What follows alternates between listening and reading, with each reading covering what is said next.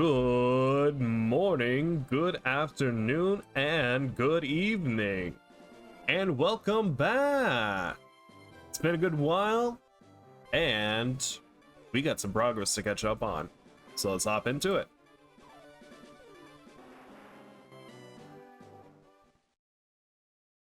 All right. Let's see. Departed from the Pokemon League gate for the next destination. That we did. What else did we do? We managed to get out of Victory Road after wandering about. Yes, we did wander about. Where else? Arrived in the Indigo Plateau. I still can't believe we're getting this close to the end. It's only taken like maybe 7 to 8 streams. I think the next stream will be the very last. I do want to grind a bit. Depart from the Pokemon League for the next destination.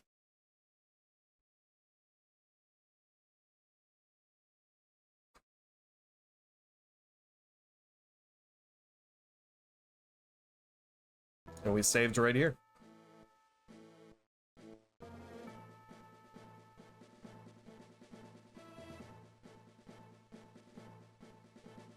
All right, the game plan. We're doing some theory crafting. I want to at least try to get everyone up to level 58 at the very least. Best way to do that, unfortunately, is grounding. So let's try to make the process a little bit durable. Who do we have on our team? We have Radagon, the Gyarados, Jiren, the Blastoise, Weird Abba, the Vileplume, Mewble, I forgot Mewble, yes, key team member, Mewble, Onyx, Ensha, the Haunter, and Cobalt, the Magneton. We got a good team, but we need to train them. So, best way to do that, we're going to be training in Victory Road. It's a grand shame we didn't actually get a flying type Pokemon, or we lost all of our opportunities for them. But best we got right now is a full team.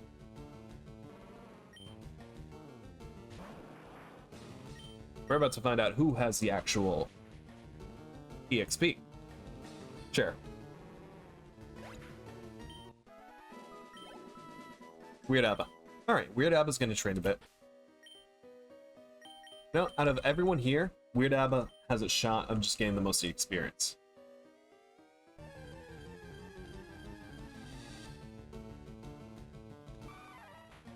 Primate. That could be trouble. Definitely be trouble. I'm starting to think, what would be the actual best move for Abba at this point? Maybe Toxic? Maybe.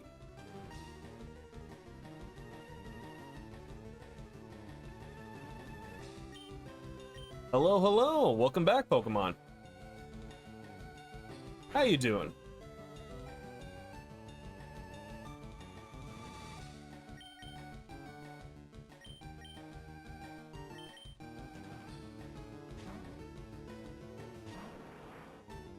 Welcome back. Welcome back. Dang, oh dang, we're getting people in tonight.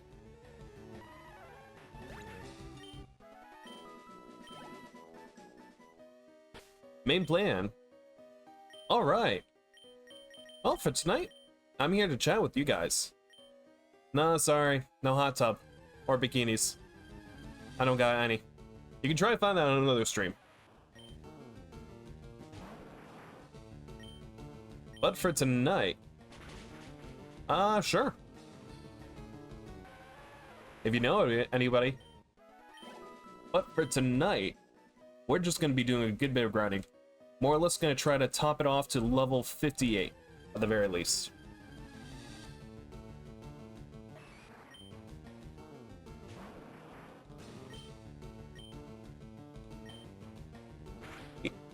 I'm thinking either Emerald or Platinum.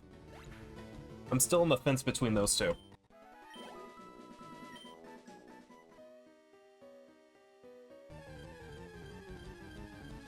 Eventually.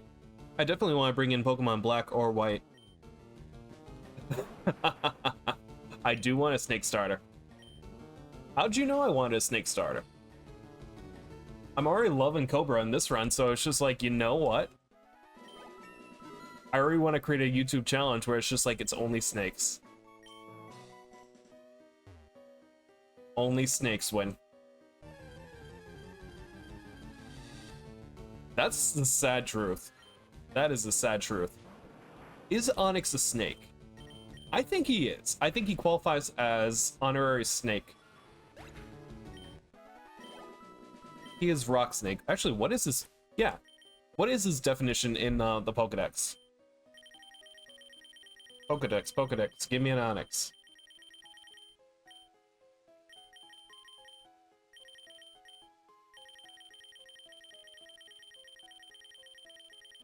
There he is. There he goes. Yeah, rock snake. It's a genuine snake. Actually...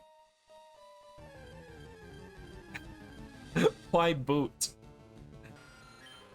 Ah, I getcha. I getcha.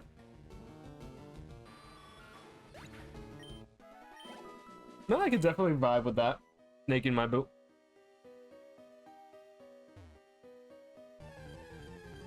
Actually, correct me if I'm wrong, but I believe Black 2 or White 2 are the only Pokemon or the only games where you can probably get more snake opportunities, because black and white all focus on just that mono generation.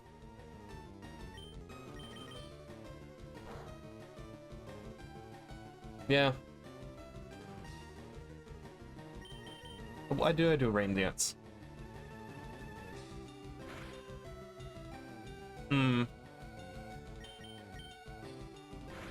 Actually, genuine question. It's just like, what would be the best way to get an Ekans? Gyarados, of course.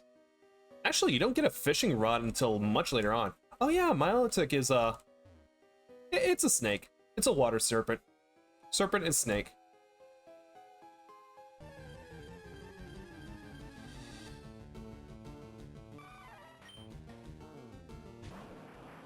They really are. Same with eels. Ooh. Clamperl and then turns into a Huntail. Would that still be an eel? I forget Dunsparce is a snake. It doesn't look anything like it, but it's a snake. However, in the most recent generations, they literally went out on it. But wouldn't eels be an actual, like, snake?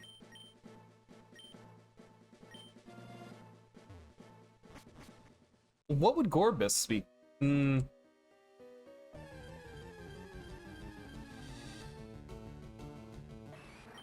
I don't know, be interesting. There's no sky... If we were to get a Sky Snake, it has to be the Danger Noodle Rayquaza. Rayquaza or Rayquaza?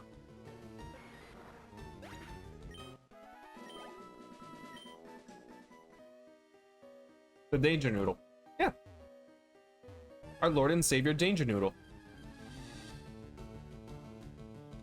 There's a Ray, R-A-Y, and then a Quay. Q-U-Z-A? I'm already butchering it without having, like, literal dictionary up on, like, how do you spell Pokemon names?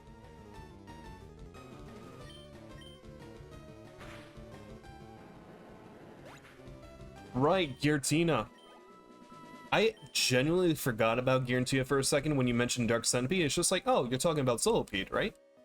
But no, Giratina. Oh, definitely. Oh, yeah, Dragonair. It just has to stay as a Dragonair. It has to go from Dratini to Dragonair and then put an Everstone on because it's never evolving. Okay, so it's still viable. Before he turns into Puff the Magic Dragon, obviously. Actually, his shiny is basically Puff the Magic Dragon's literal, like, shiny color. It is literal ugly green, and I think there's some purple thrown in there.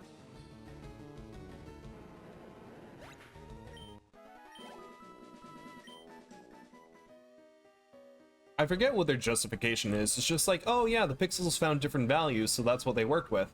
But then come like literal later generations when it comes to 6, it's just like, oh yeah, the designers had more freedom to just literally customize and color their Pokemon.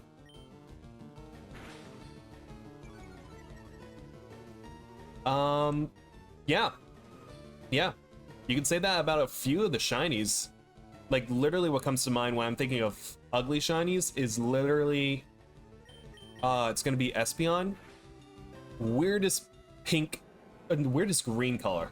And then the literal... not Haunter, it was Standler. Standler is like radioactive green. I was truly growing attached to a radioactive green, like, Standler for the longest time. Because the thing hit like an actual truck during like halfway through the game.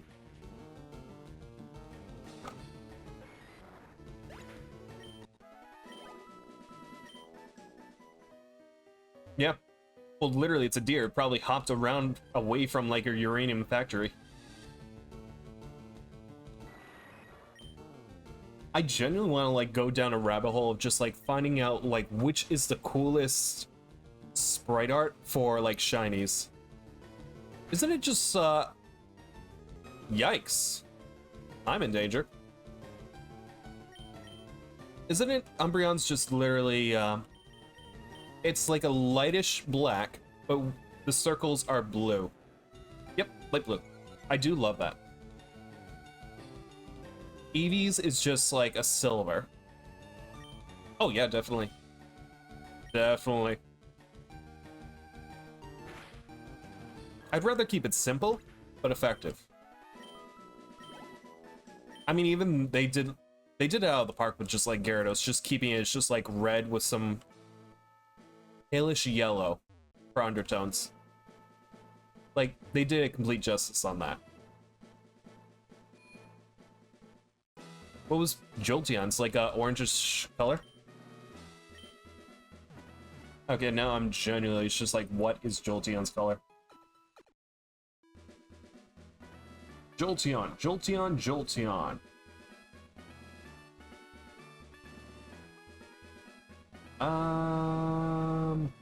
If I remember how to find a Jolteon.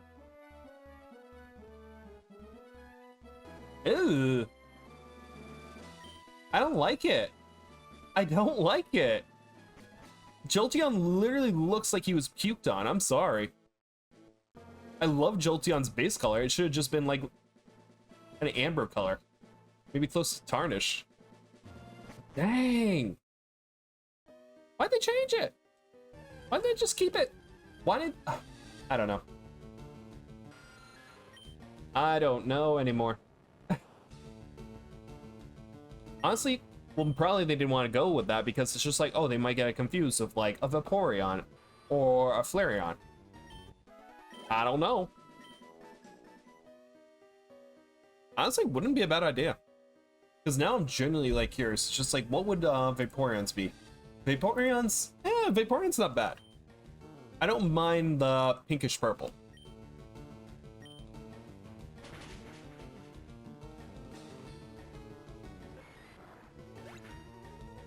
Flareon's is actually the color I was imagining that Jolteon should have. Has that nice amber hue.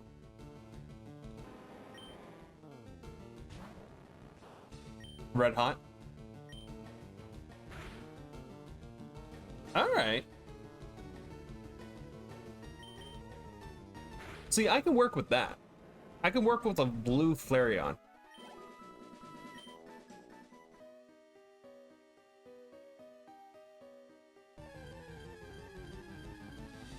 A Glaceon, you could barely even tell the difference. Its base colors are more or less a lighter color. A red Vaporeon, I mean, honestly, it could work. I know Snake. Snake is strong. Snake is real strong. Neither did I. I'm genuinely surprised. And especially since we're both like equally leveled, it took a literal psychic attack and could just easily finish me off with a bite. Um, even Leafeon's is barely noticeable. Has like a slight lighter saturation. Yes. Yes. Yes, he does have an animate nature, which doesn't help, but you know what? We'll make it work. We'll make it work.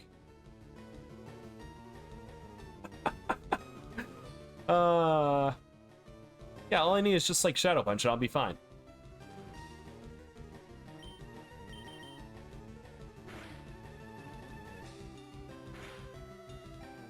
I mean, kinda. Kinda.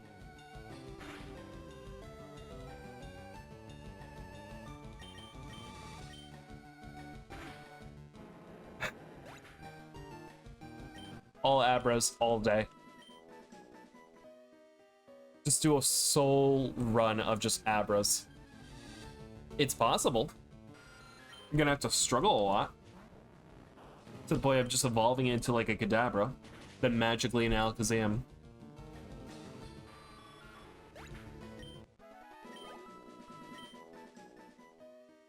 I mean, hey, I've seen people actually make challenge runs of literally just getting to the Elite Four, beating the Elite Four with a Magikarp. It's definitely possible.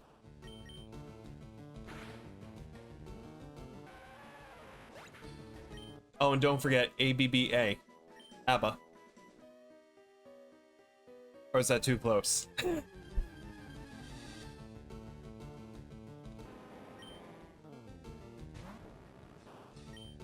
No ABBA? Dang.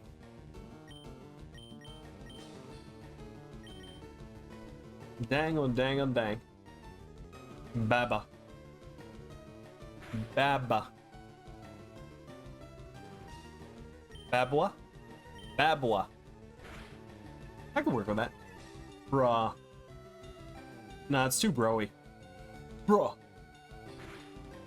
Go on, bruh. Take him out. You got this, bruh. Let's go, bruh. I choose you.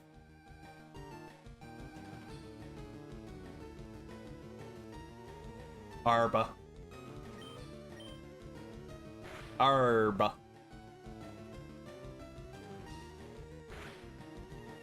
Just all the R's.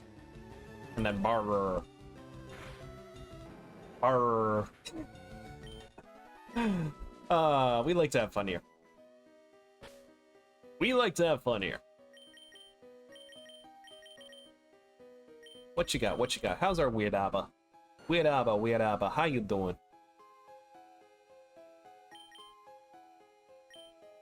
Oh boy, oh boy.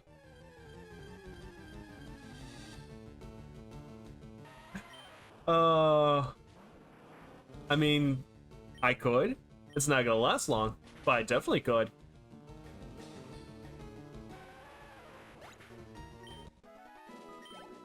Uh-huh. I got some levels. Then die horribly. Yes. Yes.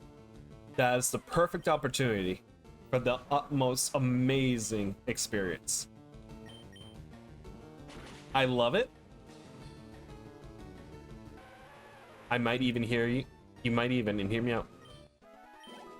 But how would I be able to do that without the actual, like, levels? Like, it's gonna take me years to get to level 55. At this point, I'd just probably just go back all the way down to close to Cinnabar Island and just train against those trainers.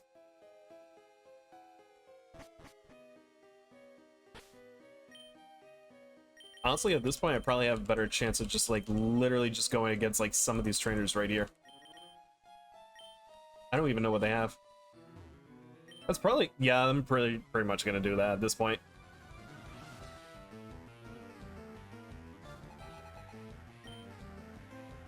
Yeah, but who am I gonna use Dragon Claw on this point? Literally, our Onyx. That's the only one. Against Lance. Yeah, the Dragon Man. Lance the Dragon Man. Everyone's favorite. I did watch Manny Burrito's videos again last night.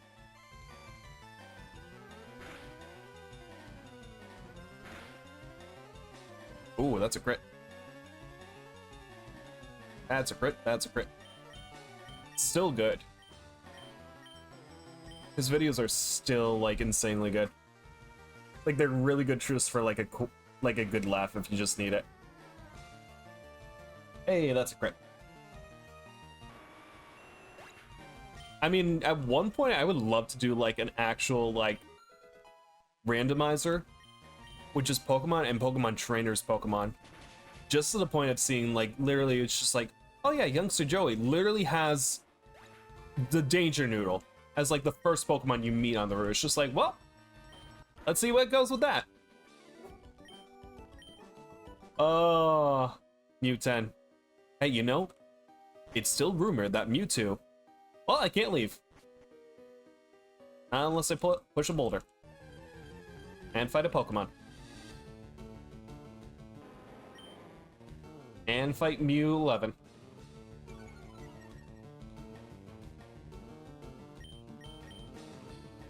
You know, this is gonna sound absolutely silly.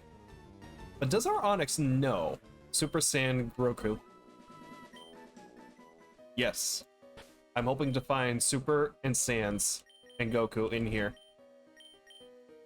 All three of them. Does he actually know any rock moves? No, he doesn't. So do most of these Onix do not know any, like, rock moves? If so, that's absolutely hilarious. Yeah, why would a rock snake literally know, like, any rock moves? That doesn't make any sense. Like, come on, it's not like he's made of rocks. He's a snake.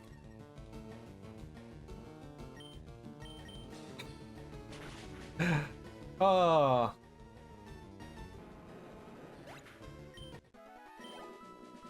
It has to be later generations because literally this Gen 3 is when they introduce Rock Throw.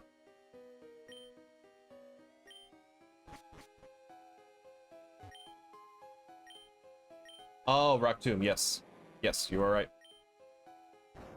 Yes. Yeah. Yeah, I'm still kind of surprised that we don't ever see like a Rock Slide ever used. Ancient Power, yeah, Ancient Power was kind of introduced with Gen 3, especially with a few of the fossil Pokemon.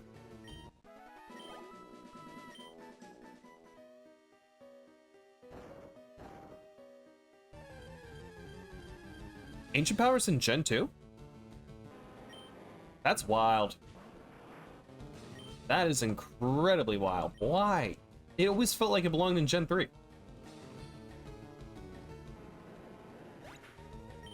I mean, it's huge if you want to get an early Mamoswine like Gen 4 when you're in literally Heart Gold and Soul Silver.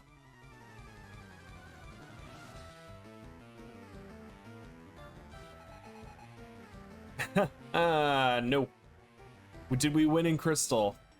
We have yet to play the actual game of Crystal, but for Heart Gold, no, because a Houndoom had Dark Pulse and wiped out our whole entire team.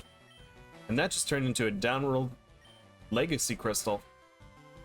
I've still yet to see like what is Legacy Crystal really about.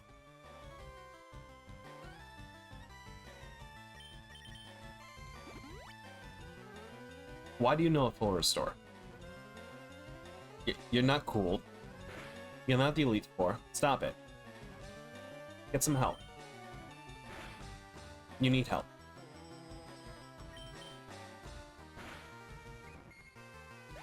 Honestly, at that point, that would just be rest. Just rest without the sleep. Hey, Jigglypuff.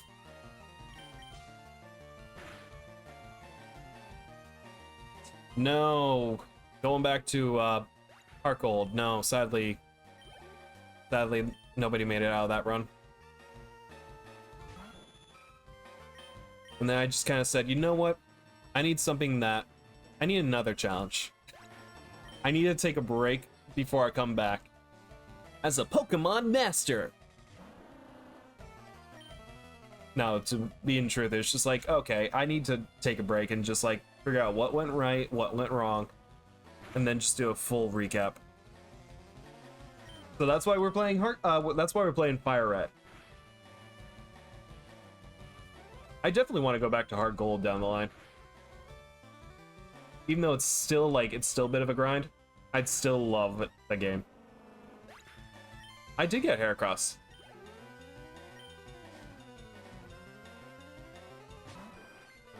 I did get Heracross.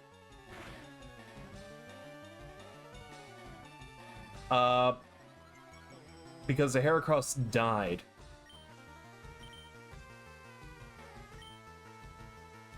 I forget how the Heracross died at the moment, but he did die. And I was truly upset.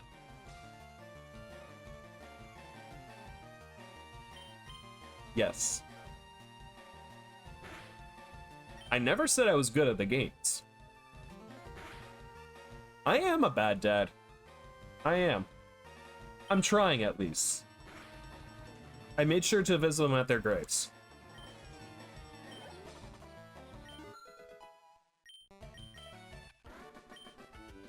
But no, Heracross definitely would have been able to wipe out so many of the team members.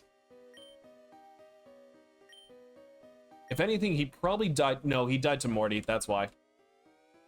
That's why. He died to Morty. Morty basically wiped out my entire team where I thought, oh, this is going to be an easy breeze.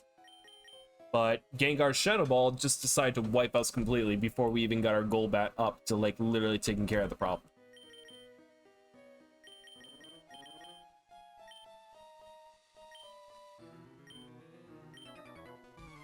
I lost Eradicate, and we didn't get a Noctowl or Hoot Hoot until much later on.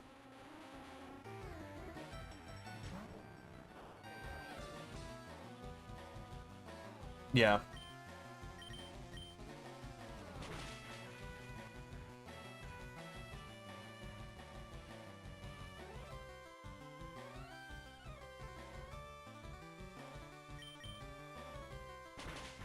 Now the better question, did I just lose my opportunity? No, I did not. I am literally playing with fire if I'm not careful with this. Literally a palm tree can take me out. And now a dog might take me out if I'm not careful. Wait, going unpunished? I will work on giving you content. I am working on the content right now. See? He would have taken me out. I would have had nothing for the Elite Four. Absolutely nothing.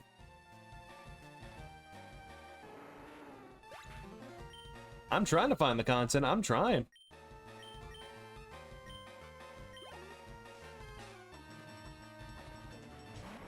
What is this team coverage? It's just like literally pulling out weakness after weakness.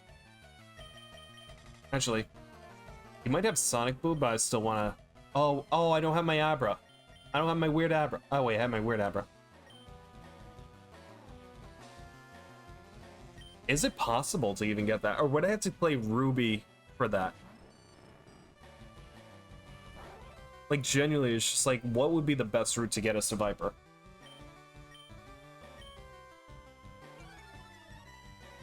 Okay.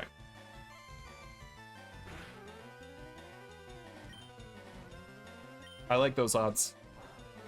We did talk about it last stream. Because, if anything, I still have to go up against, like, literally, what? Jigglypuff, Swablu,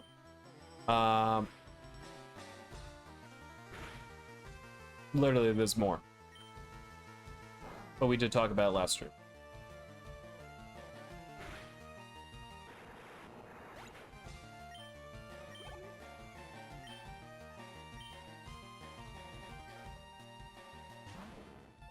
I need all those Pokemon in that exact order to summon a Viper.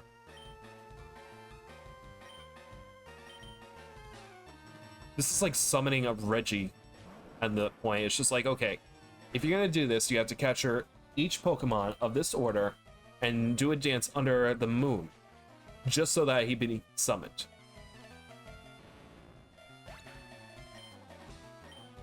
So what you're saying is the odds are not in my favor. Gotcha.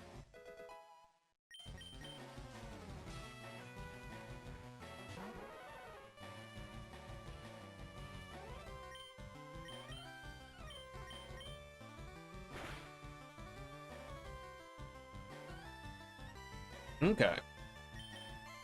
That's still insanely hard, so it's more or less just like setting up everything. But you're throwing in a butt. You're throwing in a butt. If you do your special rule. And that special rule is... I can nullify it. I'm curious. Nullifying?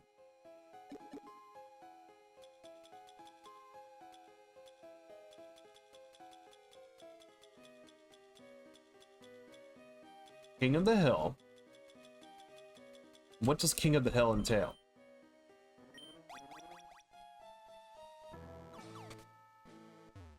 Okay. I do like that idea. Adds more emphasis on like making sure you have to keep your starter no matter what.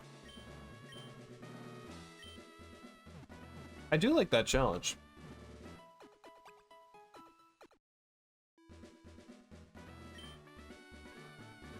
Okay.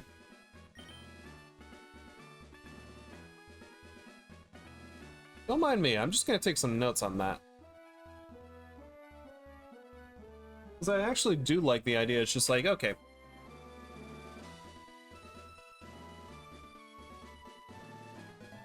You can nullify it. King of the Hill.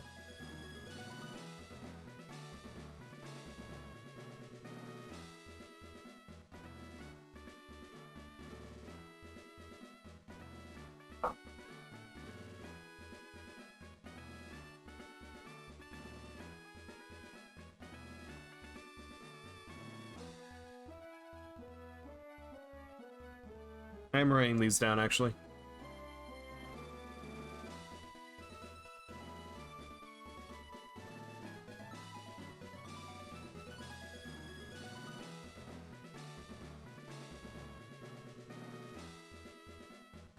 If it dies...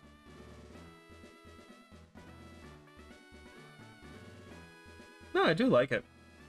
I do appreciate it. I'm actually just gonna open up a document now and just literally just copy this.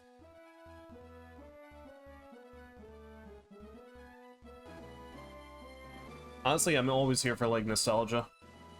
I am always here for some nostalgia bait. I am here for it. I'm trying to remember if there's anything I recently watched that was literally nostalgia.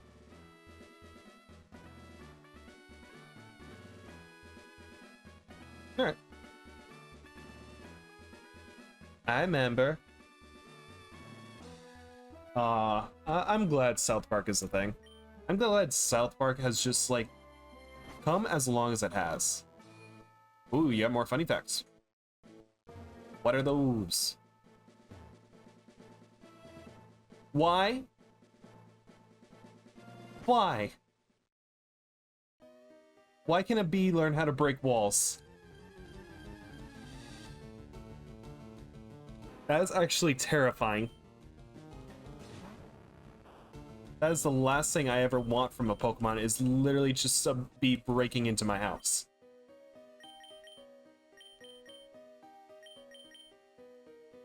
Like, I would never be able to sleep. I would be in constant fear of bees breaking into my house. Honestly, that'd be a fun game to play. Literally, your objective is to survive the night as bees are breaking into your house. Bears? Oh, beers. Yes, bees and beers. The beers.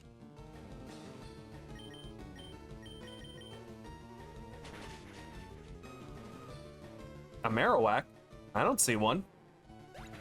Maybe it's a ghost. Maybe it's just a ghost. But that's just a theory. A game theory!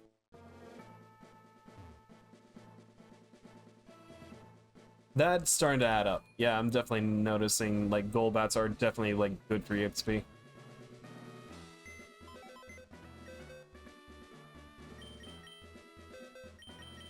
I was also thinking, it's just like, maybe I should just go around and actually find Pokemon.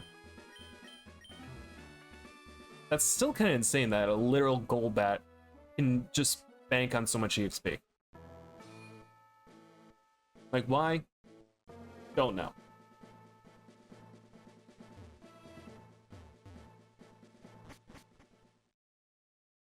No, it can't. It can't learn fly. Doesn't make any sense. Literally has wings that's the literal size of it, but can't learn fly. Can learn wing attack though. It doesn't make any sense. It doesn't make any sense. Why can a literal bat not learn how to fly? What do they do? Just hover? They just flutter their little wings and fly around? Oh wait, they can't fly. Because the game doesn't allow it. And I just realized why I kept him.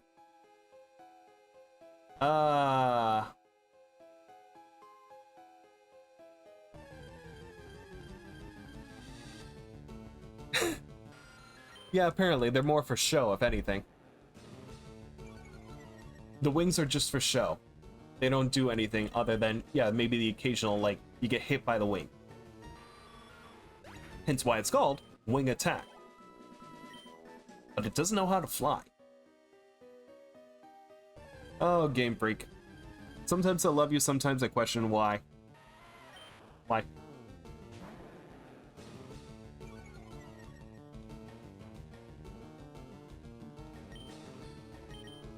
Well, isn't that what bats normally do? They just, like, literally screech into the void? Oh, hello, explosion. Oh, wait, you're self-destruct. Oh, look, it's the move I was waiting for. Hooray! 70.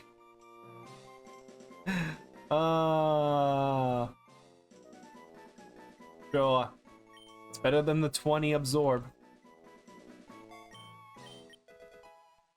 It's better than the 20 damage absorb. Because we literally have the Chad Arbok that can literally suck everything. It does give me XP. It does help with the HP, but I can also put literal leftovers on him.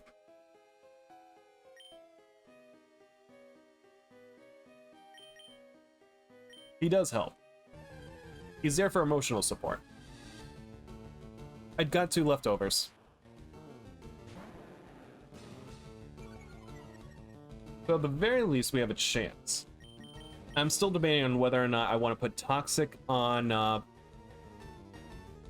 literal Arbok, or put Toxic on the Vileplume. Because there's no Venoshock until Gen 5. But I did get 2 leftovers.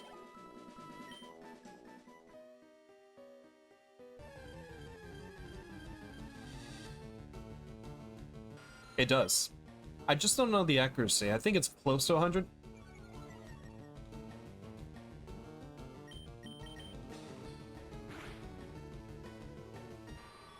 Yeah. I'm still pondering around. If anything, still have to think about Lorelei's team, which is mostly going to be comprised of just like water, ice. Bruno's is going to be mostly fighting rock. Agatha's going to be mostly poison and ghost. I actually don't know if I have Brick Break. I think I do. To at least make up for the Skull Bash that we'll never get.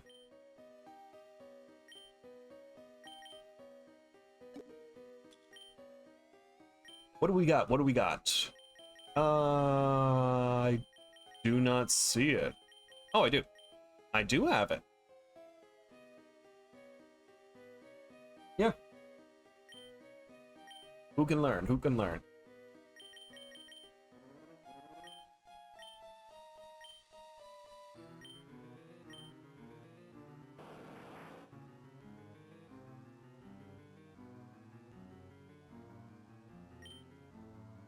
I think I could get rid of Protect at the very least.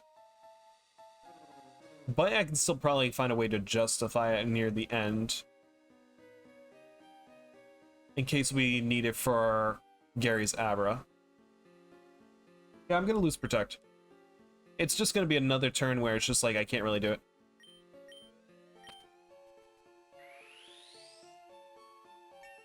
At that point, Rain Dance is probably better for Gyarados. Yeah.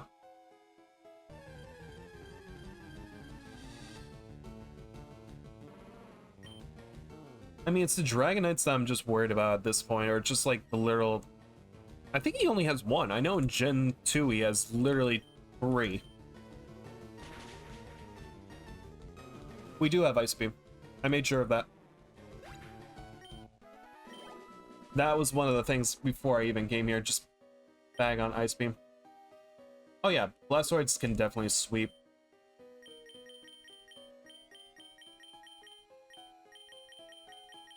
I know I got Ice Beam. Yeah.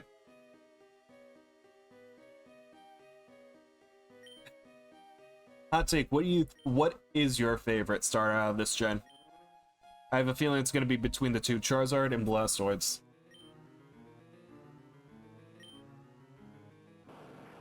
Yeah, the Chaz. I'll get rid of Rain Dance.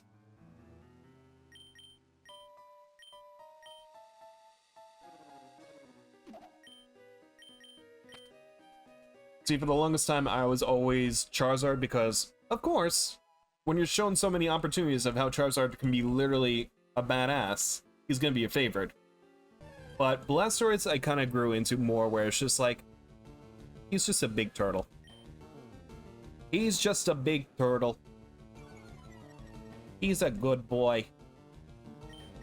And he spits water at you. He's basically what you would find on a lazy river. If Pokemon opened up its own, like, water park, you'd find him literally just spewing water everywhere.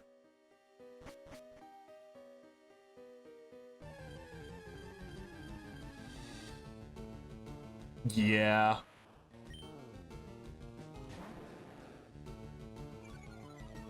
I mean, they literally set that up in this game too, where it's just like they gave you an easy, a somewhat hard mode, and then a really hard mode. Oh, there he goes, blowing himself up again. Where it's just like, oh yeah, you can just go with literally the whole line of just like Bulbasaur. You can knock out those first two gyms, easy peasy. You want with Squirtle?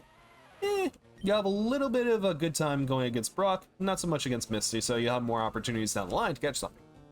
Charizard, on the other hand, you have to wait until you get Metal Claw, because there is no saving you against a rock.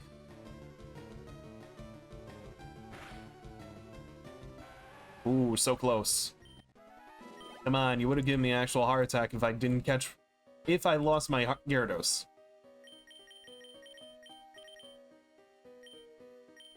You're close, though. You're definitely close.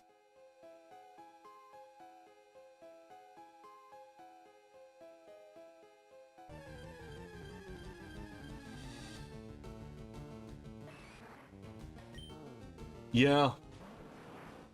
Yeah.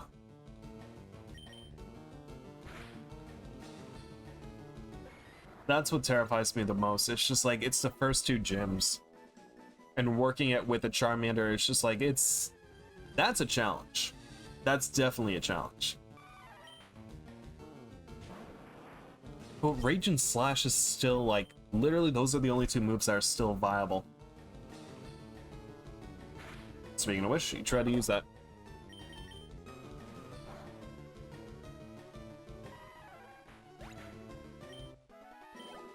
I mean, you say that, and I guarantee you people are gonna still try.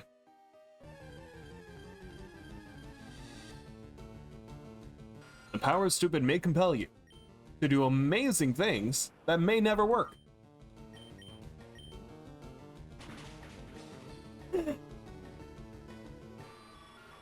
Yeah. I'm just more amazed that these games have literally grown. Yeah, I do remember that.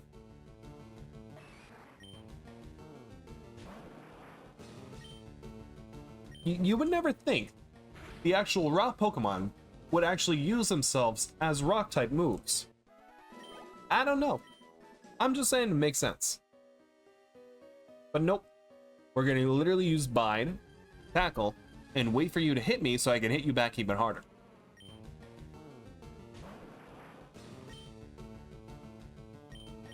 Can anybody just become a gym trainer at that point?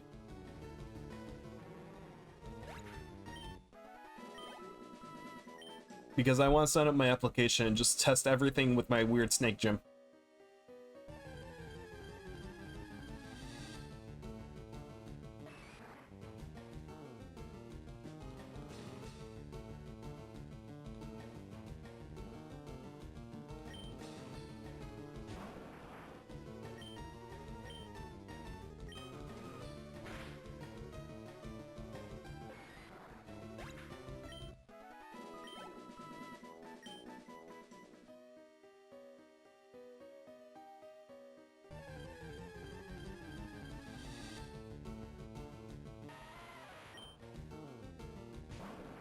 I did not.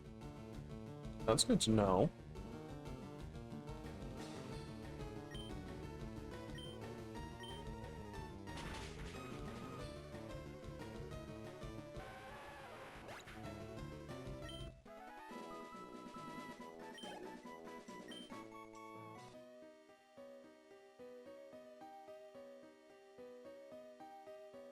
I did not know that. I knew Faulkner had an extremely bad level cap, especially in like later generations too, where it's just like, oh yeah, I'm gonna send it out with a level 14 Pidgeotto.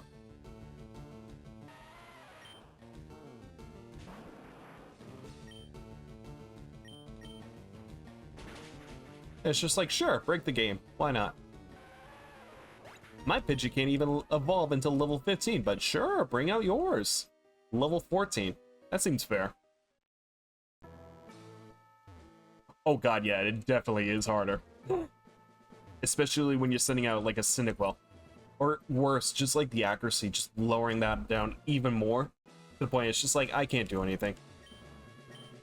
I'm literally just flipping a coin and everything I do is just getting me tails when I want heads.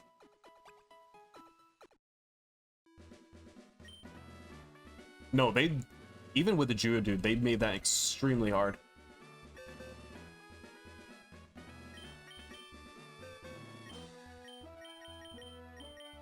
Nope, that's not what I wanted. I wanted Mubel. I don't know, man. I don't know. He's not making it easy.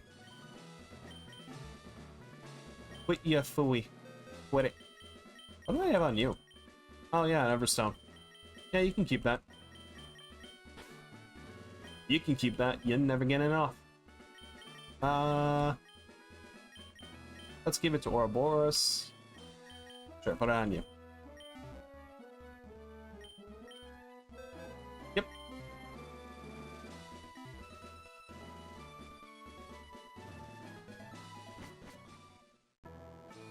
That I didn't know. I did not know that.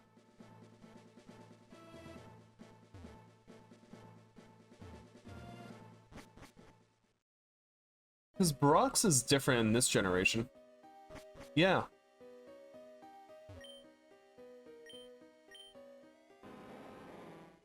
Yeah, that's still weird.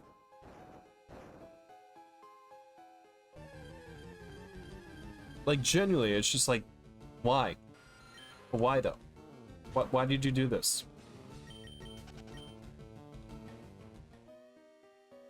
Is it literally just Pokemon? It's just like, well, this is what the move they were using.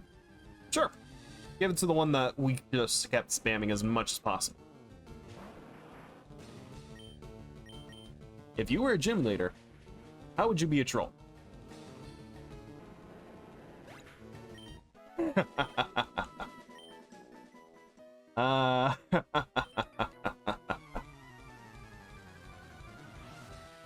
That would be absolutely hilarious.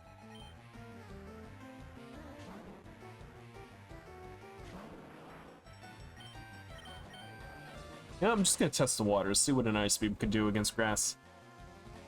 You know, Splash is good, but I think if I was to be a gym leader, I would work with Explosion. I'd give that as a TM. Either that or Self-Destruct.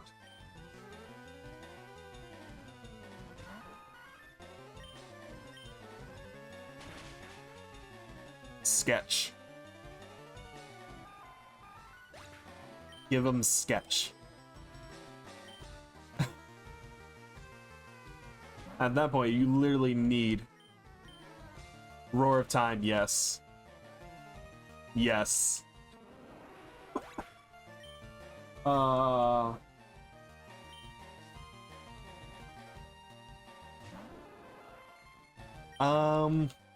Trying to think what would be like a good like first CM move now. Like no one would ever use. Hidden Power. It's rare that I've actually seen like Hidden Power. Bide, yes.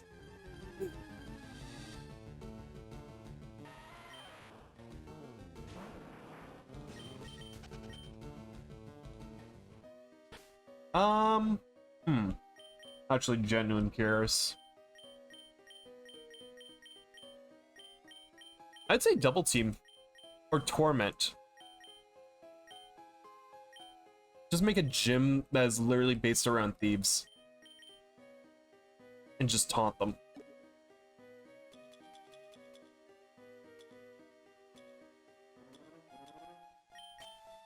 How so? They literally have to keep switching into different moves, though.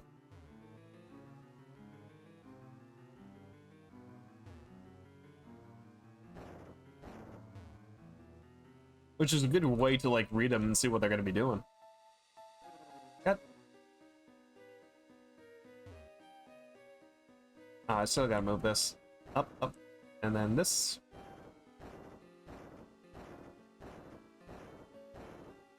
No, it is. It definitely is. It's definitely situational, though.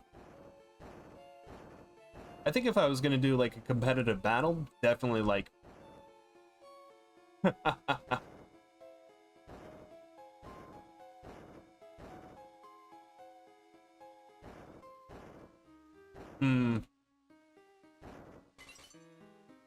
I don't even know why I did that. Can I fight you? I can. Alright. Taunt's good.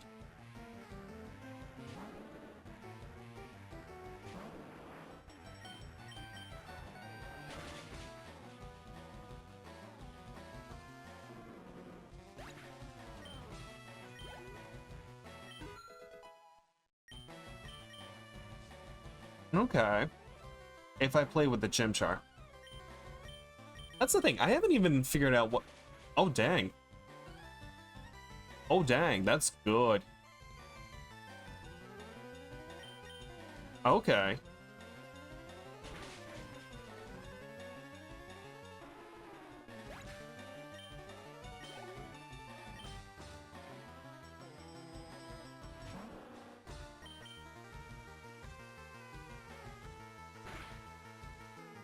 I am still thinking about if I was to do a randomizer. Would I do it with Emerald or should I do it with Platinum? Or should I just do a Platinum just based on just like, you know, traditional style?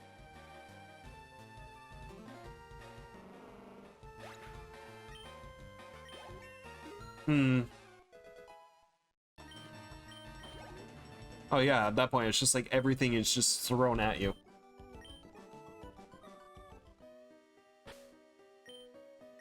I'd still find it absolutely hilarious. So it's just like, oh yeah, you literally come against a Team Rocket Grunt that literally sends out the most dangerous of noodles and literally brings you into the distortion world.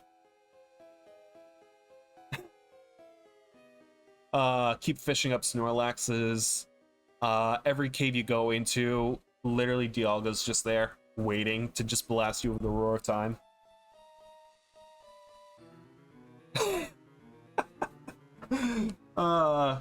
I'm just saying, that sounds absolutely hilarious. Just go up to Cyrus, he just starts setting out like, oh, you know, his traditional like Giratina that he caught. His Eevee that he has, a literal Feebas that he cannot evolve.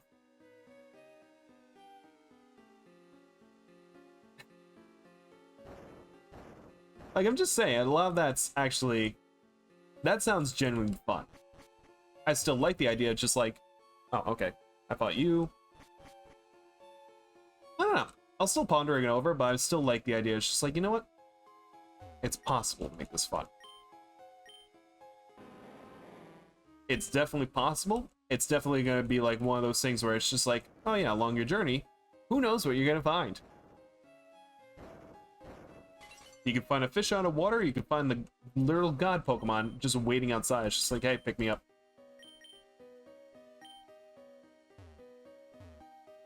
Honestly, it would. It honestly would be.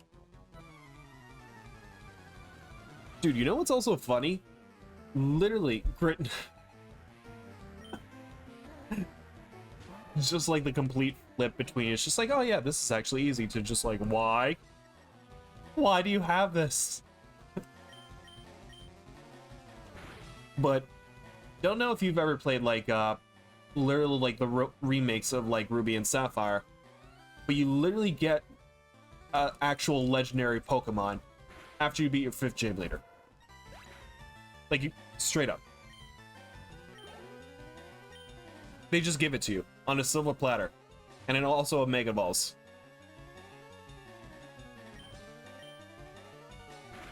And I think that was the first introduction to starting to see the legendaries come into more of like very early on in the game.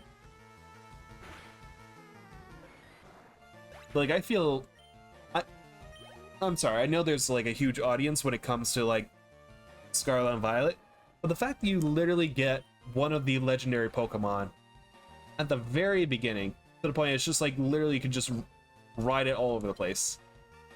It kind of feels like it's kind of cheapening the effect of legendaries to me. Like, don't get me wrong, I like the idea of just like finding legendaries out in the wild, and if they come closer to you, sure. It just kind of feels weird where it's just like, oh, we literally got a legendary now, and it's only been the first 5 minutes of the game after we chose like our star Pokemon. Why? Like, are you genuinely afraid that I won't stay around long enough to see how this game will unfold?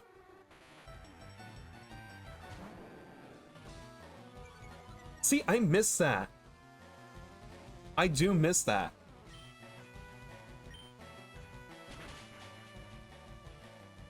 Yeah, or that he becomes literally the king of kings. It's just like, okay, that's actually... I do love the fact that it's just like in Diamond and Pearl, Giratina is just literally in a cave. You have to go through so many, it's just like there was no ever hint about him. No lore. Nothing was ever mentioned. He's just there. And he's the most menacing Pokemon you'll ever find in that generation, other than Cynthia's Garchomp. It's literally like finding a secret boss. It's literally that.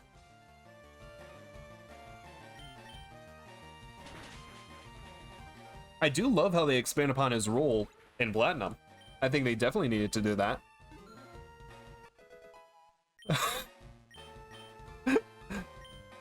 That really would, honestly. Honestly. I think I'm good, honestly. I don't think I need Dragon Dance.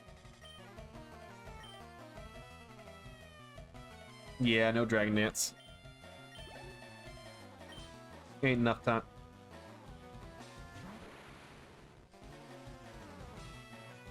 I feel like we're good.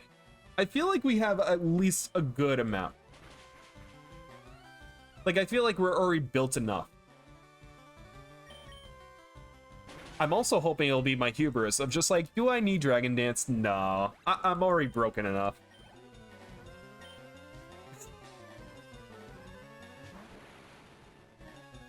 It's just like, there's nothing in this game that can literally stop me, and I guarantee you something's gonna stop me because I didn't even choose that move. It'd be the launch codes with literal Dragon Dance and Secret Power, and then nothing could ever stop me. I could have actually literally taken my Gyarados all the way to the Elite Four with that. No, we got enough moves. Oh, now they're just giving us everything. Get rid of stupid Bite. Bite's been the only thing that's literally helped us against like the Alakazam. Dragon Rage I'm still keeping in case we lose our only opportunity to fight against his Dragonite, Lance's Dragonite. That's true. But it still does like what, 40? It does like a base damage of 40. Actually, yeah. Nah, that makes sense. Yeah, I'll do that. Let me get out of the cave and I'll go find a move, remember.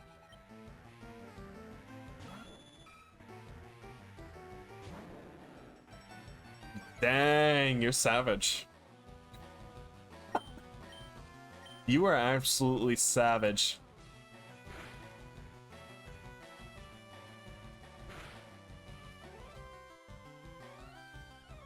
Yeah, you know, Sonic Boom seems fine. I can work with that. I'm here for it. I'm here for it.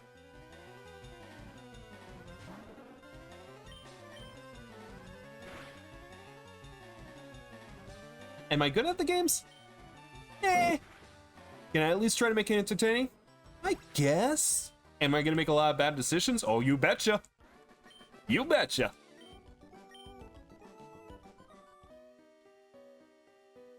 I am making all the bad decisions.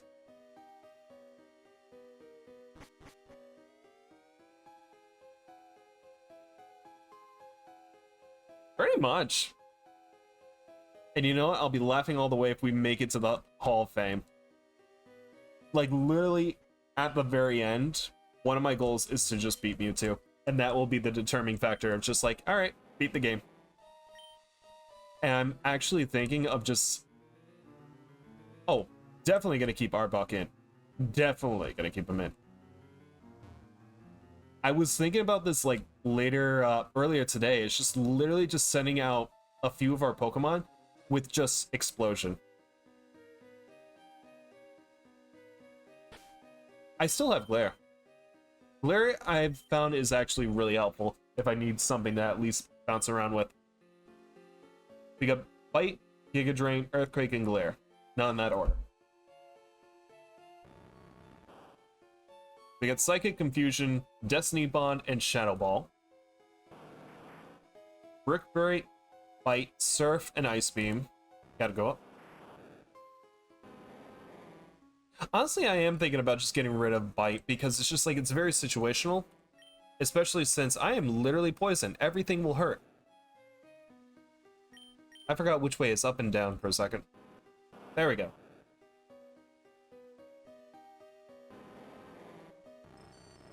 So far, I'm okay with this moveset at the very least. We got Thunderbolt, which is the most important thing. But yeah, I could probably lose Dragon Rage.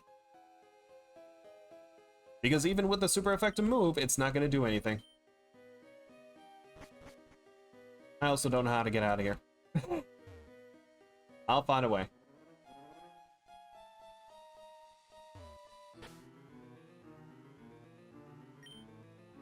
Does it matter? I don't understand that. I do not understand it. I don't understand. It's just like, that was like a genuine question, so I don't understand why. Is it because snake refers to something else? That's so weird.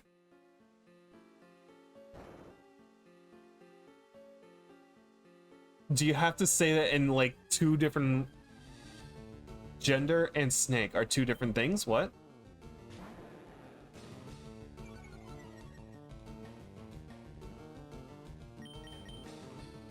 What gender are I? I am a snake. That is my gender. I am snake gender.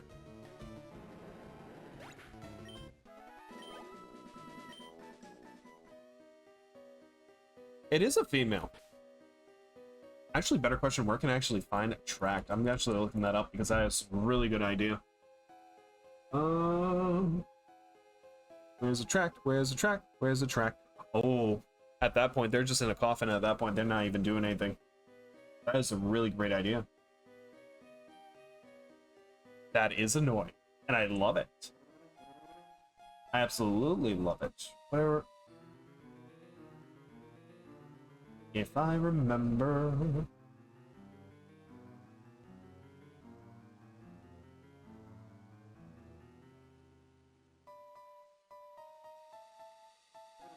It really is. It's situational paralysis. But it's so good.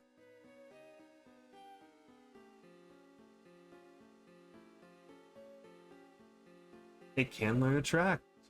Better question is, where can I find it?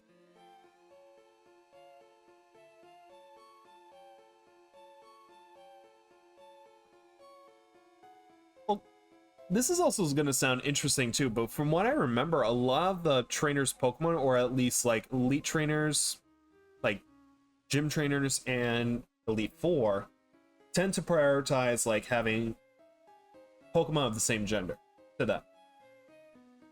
Is it in Celadon?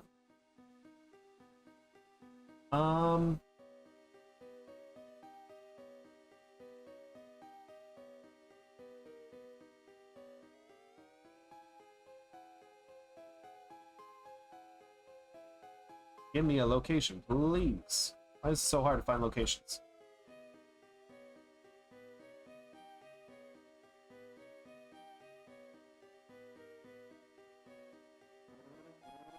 Is it in Cerulean? Is it that early on? Oh, wow. Well, I know where we're going.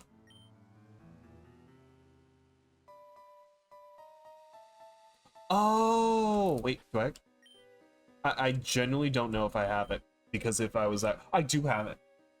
Oh, there we go. Yeah, baby. I was gonna say, I do remember it. Oh, yeah, get rid of Bite. No more Bite. The snake that can drain summon earthquakes and has the looks to boot. I absolutely love the snake. I am here for it. Oh, I know. Hit me with it. Hit me with the sad. Hit me with the sad.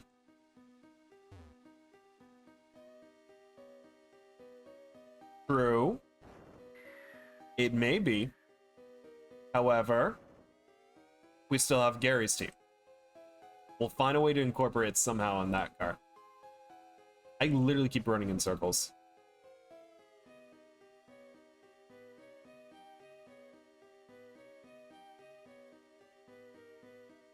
I just can't send it out against, I want to say Lorelei's team, and I can't send it out against Bruno's team as much.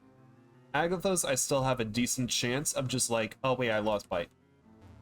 Agatha, I still have a chance. We can. We could still get more PP up. We can still get more PP up. Because we only got one. Hey, you know what? PP is not banned, apparently. So that works.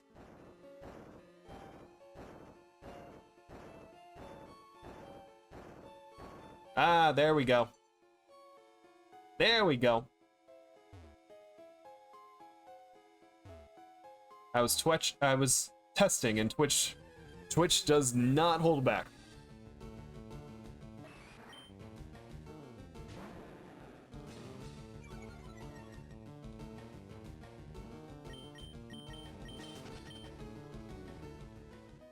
No, please. It's always good to like stress test and see what's still viable and what isn't.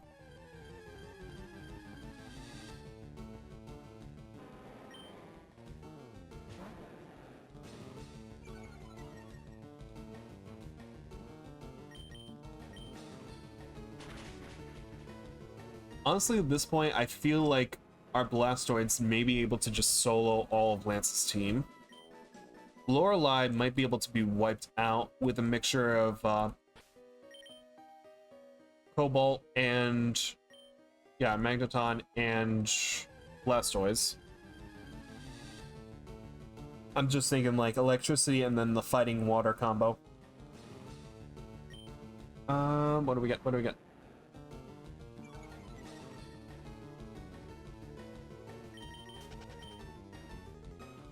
How might Gyarados be the issue?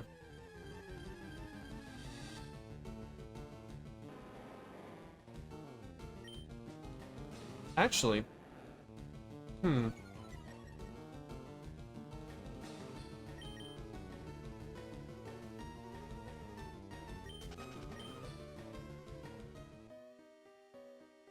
at that point, we would still need to keep Magneton alive.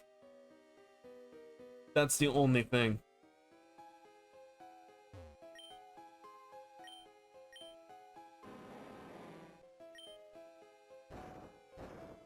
That's what I'm thinking at the moment. It's just like Magneton's the only one that would be able to handle Gyarados' literal coverage.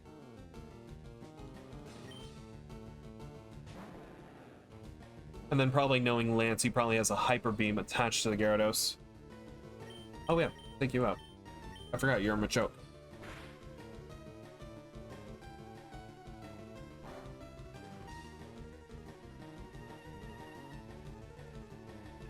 What do I know?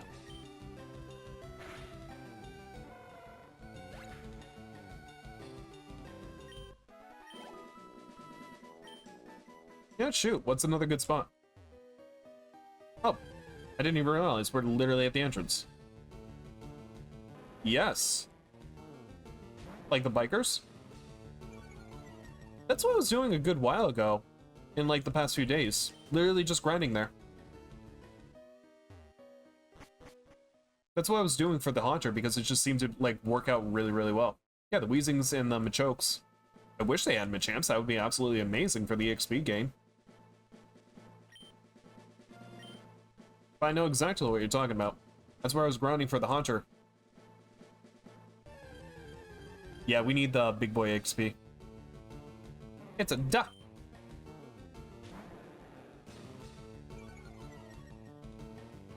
It's a duck. I'm gonna bite the duck. The duck died. You want to talk about early YouTube days and like going down memory lane? Duck song. Enough said.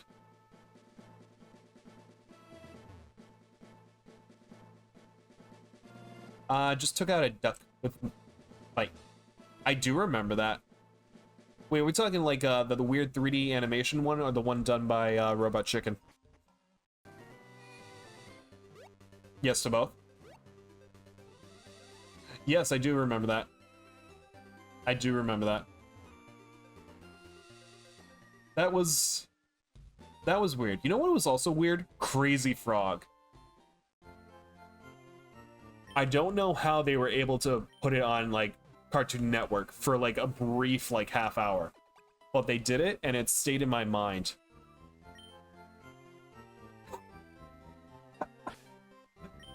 Oh. Like, literally, why?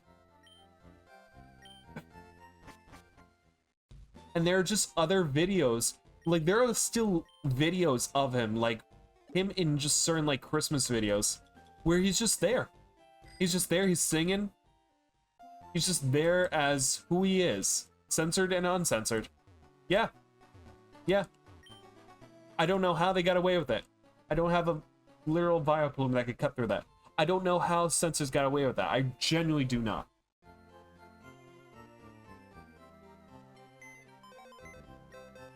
I wonder where he is.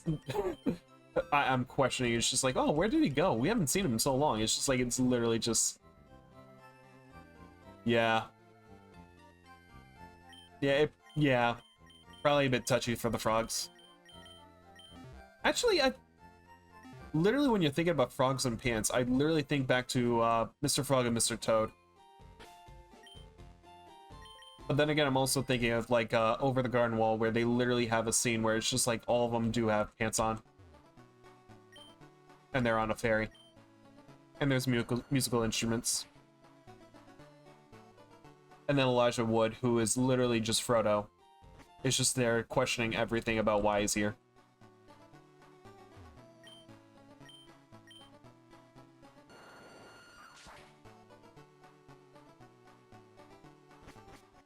It's still a good show. 9 is a movie. Yes! It had the most kick-ass song from it. And I still remember it. Like that, I don't know how that movie got made or how it even just came out, but I missed it. I don't know why it was marketed to kids. I don't know how it was marketed to kids. That was definitely like PG-13. Like the end song is still a bang. I still love it. That's insane. That is absolutely insane. That is definitely not a kid's show. I don't care what you say, that is definitely like, if I have kids, I am never letting them watch that. Not until they're literally in their teens.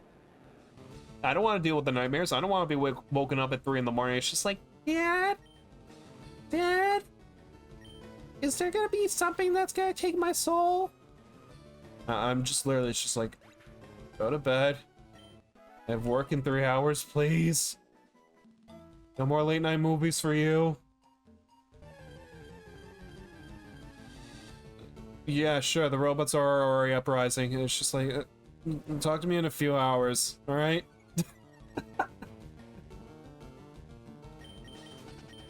No, son, this is not Terminator. It's not Terminator. No robots are here yet. Not yet. Like, I genuinely am not surprised that if a child was able to find a way to watch it, especially where, oh yeah, no, the robots are they are coming. They are coming. Oh, they are definitely coming. I've seen. Oh yeah, George R. R. Martin said so. The Terminator said so a long time ago. Who else said they were coming? I'm sure Nikola Tesla said that at one point. Oh, we're making the robots. We're gonna make them. You know what? Horizon Zero Dawn has already told us what our future's gonna be. Oh.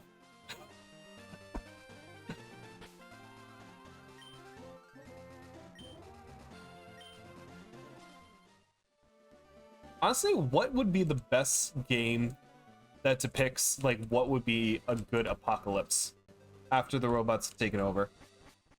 Like the only one I can truly think of, it's gonna be a mix up between Horizon Zero Dawn and then Breath of the Wild.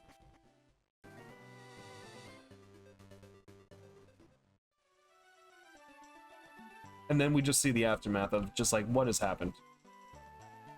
I don't think I know RimWorld, to be honest.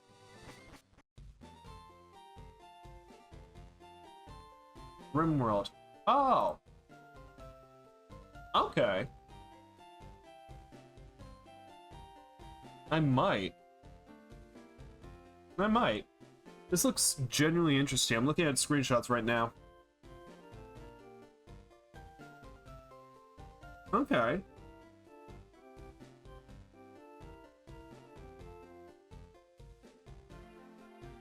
It does genuinely look interesting.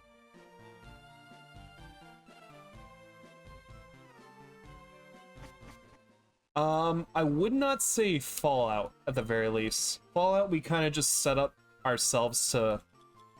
We literally set ourselves up against the apocalypse. We were literally banking on it. I guarantee you Vault-Tec was banking on that all the way. All the way to the bank.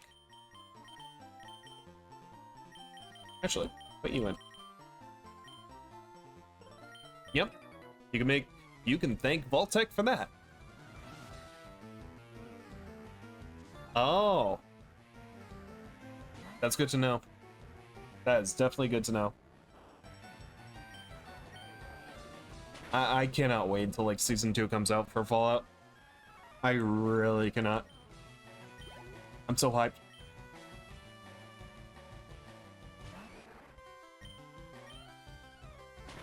Yep. Invincible season 3 part 2. Yeah, the boys. Definitely the boys. I'm trying to think what else has caught my interest. Definitely like on a bit of a binge for Severance. Like it's still good. I still like it. I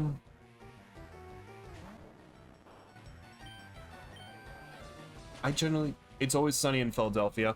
Like, always gonna make time to see that.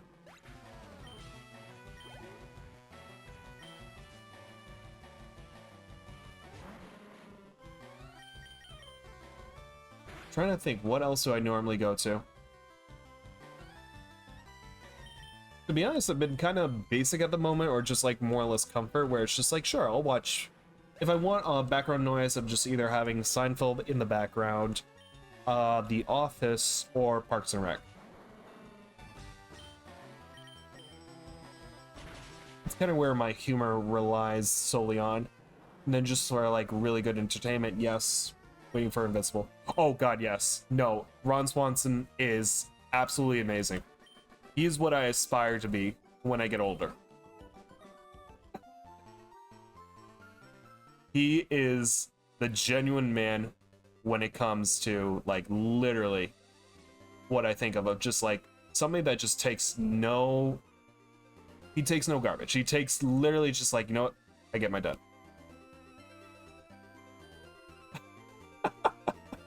And that is the definition of a best friend.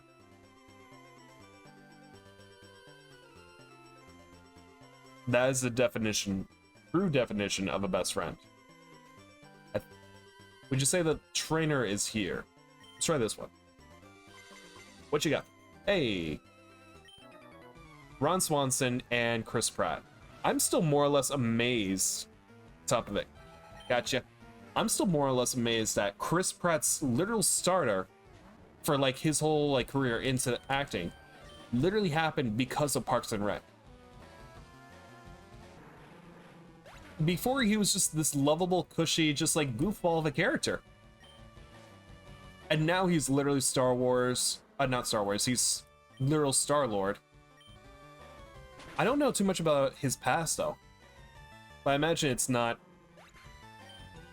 it's probably not a good story.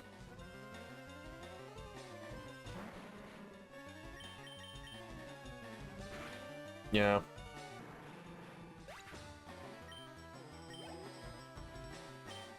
That's a shame.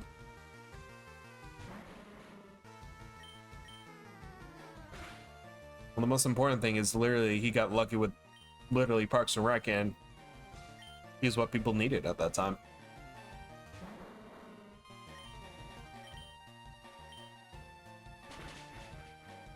I mean, he's out of everything. That's one thing that literally tells you about just like people just trying to at least make something out of their life. There are those chances in life. It's not easy by any means, and it's all luck based, but it's definitely possible. I'm just gonna go heal.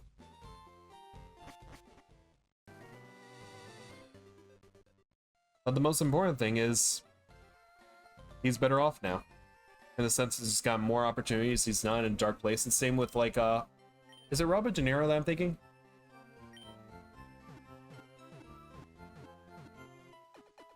No, not Robert De Niro. Sylvester Stallone. Downey, I wasn't thinking Downey, but yeah, Downey was definitely in a... He was in a unique place.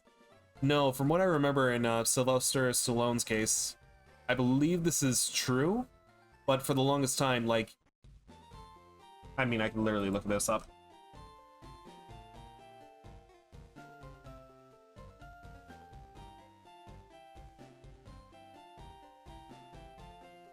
I mean, he literally was out on the streets for a good while. Starting. Let's restart.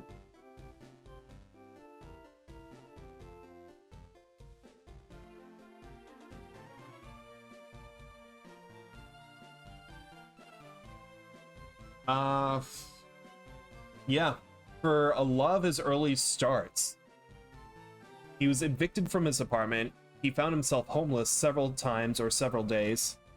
He had to literally... Oh yeah, this is nostalgia. When we grind, we just go down memory lane.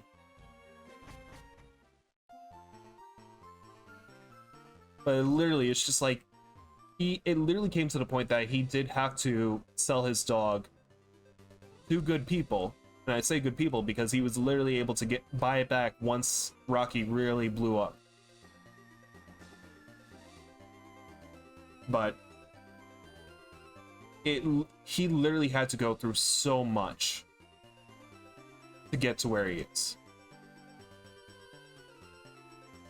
And that still is absolutely amazing. Actually, can I? Nope, can't reach you.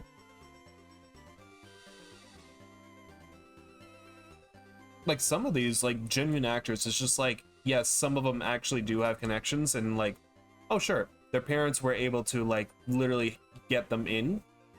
But like, it's hard to find, like, anyone, I'm going, I knew I missed something. Him. I'm gonna talk to him. It's... Okay, he doesn't want to play. It's hard to find, or at least it's not talked about as much, of finding actors literally getting their start from literally nowhere. You almost need like an actual connection. If you don't, you literally have no chance of like surviving as an actor.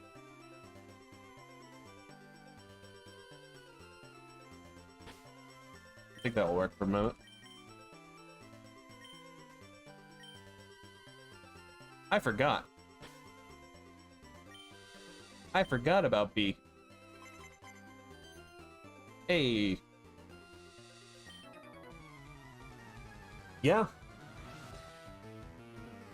Honestly. I mean, more or less, it's just like, once you have the fundamental skills, you're good. But if you want to progress, or at least get higher paying opportunities, it literally comes down to networking. Literally, who do you know?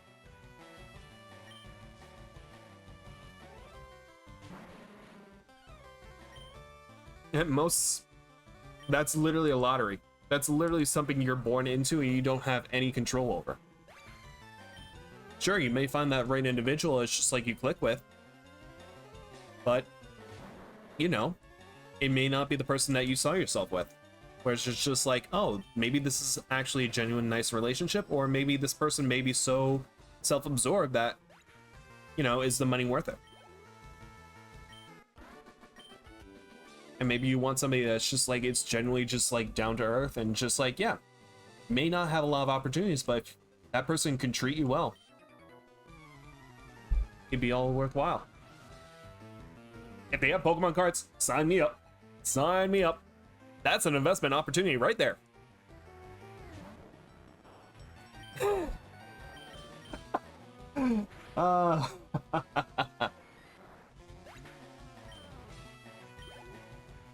Do you think having Pokemon cards... Okay, so what would be...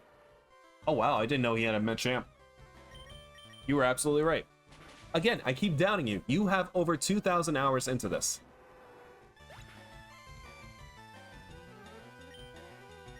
I still get the occasional study. It's just like, oh yeah, studies shown that having Pokemon cards or playing Pokemon cards is an incredible turnoff. Where it's just like, okay, but if I have money, does it matter how I want to spend it? It still comes up. You know what also surprises me more?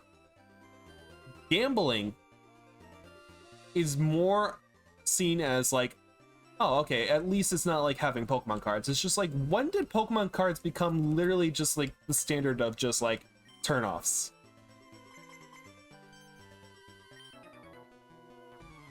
God forbid some people have hobbies. Yes, they're expensive, but at least you can justify it as just like, oh, this is cool art.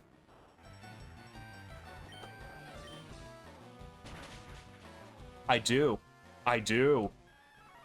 Oh, remember a few years ago. Please, I can tell you about like literally 20 to like 30 years. Video games were an extremely hard turnoff. Same with anime. Yep. They also thought Pokemon was apparently a part of some kind of cult ritualistic practice where it's just like, what? There was that whole craze of just like Christianity and Pokemon, where it's just like Christianity just did not understand the concept of Pokemon, To the point it was literally just, they thought of devils. Yeah. And there's still video evidence of it. There's still enough. Best case example, literal MatPat covered a whole video segment on it. But then again, the whole church was just focused on just like anything that would just drive buzz and attention. That was what it was. Rock and roll was the devil's music. It was just like, yeah, okay. Jazz was the devil's music. Yeah, okay. Dancing was the devil's music. Sure. It's just like, it was one thing after the other where it's just like, okay, I think I hit enough steps. It's just like, why?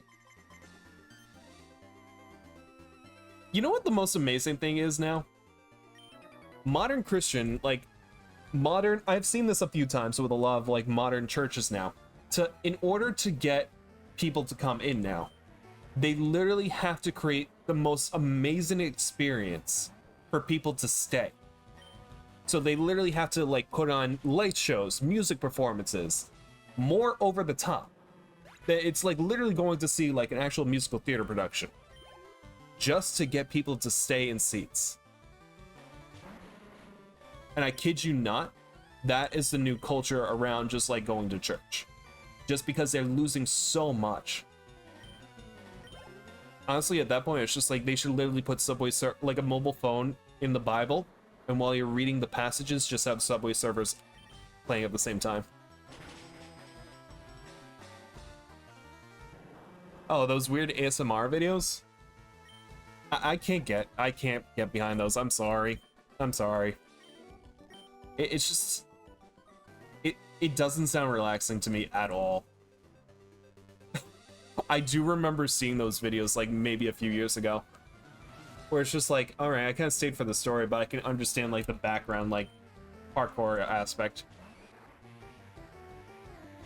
But at the same time, I didn't feel like I was getting anything out of this.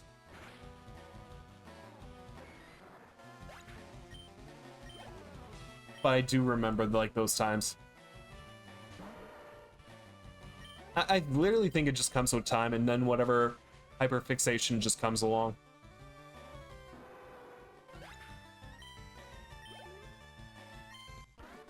Yeah.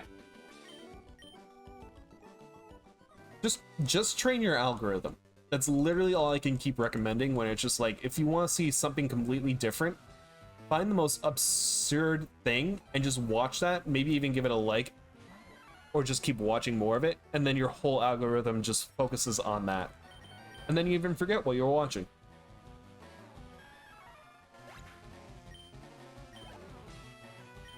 I've literally trained most of my algorithms for like certain things where it's just like, oh yeah, I want to learn something, or I want to learn how to do a certain tutorial. I mean, I can see it. I can definitely see it. I'm genuinely terrified when it comes to literal AI at this point, to the point it's just like, there's so much of it. It's so rampant. Like, even forget about just like the environmental facts of like what it's doing to everything. But the fact that it's just like nobody knows how it's going to impact how much work we can do or what we can do. Yeah, it's insane. It's absolutely insane, especially the job market now, where it's just like, okay, you know, give it like a few years ago, none of the jobs ever required AI. Now most of the jobs actually require AI. Like, it's just like nobody has any idea. It's just like what it's actually going into, and most of these jobs don't even need AI. You just need to have a certificate behind it. It's just like, well, there you go. Now you get a job.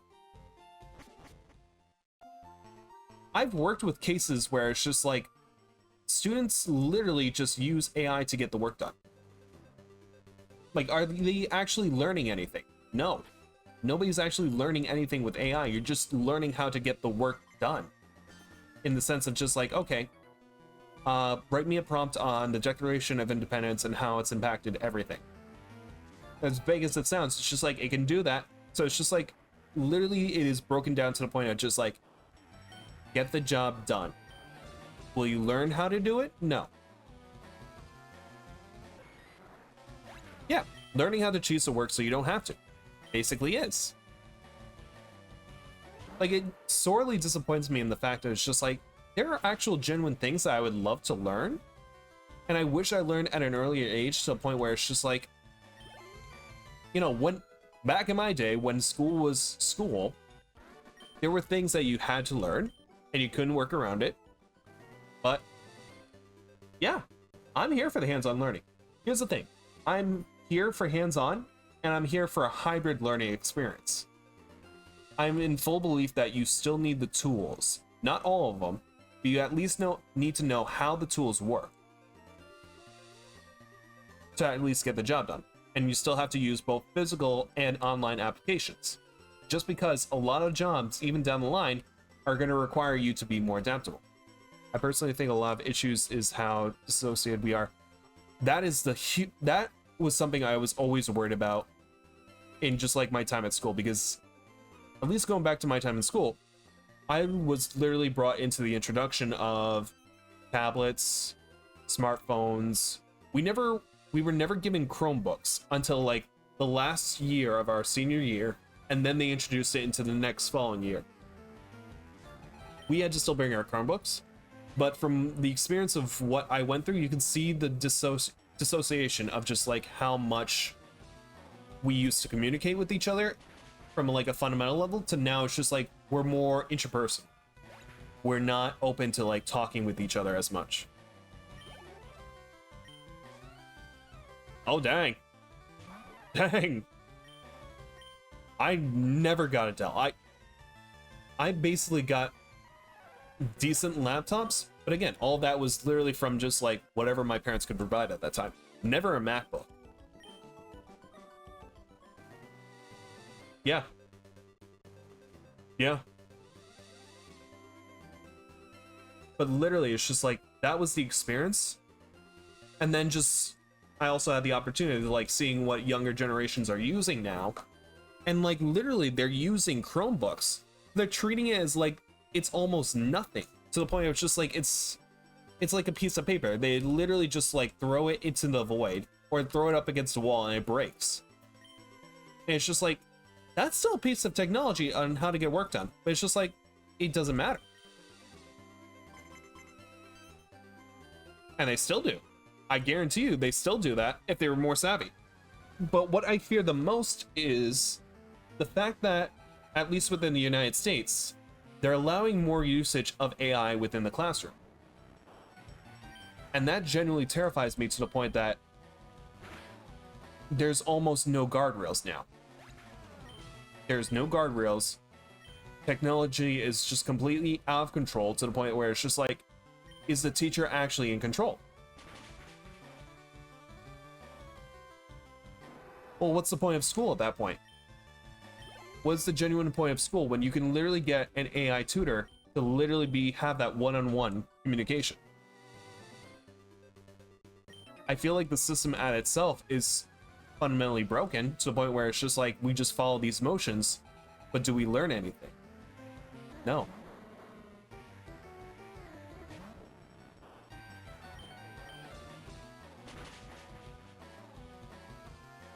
You know, I kept asking this question of where.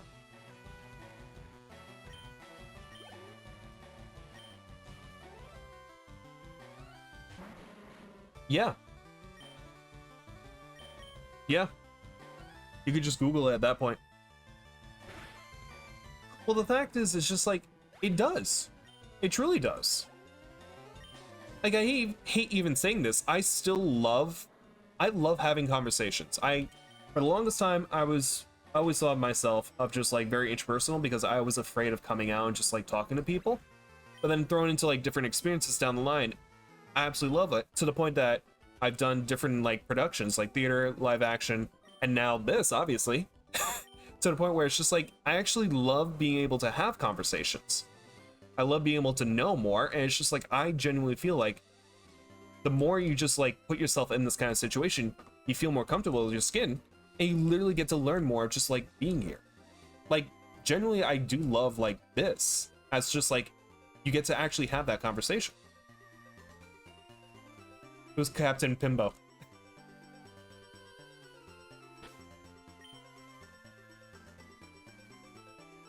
Yeah. Oh yeah, definitely. At the same time, it's just like, if you can hold a conversation with a stranger, you can hold a conversation with pretty much anyone. Done that a good amount of times too.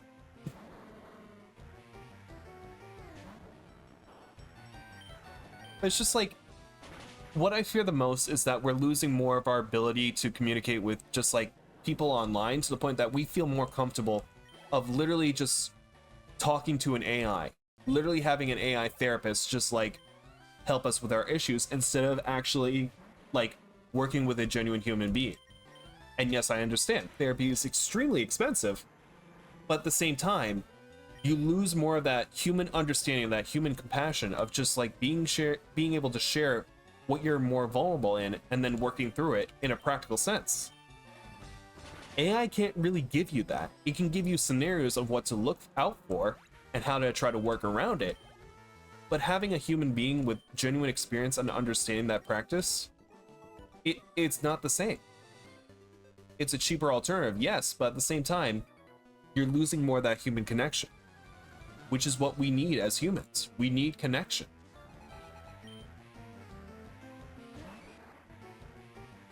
I'm glad I'm not the only one thinking it. I'm genuinely glad.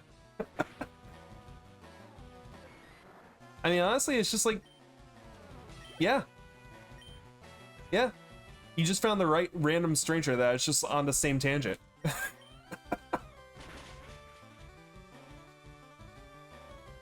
You just found the right random stranger. I don't know, I've literally been in situations where it's just like, you know, it just aligned. It just, I blame it on the algorithm, but at the same time, we probably have a lot of common interests. I mean, obviously Pokemon. The only major difference is you put 2,000 hours into this. I literally have put probably maybe 100 in the past. But it's just like, literally just, we found the right zeitgeist of just like things that we grew up on, things that we talk about, different style of humor. I mean, more or less the same kind of humor, really, in a certain respect. A lot of shows that we can actually just talk about, so yeah.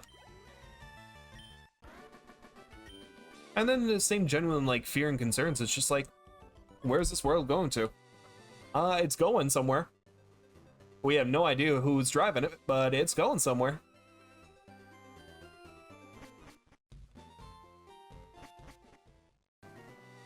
Yeah. Yeah. You better move, you better dance. That's an old one. Holy cow. I still remember when Miley Cyrus's Wrecking Ball shook the internet. I still remember when our whole monoculture literally was just like, it could not handle it.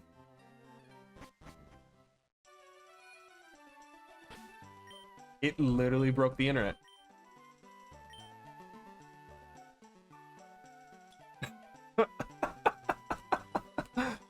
Wasn't that the biggest FU to like Disney at that point, where it's just like, I am not a Disney kid anymore. Take me as an adult seriously. And the best way to do it was literally that. I mean, she's transformed herself now to a completely more mature person, but at that point, that definitely felt more like a teenage rebellious phase.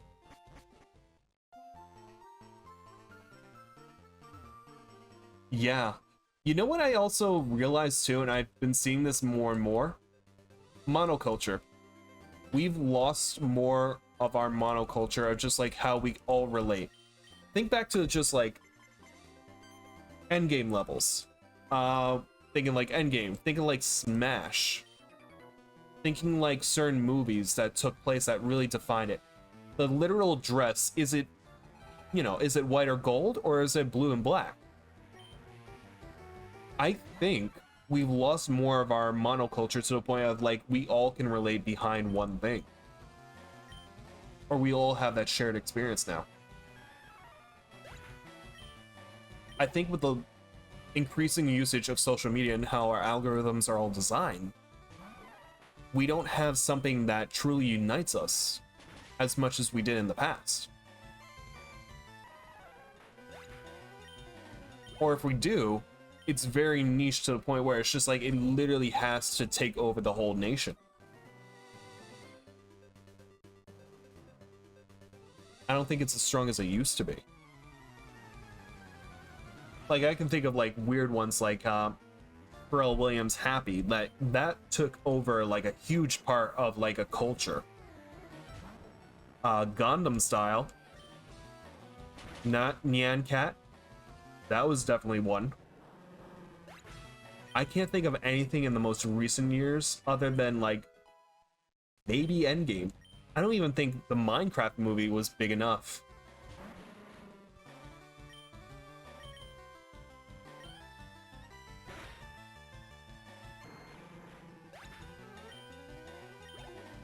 I don't know. That is true. But what determines a lasting period? Oh yeah, Among Us, especially due to like, I don't know how TOS refers to just like saying it or not, but it's just like literally what happened within 2020 to like maybe 2022, at least at its popularity. But Among Us still, like, that was definitely a huge moment, especially within like the gaming culture. Even Twitch blew up more and more because of it. And there's still content creators that still play off of it too. Even to the point that we literally got a Death Note Among Us.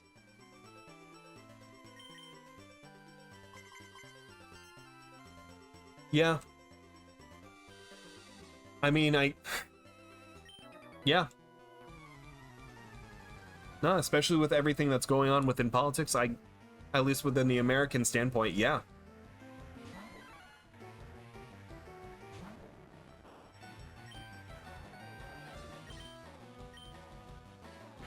But I don't know. I feel like a lot has changed. I mean, I possibly could. I should, honestly. I forgot how to do that. Oh, we got people here at least. That's what surprises me the most. I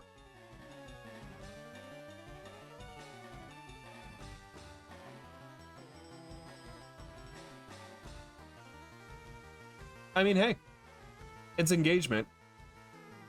It's engagement. That's why I'm happy with it. Honestly, you know what also surprises me too? I love this ping pong, like going back and forth on like different things. Podcasts. The standard of podcasts have blown up within like both digital and broadcast standards. I actually don't know how to just change it to just... Actually, can I just do that? How do I do this? Just chatting. Nah, I don't know how to do it. But podcasts have literally blown up to the point of just like, you know, if you're going to be seeing more of like broadcast shows, you would see a little bit more posh. You would definitely see a little bit more style and just like effort and just like maintaining a certain level of quality. Within the most recent years, podcasts all the way. Don't care about style. Literally, you can just go up against a black curtain and it's just like, that's it. That's a podcast. Just put in a mic. Even what we literally have now, even though it's a one-way conversation with just me reading back and forth, it's still a podcast. Like, the standards of just like what determines a video now is only based on just like the genuine person that you care to listen to, and then the content. Yeah. Oh, yeah, I'll keep podcasting. I'm happy about it. I got enough to say. I got enough to go for a few more hours. Keep it going. But literally, I'm starting to see more and more different stations take on the opportunity of just like, okay, we got a hard pivot, so we're going to go with more of a digital first approach. And in that approach, we're focusing on more of what is either trending or viable. And within that, that focuses more on just what people are watching. And people are watching to be informed. They don't care about just like maintaining a certain style or anything. They care more about just like the content. They care more about the people behind it. What's up, Pokemon?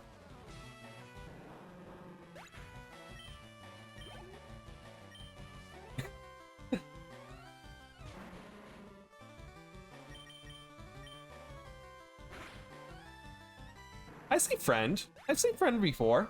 I'm glad friend's still around. Hi, friend. We're talking about podcasting. Like, even going back to that, a lot of stations, or at least different influencers, like, or not even influencers, even Conan, who's had his own late night show, and then turned it into just like, you know, he's not doing it anymore. He's more focused on just like podcasting. And literally the standard of it is just literally people sitting around a table and just like a black curtain behind it. And then maybe a TV monitor behind it.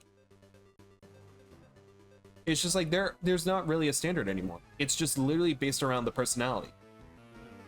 But what I see as like a problem down the line, if other stations try to pivot where they're more familiar with just like certain broadcast standards, how can you justify what is going to be something that people come back to?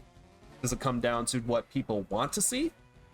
Is it catchy? Is it engaging enough? Is it somebody able to interact or at least engage with what the community is? The community being this, like for example, this chat, where I'm able to just talk back and forth with just like what people may say. Like, I truthfully believe that people come back and see just like they want to have a conversation, they want to be engaged, they want to be heard. So if anything, that's what I would take into consideration. For broadcast standards, that's going to be interesting. It's just like, are they going to focus more on like a live stream aspect of just like, okay, so we're going to be 24 hours news focus. What'd you bring up?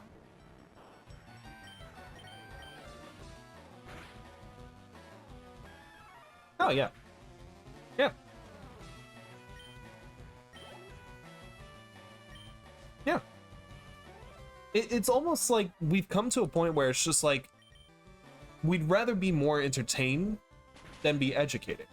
Not in the sense of just like we have to know extremely hard things or complex things, but it's just like we want to be entertained, but we want to learn at the same time. So in order to do that, you have to find like a perfect blend of just finding that person that can help you walk through that experience, but also find it engaging. I think there are also like a lot of creative, talented content creators that understand that formula and then just find that way to just keep pumping it out.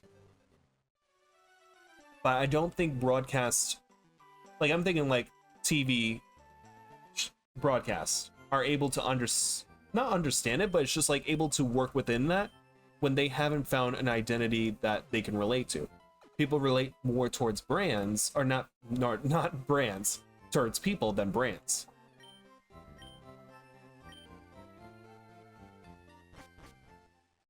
It's always going to be that interesting thing where it's just like finding the right blend between just like how you're able to represent yourself as both an individual, but as for the organization you're representing. I'm not saying it's impossible, but I will say it's hard to adapt when there's a lot of decisions on the line too. Because you have to think, it's just like a lot of this has to go through a lot of trial and error, it has to go through a lot of experience, and it has to go through a lot of different heads of the organization. They all have to take that into account, and then they also have to learn. It's just like, okay, how can we do this on a base level from pre-production to then we have to make this sustaining to a point where it's just like, okay, we can still keep working within this frame of mind.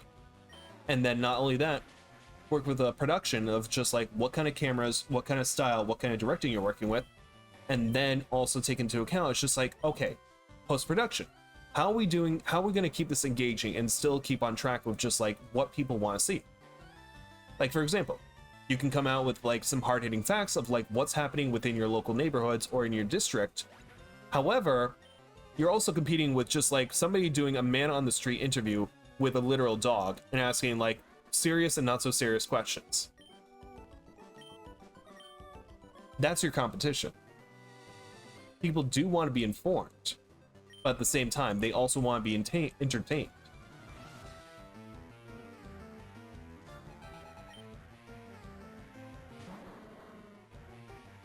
It's just a lot of the stances of how we absorbed content now have completely changed to the point where it's just like, this has never happened in human history at all.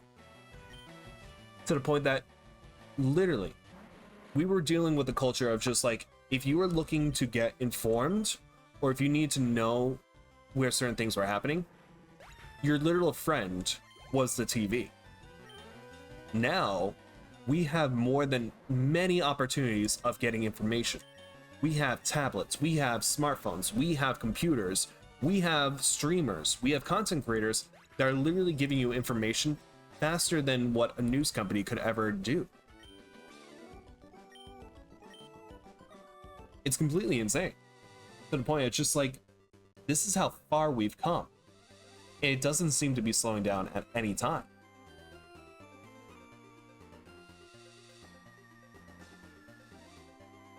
But that's the competition that a lot of broadcast systems are focusing now, or at least companies, where it's just like, how do we stay relevant in an age where it's just like things are adapting quite fast?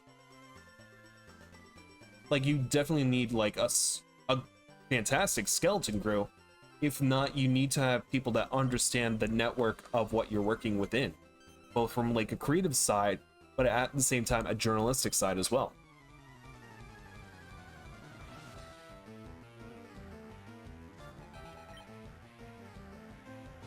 It's insane. And not only that, it's just like, okay, you found one person on this platform, but you also have to optimize it for most platforms as well.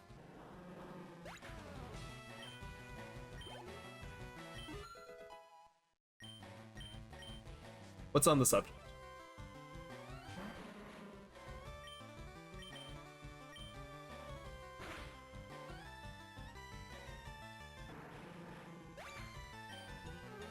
Yeah.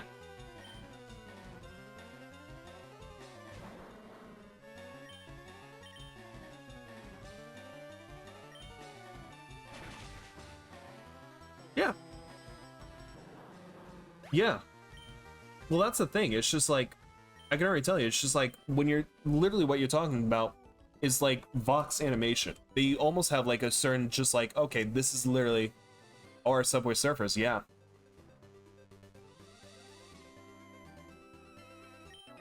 Like, literally, that's like, when I was growing up, or at least what's still relevant to me, I could never pronounce their name, but this animation studio that focuses on certain stories, like either Vox or Kirk Kazaz, like visualistic, from a visual standpoint, they do an amazing job of just like keeping you visually attached and know how to tell a story based on images. Similar to like the talented animators at Vox. Like, they know how to visually communicate information to the point of just like what you need or are understanding. And that's why they blow up. Because even, I can guarantee you, based on their analytics and data, they understand what is visually appealing and know how to increase their engagement. And yeah, you can always go off of the fact of just like, oh yeah, we're overstimulating ourselves, where it's just like, literally, it's just like, you may have one screen that's telling you the exact information, and then the bottom screen of it, you literally have like Subway Surfers, Minecraft, parkour videos, or literally just like anything that would just keep you there even longer. I do think that our attention span has dramatically dwindled. But at the same time, I don't ever see us going back to a certain point where it's just like we're able to take things in a slower pace. Like, you can even see it in like video games now. Like, the amount of dopamine hits that we get from just playing like even more of a modern game. And I haven't played this one, but I've been seeing a few clips of like Donkey Kong, like the newest Donkey Kong, which looks amazing.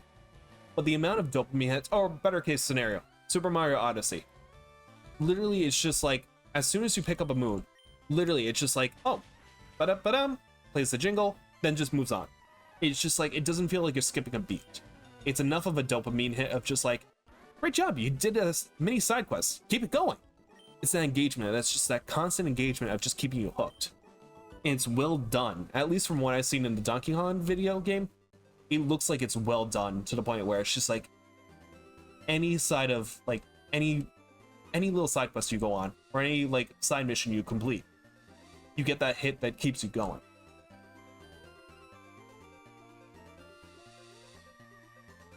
like, I genuinely do worry where it's just like, how is it going to affect us down the line where it's just like, unless we get constant verification on that we're doing good, how do we know if we're able to take risks?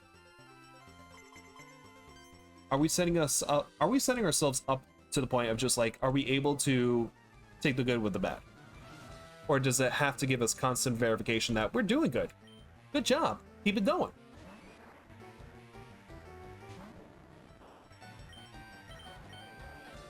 I don't know. The history's untold, the history's unwritten. But I'm definitely curious to see, it's just like, down the line, how will it be to like communicate with just younger generations?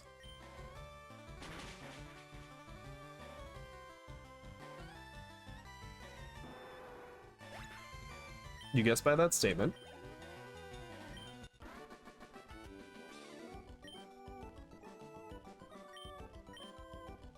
Yeah. Yeah. I mean, like, I've talked, and again, I've had grandparents that were much, much older, to the point they lived over, like, over 100 years. It's possible. I was fortunate enough to have that. As far as I've seen, oh, sorry, I'll read you first. As far as I've seen, a lot of people don't get told good job or you're a valuable person. Yeah. Yeah. No, that was definitely non-existent, especially when I was growing up. A lot of that had to be earned in more of just like a hard practical sense of just like, obviously, if you want a good job, you have to either put in enough hours, enough work, and just show, like, obviously you have to show that you've been there, but you also have to put in the work that's showing that you earned it. I do feel like that's definitely weakened to the point where it's just like, it's not as impactful. To the point where it's just like, good job doesn't have the same weight and value that it used to.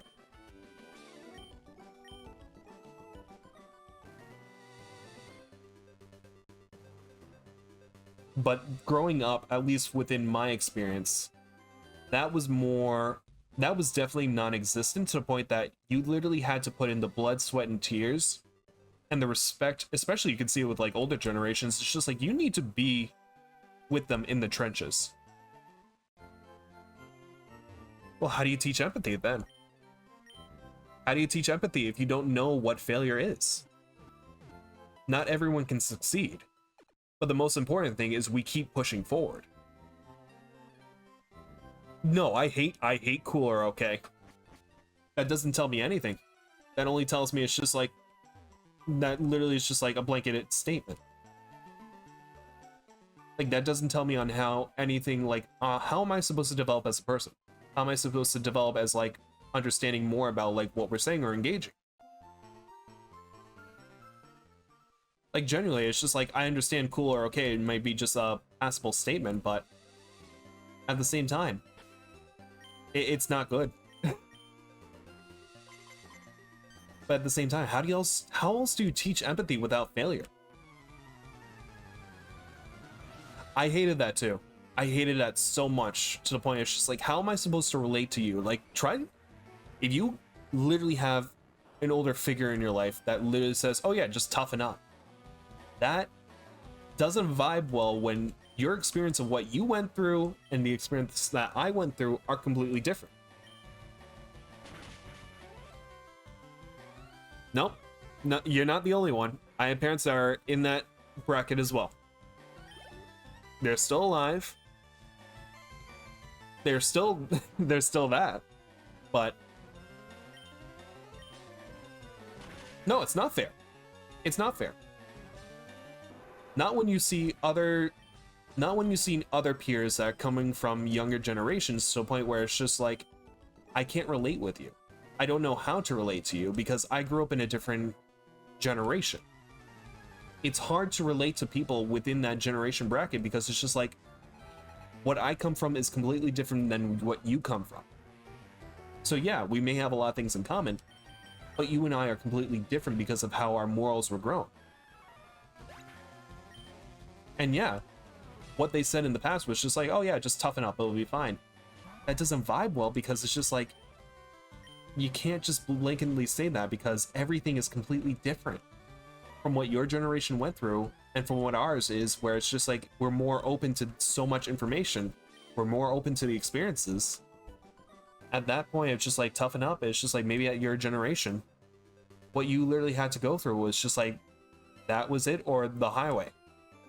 This, at least from us, is just like we're more aware, we're able to communicate better, especially where it's just like, no, it's not tough enough. Things are just genuinely not okay. And if it means having a serious conversation about like why it's not okay, then this is what we need to do.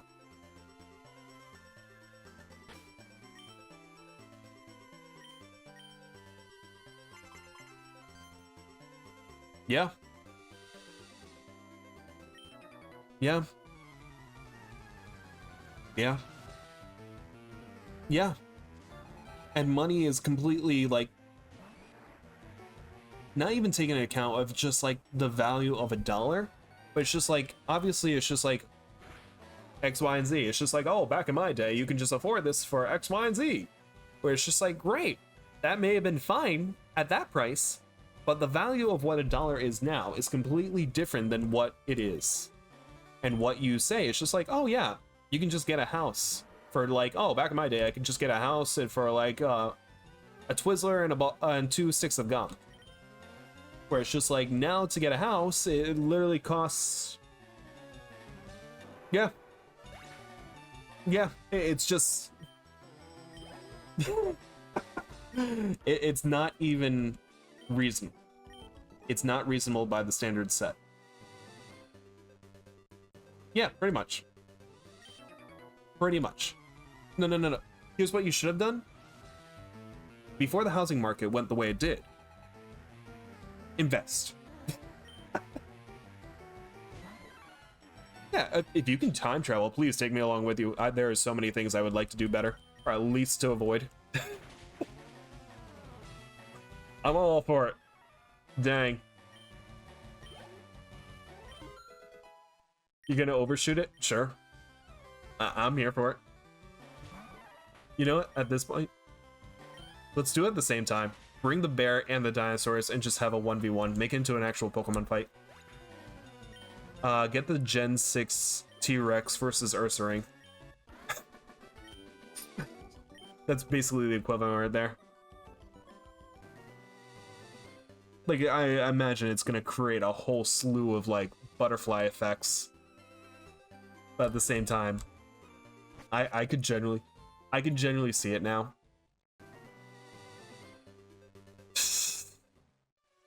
At that point, you'd just be a wizard. You would genuinely be a wizard.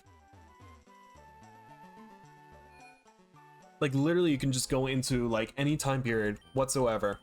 Literally tell them all the things that will be happening, and they'll treat you as, like, an actual saint. Somebody that can tell the future. You will be treated as royalty. I guarantee it. Because at the same time, everything, like, literally, the phones that we have are literal, like, magic devices to anyone with, like anyone within the last couple centuries.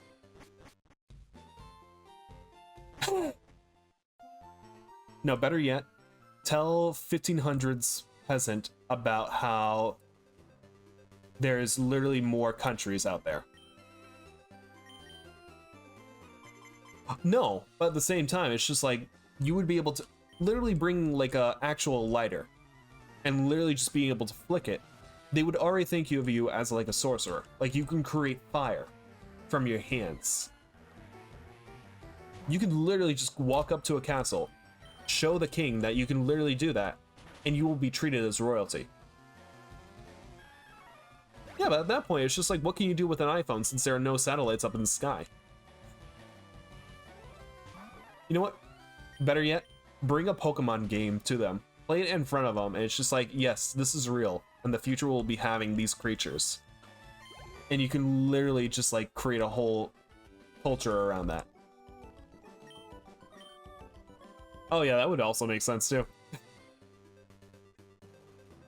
But honestly, it's just like any piece of technology you would be able to bring back nowadays, like literally just like a car.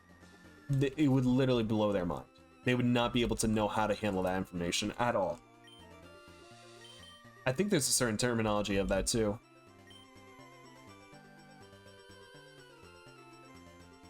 You know what? I think a Billy and Mandy episode actually covered that with like the Fred Flintstone.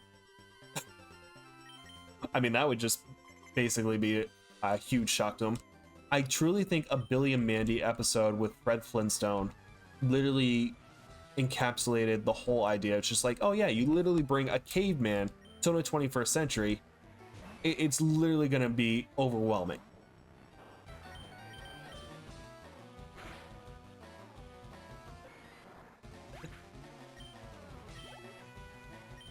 What did they do? Did they use it with Primal? Or the literal caveman from Primal? Oh, yeah. Yeah.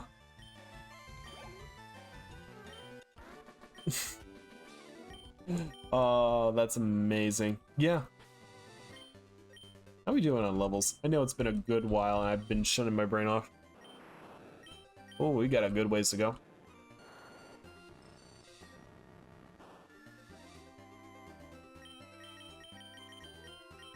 Let's switch it. Let's switch it. Switch it up. But yeah, technology is...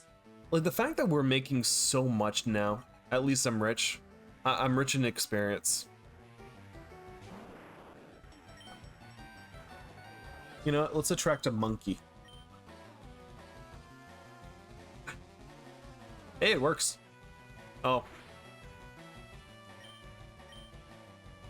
No, I don't know what. What do I need? There we go. Fixed it.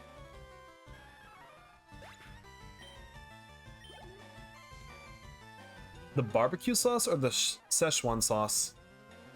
From like the Rick and Morty bit.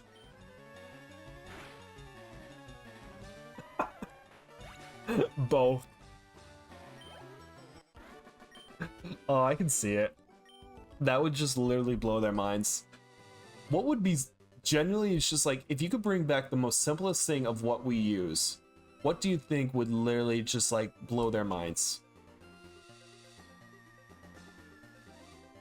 I think bringing a camera back to the 1500s would be amazing. I can definitely see a laptop or a TV, but it needs to be able to like literally just like find a way to capture something. Because it's a magic box, yes, but what can you do with a magic box like that?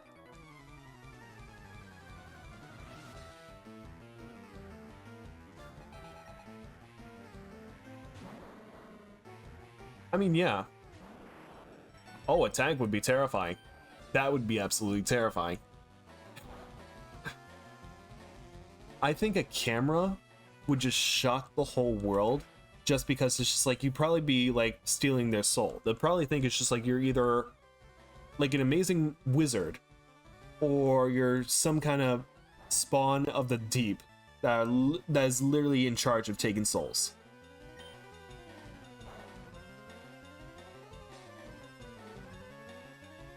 Like, I guarantee you something like that along the lines of that would definitely shock them all.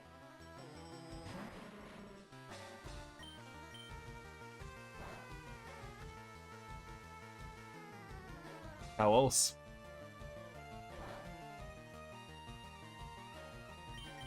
I can't use Earthquake because he's got Levitate.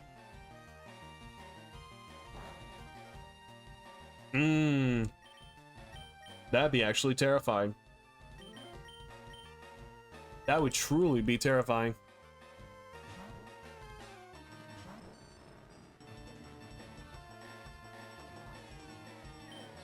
Even in modern days, like, if you never explain any purpose of what the nautical gear was, that would truly be absolutely terrifying to just like anyone in the modern day.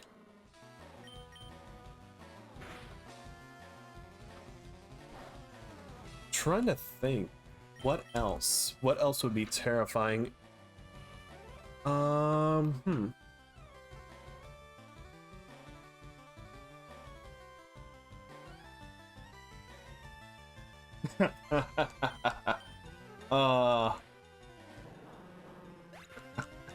You could make a whole religion out of that. You could truly make a religion out of Kingdom Hearts. It's got enough stained glass windows to make it a actual reality.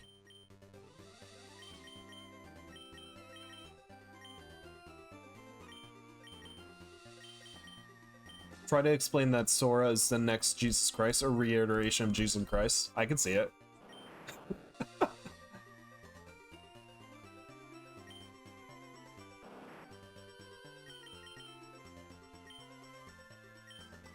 But his heart is also bad.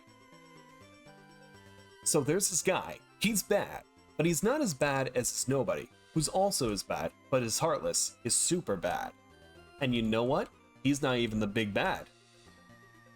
The true big bad is somebody we'll never see until much later on. It's like almost like Naruto levels of bad.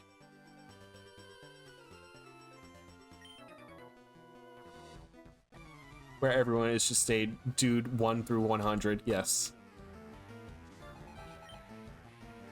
Yes.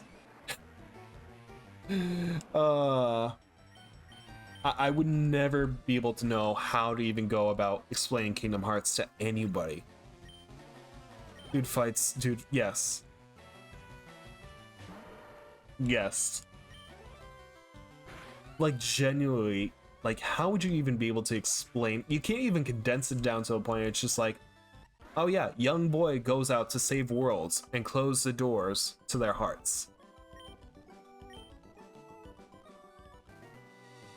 Like, truly, you can make a literal Bible out of Kingdom Hearts. And the sad thing is, the story's not done. The Xehanort story is done. But whatever comes next for Kingdom Hearts 4, bless your soul. Bless your soul. Because nobody knows how to even explain what is a Kingdom Hearts. You know, we actually got the explanation of what Kingdom Hearts is before we got an explanation of what the One Piece is. Kingdom Carts. Honestly, if we can't have a Bloodborne cart, can we at least have Kingdom Heart carts? I could definitely see it. Come on, Squeenix. I thought you liked money. Let's make it happen.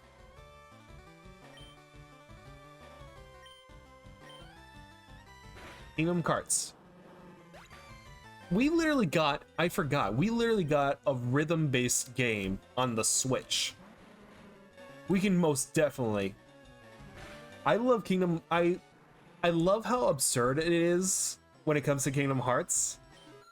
And I love just like I grew up with Kingdom Hearts. This also comes from like a place of love too, but it's just like, oh my god, trying to explain it to anyone that has no comprehension of it, it is like literally sitting down with a video essay for 5 hours explaining the history and depth of every character's relationship and how it all plays into one bigger role. Like, you literally need to take a masterclass. And they think One Piece is more complicated. No, Kingdom Hearts is definitely more complicated.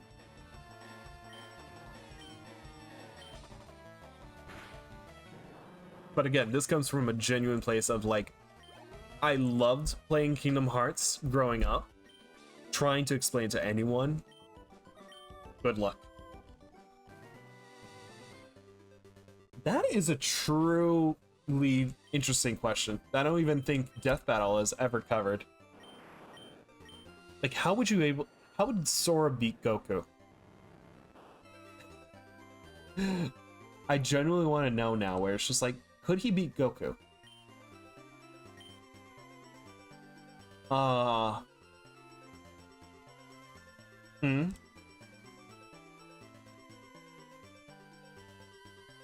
Yeah. But at the same time, we've literally seen how strong Goku can break through both gravity and time. So none of it works. He can break through it. Goku is just that strong. Nothing can stop Goku. He is the literal monster that can never be stopped.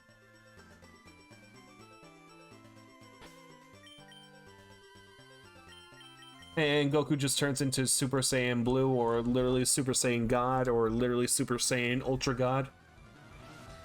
Yeah. And then literally I forget what the music is, but it's just like, you know, that I truly forget what it's called. Yeah, GT stands for Goku time. It literally stands for Goku time. Nothing can stop Goku. Goku can only get stronger and stronger to the point that it's just like nothing can hold him back. Not Universe 7, not Universe whatever. You need multiple universes to stop this one Goku. And Chi-Chi. Chi-Chi can stop Goku. He also doesn't like to take his heart medication too, which almost ended him. A heart attack would have been able to take him out.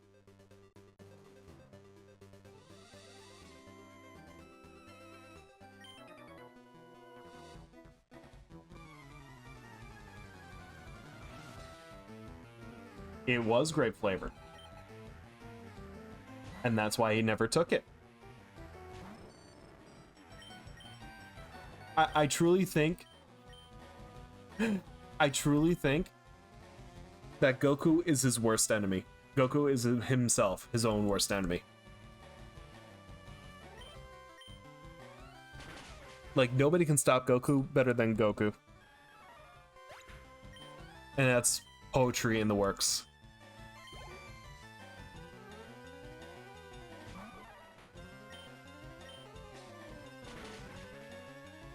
Yeah.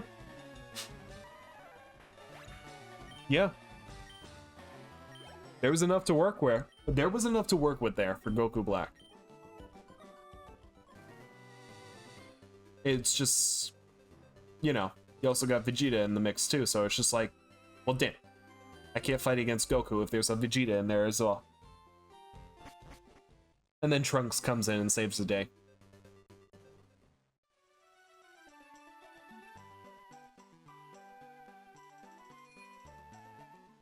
Because let's blame it all on Trunks, because time travel.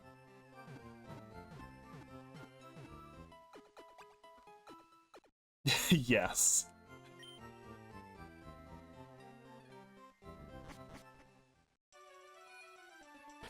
As much as I love like what they did with Trunks at the point of just like what he was in Z Saga, a lot of this stuff never would have happened if Trunks never came to the present, or in their reality.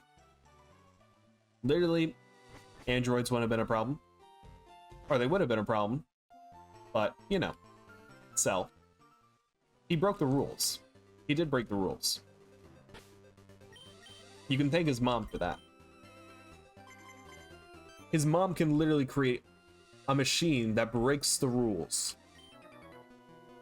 And Whis has no problem with it. Actually, Whis does have a problem with it. But at the same time, it's just like, don't do it again. I know what you can do, but it's against the rules, so don't do it.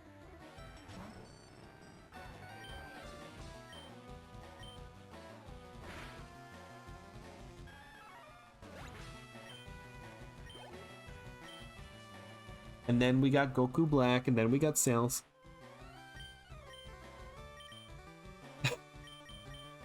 And then Bulma was just like, you know what? Let's go for Sundays. My treat.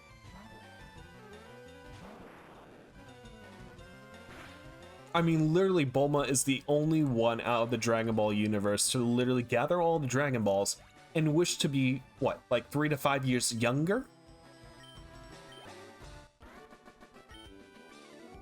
She can literally create a machine that finds the Dragon Balls and literally make a time machine, but she can't create an aging machine to make herself look younger. Instead, she has to literally wait a whole year to get the Dragon Balls to wish herself to look 5 years younger. Meanwhile, she's literally put her son through all these kinds of torturous scenarios to the point where it's just like, how is this boy alive? If he was not a Saiyan.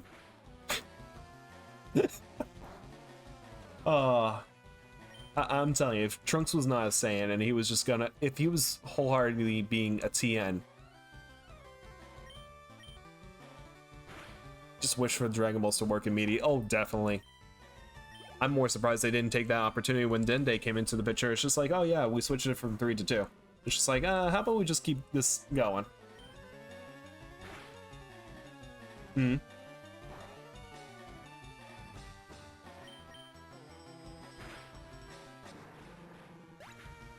We were talking about like podcasts a good half hour ago, but what's on your mind?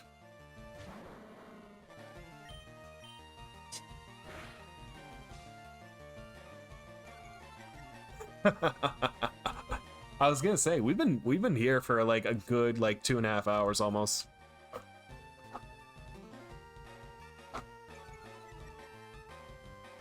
I'm not level 50 with the Magneton. I'm level 50 with most of the other Pokemon except a Vileplume, which at this point I don't even know if that's going to be more of a hindrance. I should just put like literal Onix in there just for like explosion. Yeah. Oh no, definitely. Like everyone else is 50 to 51. I need to look that up still. Like, I definitely need to learn, like, Mega Suck.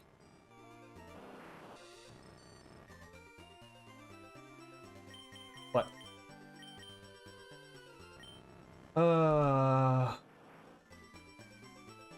Like, I'm literally just tempted to use, like, a rare candy. Yeah, Weird Abba's definitely, like, a liability.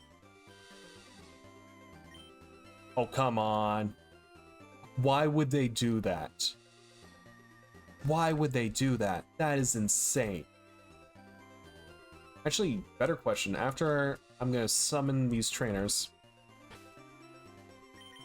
I am angry. I'm angry that I only needed one more step too. But I'm even more angry that the fact that it's just like you literally have to get a move reminder to remember that. I need to literally look up where the move reminder is now.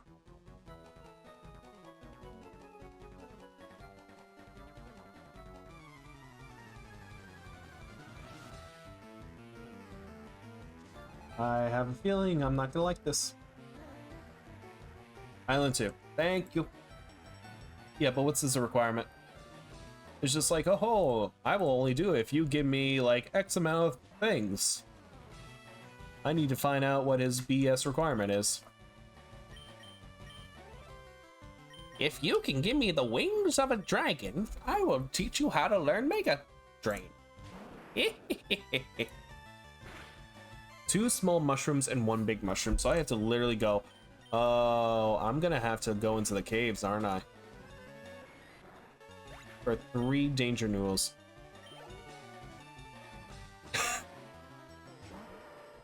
So you want to learn the forest, eh? Well, it's not for the faint of heart. It's my audition for the next Master Roshi if Team 4-Star ever comes back. It's never gonna happen. No, the man is jacked. He is jacked no matter what.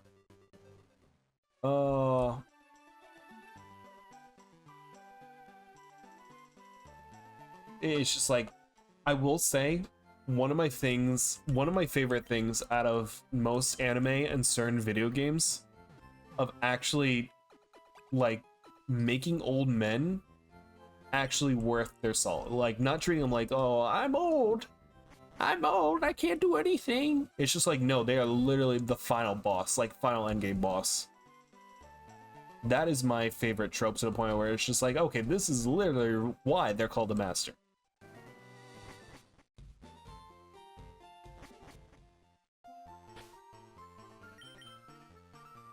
Cobalt, what do you do? What do you do, sir? He did. He blew up the actual moon. Just so Goku could stop being Goku. If it wasn't for Roshi, there would be no Dragon Ball Z. Okay, take a candy, because you're taking up way too long. he turned off GT. I wish he could have. Rochi turning off GT would have actually saved so much. Like to the fact that they literally had to make Super to retcon almost everything. Or at least try to make things a little bit more manageable.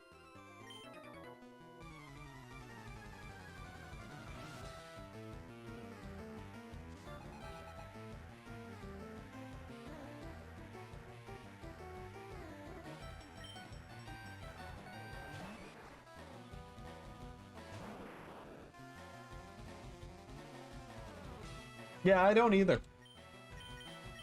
Yeah. Yeah, it doesn't make any sense whatsoever. Does not make any sense.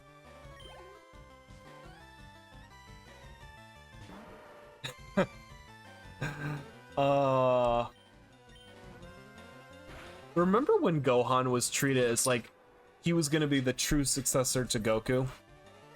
And then that just seriously backfired when it came into like the Buu saga.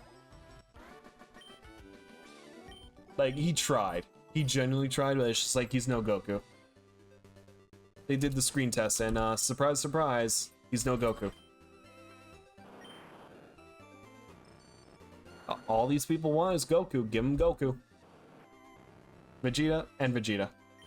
I do love how Vegeta just more or less became like obviously antagonist, to then just rival, to then just, you know, he's Vegeta. And then Vegeta just wants to be bad again. And then Vegeta realizes, oh no, this is bad. I got family now. This family. And then everything gets retconned because Dragon Balls and immortality and, you know, coming back to life. There's always a workaround. You can't kill Goku.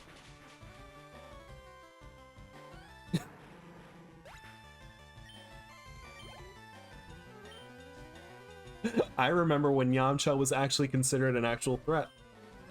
But only in Dragon Ball. When the stakes were that low.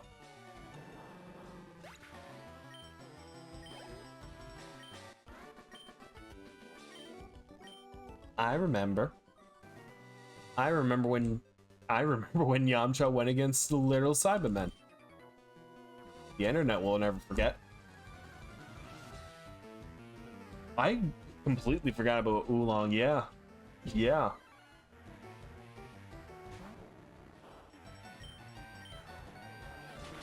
Remember when Dragon Ball was just more or less a retelling of Sun Wukong's journey?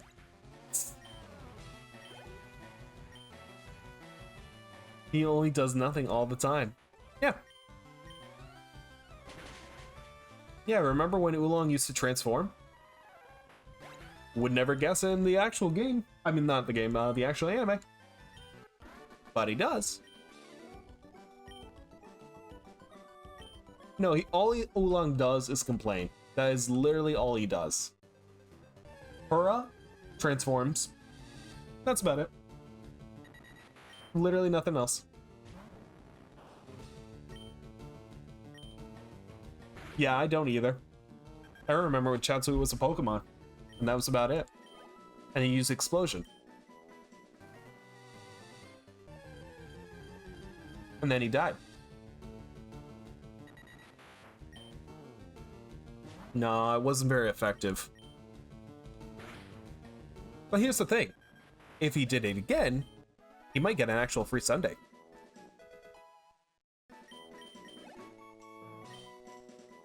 At that point, I think he deserves a Sunday.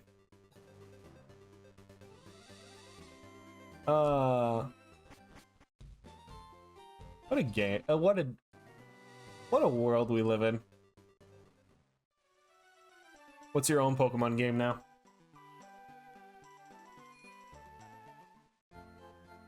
Are you playing a Pokemon game when there's already a Pokemon game in front of you?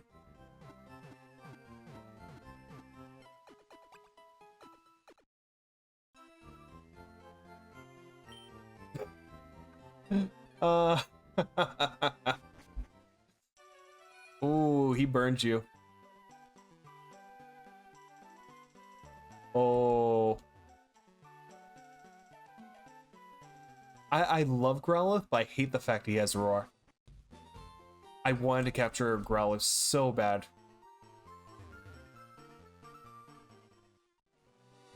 It's just like, literally, Growlithe, stop. Stop being who you are and just let me, like, end you. Yeah. Yeah.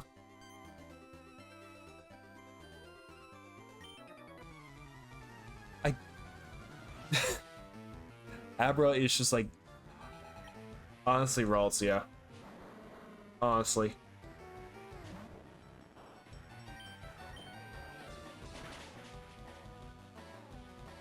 Like, why is it always the psychics that always just make everything so unbelievably hard to catch?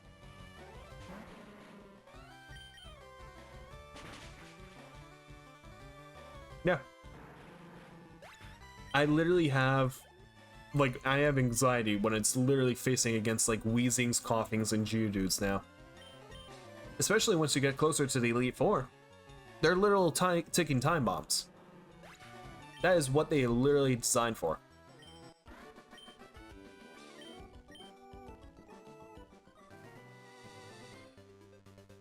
How are we doing? I know I keep looking at this every once in a while too. It's just like,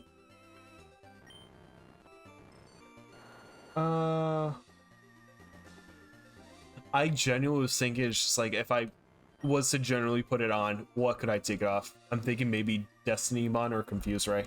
I can't believe it either. I still find that absolutely hilarious. Why can my ghost explode?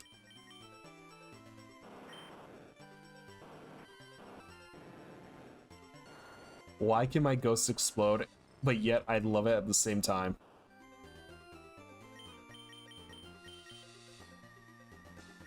What would I have to do at that point?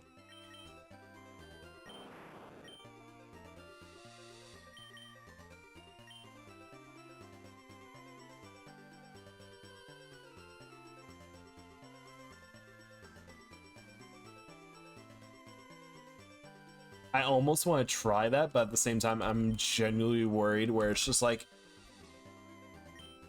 if that backfires, I basically lose the only thing that could probably help us against, like, maybe Bruno. They are? Why? Makes no sense. So you literally have to commit to, like, one move in particular, and that's it. You know, that's a great question. I'm glad they fixed that later generations.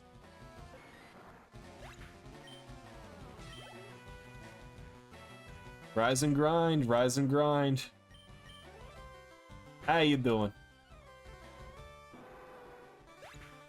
How you doing? How you doing? Welcome to the show. Our snake is the most overpowered thing that you'll ever meet. Our snake can literally summon earthquakes, literally glare you down, suck you down, or suck all your life, and then give you a kiss. Oh yeah, straight from New Yorker, straight from the Bronx.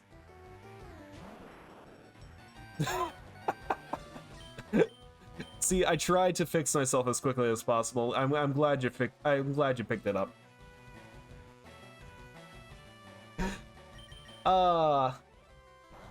We got the most overpowered snake here. You'll never find anything else. You'll never find anything else here. This snake is so overpowered, it literally will take down God. I will literally send it against our Mewtwo and see what happens. It will lose, definitely.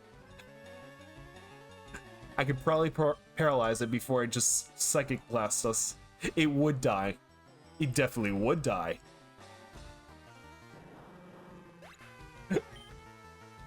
Like, literally, I think the only Pokemon we have that could actually, like, take out Mewtwo at this point would literally be our Gyarados.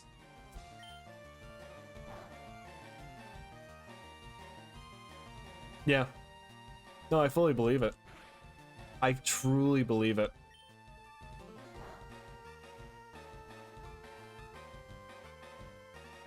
We have the bravest snake on the team. Oh yeah. We got a lot of people. We got a big snake. We got a bigger snake. Three magnets. A plant that smells like man flesh. A ghost that could potentially explode if we need it. And a turtle with cannons. I'm still debating on whether or not to make my ghost explode or not. Just for fun. Just in case everything goes wrong, we have an exit strategy. I know.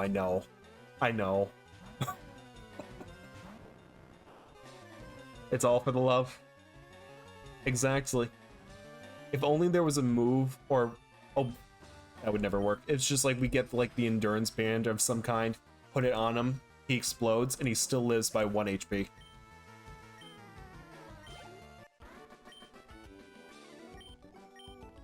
But we're more or less grinding up to like 55, and then we're going to challenge the Elite Four. Try to get everyone on the same kind of level. That's more or less the plan for tonight. Oh yeah. Surprisingly, we've been making decent progress. The exploding snake. I'm definitely thinking of... That's the thing. I was definitely thinking of just like having the exploding snake on our team and just lose the Vileplume.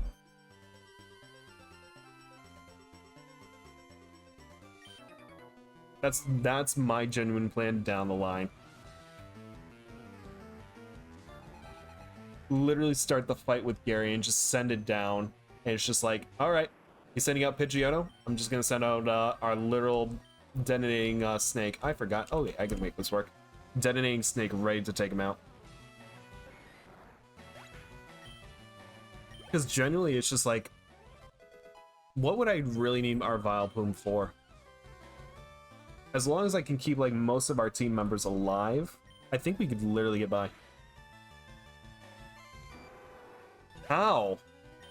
Oh lord. 20 minutes, that's insane. Actually, how did you defeat Surge? I sadly wasn't able to stay for the entire stream, but did you beat Surge without losing anyone?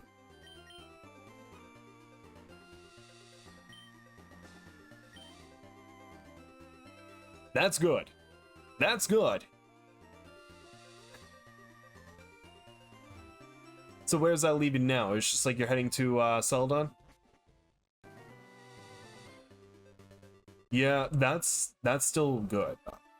It's better than the actual gym trainers. Oh, nice. No, you're making great progress. You guys are making great progress. Holy cow. You finally just opened up more opportunities to catch more Pokemon down the line.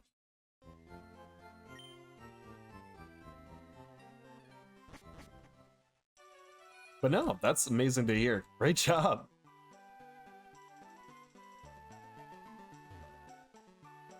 What would you... Now, this is a genuine question. What would you need the Machamp for? Are you thinking more or less like Giovanni down the line?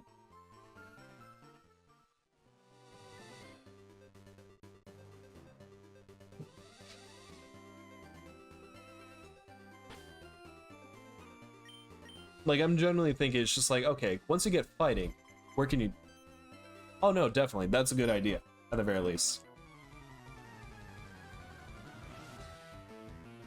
That's definitely like a good idea.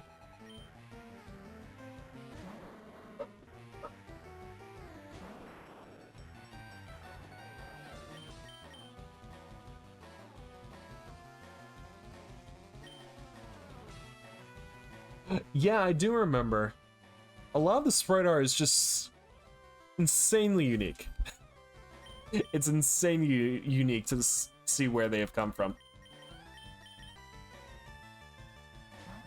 Yeah, that's still insane that Karate Chop almost gives you that crits. Like, what is that ratio?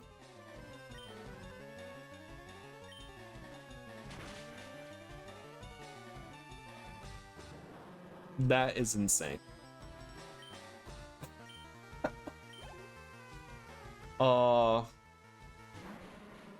That's truly funny. You know what? I will say that generation, like the first generation, and then coming into like Emerald, had the most ridiculously like goofy sprite versions of a lot of Pokemon.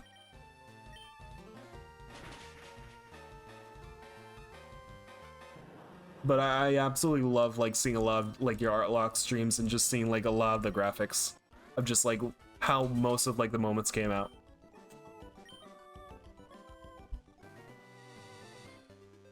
Always super entertaining just seeing like what's getting drawn at the same time.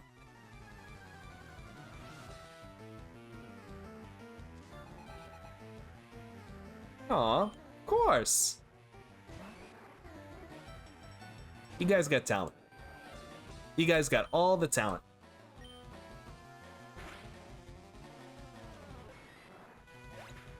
You got the Pokemans, you know how to draw the Pokemans, you got the humor.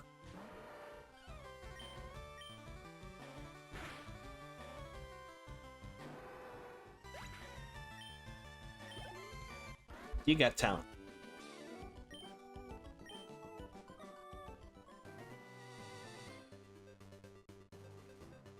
Honestly, I can imagine that literally to draw must have taken like Liz an insanely long time. Like I imagine maybe like a good like 10 to 15 years.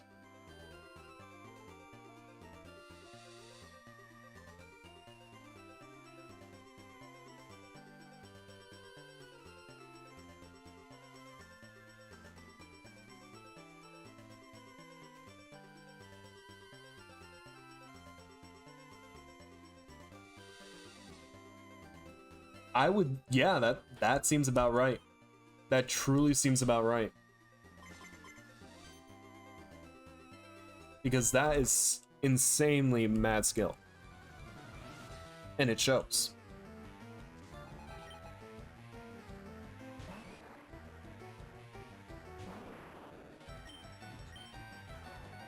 Like, not gonna lie, one of the reasons why I never started, like, over the course of like trying to do like a lot of like content creation or just like getting more into video, I always thought it's just like you had to be more or less like a one-man band. So it's just like learn how to edit, learn how to film, learn sound design, and then learn how to draw. That was always one of the hardest things for me to do, to the point where it's just like art is completely subjective and learning the fundamentals is extremely challenging and you need total concentration. But always like insanely impressed, always madly jealous when people can draw.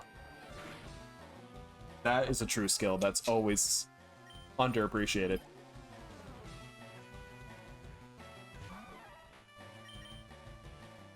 But more power to you guys.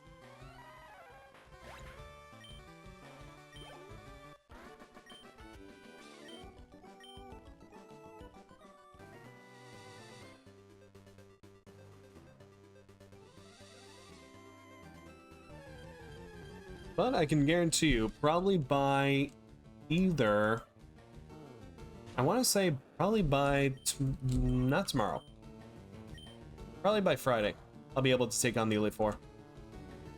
Tonight's more or less just like, just grind, get all the levels down, enjoy the time, talk with you guys, see what's going on. Yeah, that's more or less the plan for tonight at the very least. Then call it all quits and then just see how everything unfolds. See what happens. If we win, we take on Mewtwo and then call it quits. And then we just move on to the next game. I'm debating between either going to Emerald or Platinum. And how I want to go about that. If we lose, hopefully we won't lose because I haven't fought that far. Hello! Hello, hello! Welcome to the stream! I am thinking about Emerald. I do miss Emerald, and I love a lot of the OSTs from Emerald. Welcome to the stream! We're more or less grinding for the Elite Four now.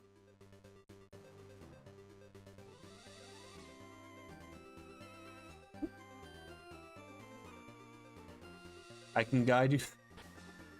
Are you gonna tell me where all the hidden items are at this point?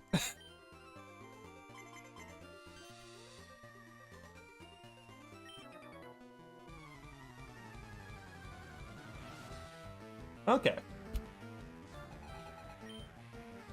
Okay. I mean, Norman is normal. That is literally, I do love that a lot of the naming conventions for a lot of the gym trainers is just literally as closely to what their types are going to be. Roxanne, rocks. Raleigh, fight. Watson, electricity. Flannery, flame. Like literally everything's already told.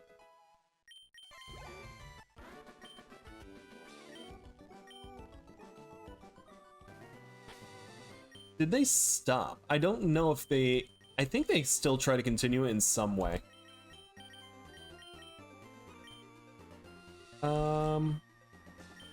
Which one can...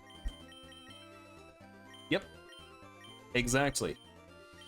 Surge, literally.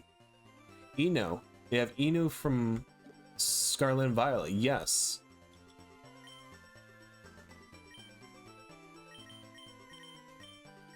I'm trying to think, who else?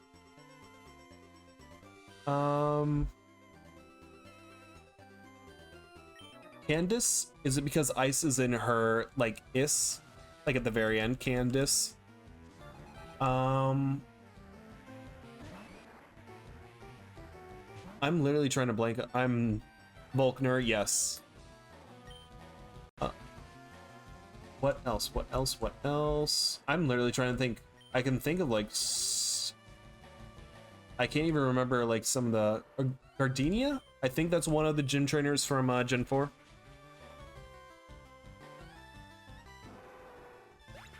I don't know why I'm trying to do it off of memory. I'm terrible with memory apparently. Gym trainers. Oh, gym leaders.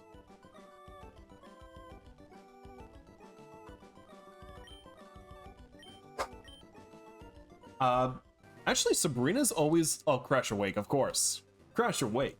Sabrina was always the most interesting one. So, the two other attempts. You know how in the very beginning, where you fight against your rival, I got 2 crits out of the 2 attempts that I tried. So, there was just no coming back from that. So I literally, this is the 3rd attempt because Gary didn't get a crit. Sabrina was always the interesting one. Like, I'm looking at some of the names now. Obviously, you have Faulkner. You have Bugsy. I take a great guess on what Bugsy is going to be.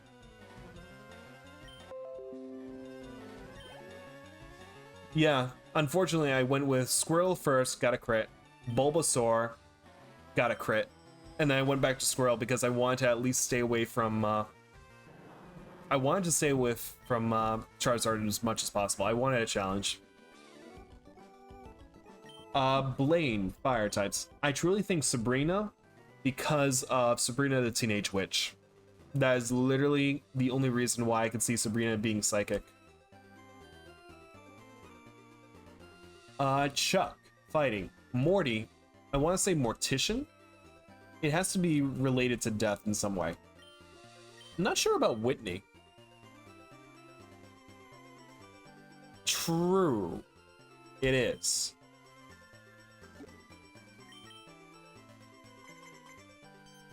But I also wanted to try it. It's just like with an actual Squirtle.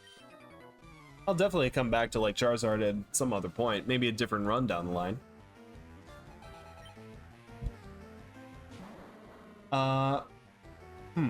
Gardenia is grass. That's from Gen 4. Volkner. Bryon, iron. Winona, wind. Tate and Liza. I never understood Tate and Liza's name.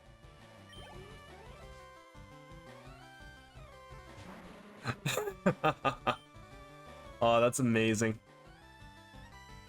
A dig spamming Chars. Oh, that would actually be quite hilarious. One in Hoenn.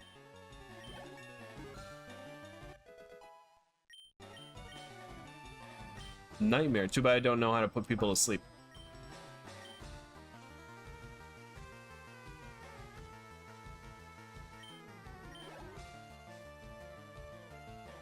Oh, that's a good idea. Yeah, that's definitely true.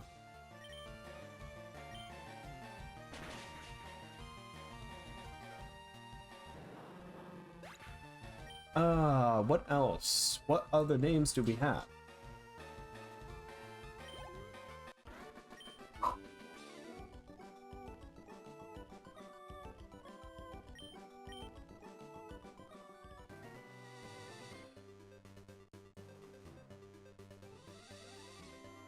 Okay. I think Rock Slide is a Gen 1 move, to be honest. I think you should be able to get that. I don't think you should be able to get that as a TM, though.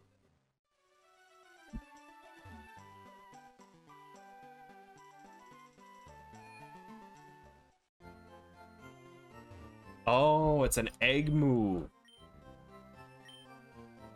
Oh. That's good to know.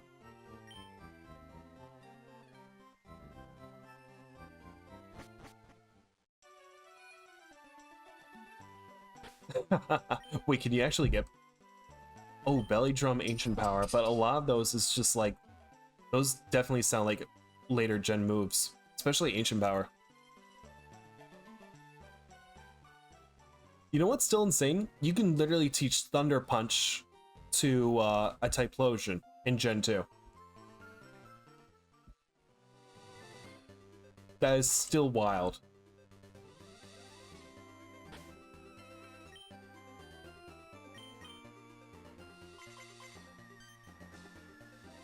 Yes, it is. And it's absolutely hilarious.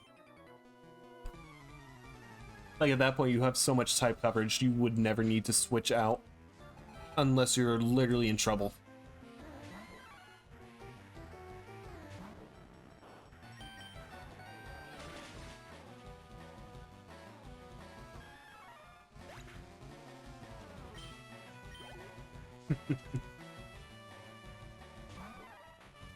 Ooh, that's a great combination right there. And better yet, teaming up with the Vileplume with the Sunny Day still on, just put Solar Beam on it, bam. Just take out everyone.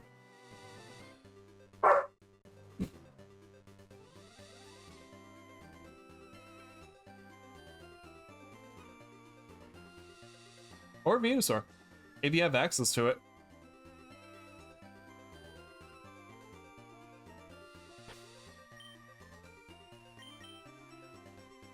How good is Venusaur? I have yet to really try a run with Venusaur, to be honest.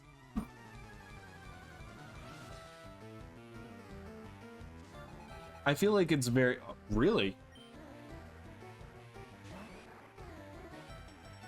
I always thought I was...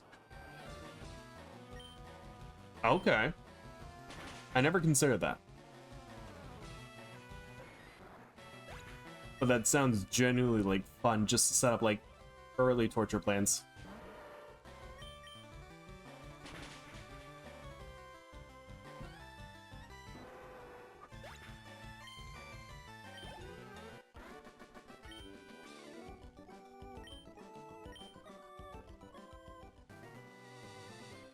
Okay, yeah. I could be mistaken, but doesn't Grass evolve quicker than most other types of Pokemon? I feel like Grass or Bug first, and then Grass evolve a lot quicker. It depends. Bug is the fastest, yeah.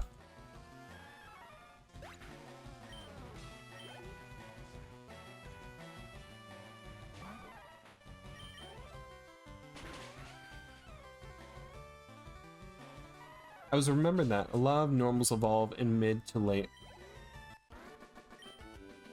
They do, unless some of them, I think in Gen 1, need a Moonstone. I'm just thinking like Clefairy and like Jigglypuff at this point.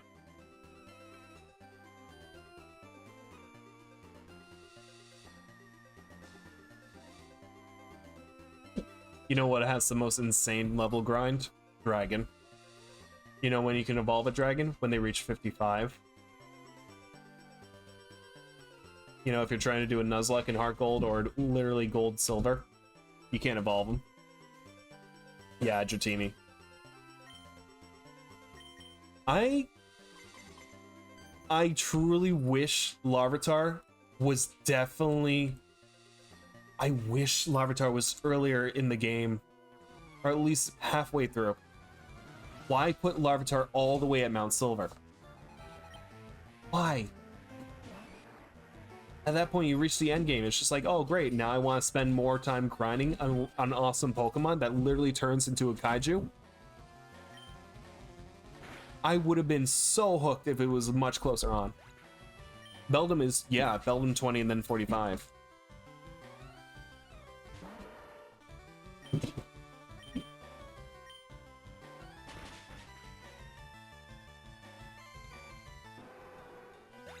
Bagon is 30. Yeah. But here's the thing. You can find a Bagon literally before the 4th gym. Yeah. So why make... Yeah, Dino was definitely, like, weird.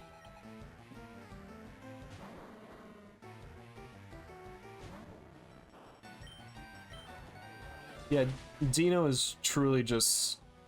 It's interesting to the point where it's just like level 64, all the way that high. Why? Why double it? Why? That insane for a pseudo. What did the game designers think? It's just like, oh, this is gonna be way too overpowered if it levels up this quickly. We have to add more restrictions. Set it to like close to 70. I think that should be fine. Why? So at that point, it's not even worth like bringing out an actual dragon.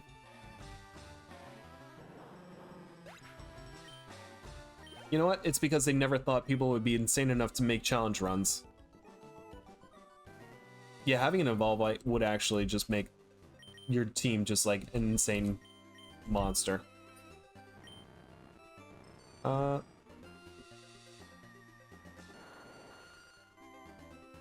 be fair, it did have a decent post campaign.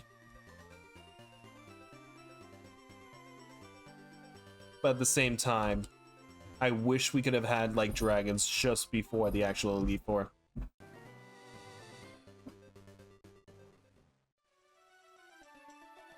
It's just the grind is so... Yeah, Kingdra. Kingdra, definitely.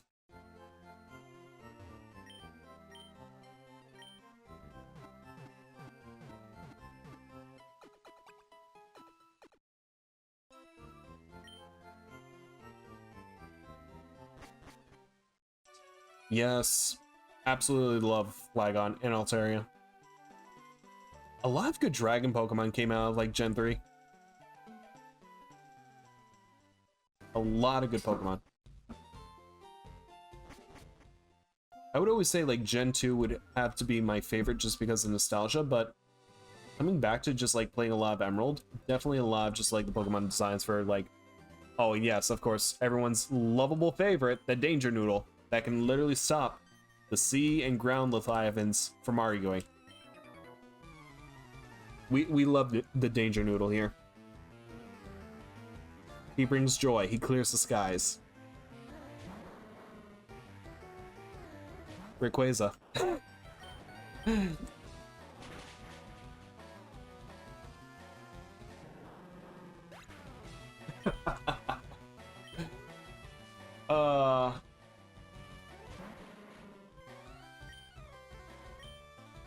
What would be the best definition of like what is a dragon in this game, or at least in Pokemon? I feel like Gen 1's is too goofy to be considered a dragon. Yeah, he has to be a big boy. Dragonite is definitely a big boy. There's no dragons in Gen 2 other than Dragonite. There's a literal cloud bird. There's Flygon. Doesn't look much like a dragon, but still a dragon. Kingdra is Gen 2, yes. Kingdra just looks more like a menacing, like, seahorse, and I'm here for it. But yes, it is dragon. It is also dragon.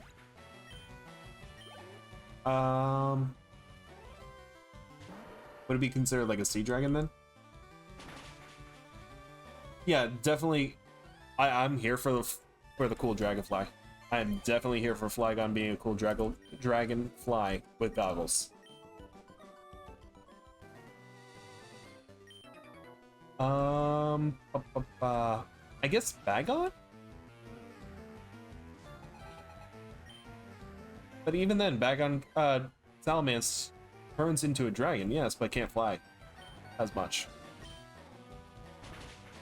It literally has to turn into a screaming jet to literally fly around, but even then, you need a Mega Evolution.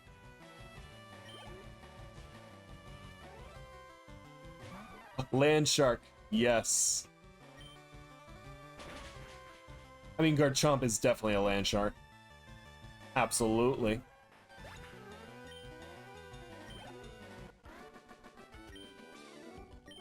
I am absolutely terrified of Garchomp, but at the same time, I am here for it. That is true. That is extremely true. I just love Platinum just because it brings out, like, Giratina at that point. It literally brings out the most dangerous of noodles. The Devil Noodle. The Dark Noodle.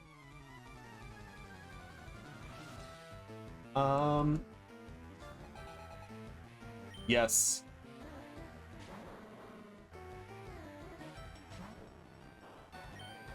Yeah. Yeah. But even then, he can't be a true, like, centipede without literally giving him a precious rock. Unless he just is in the distortion world. Then he's just vibing. Causing mischief and havoc. All who come there.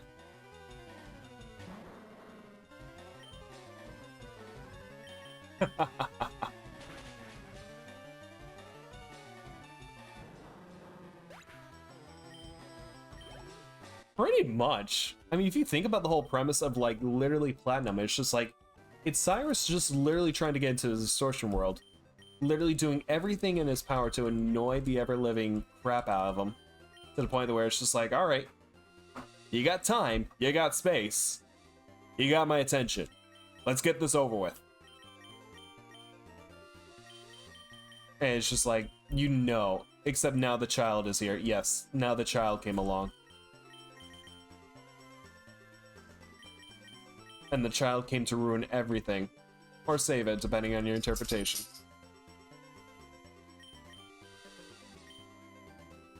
But leave it to children to come ruin the fun. They just have to be the hero. They just have to save the day.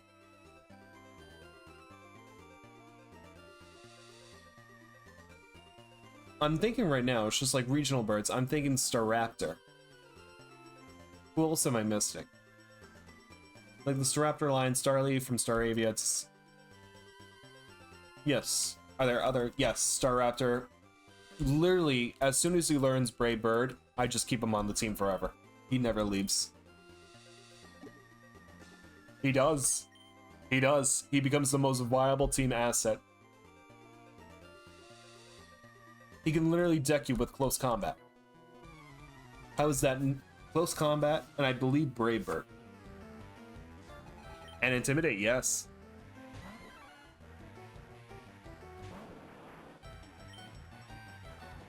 Like, literally the most viable team candidate.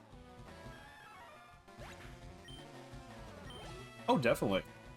Definitely. So just put return on it.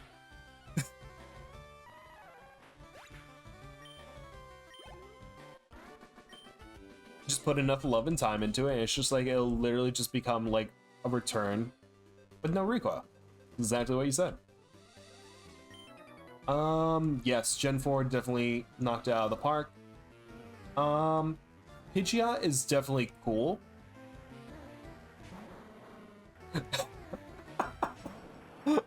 Why? That is insane. Oh wait, you might actually get a good laugh out of this. So, you know the move Explosion? You can literally teach that to a Haunter. And we actually discovered that not too long ago. And that has been the most absolutely hilarious thing that we found so far. Like, why can a ghost actually learn how to explode? You don't know?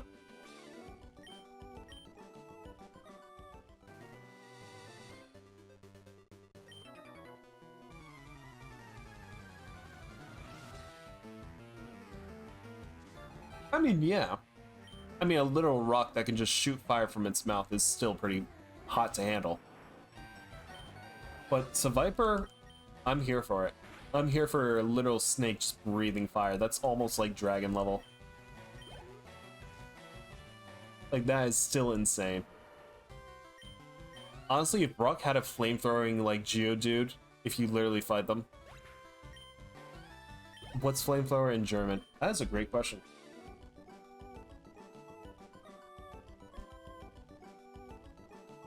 In German, please. Flammenwerfer? Flammenwerfer.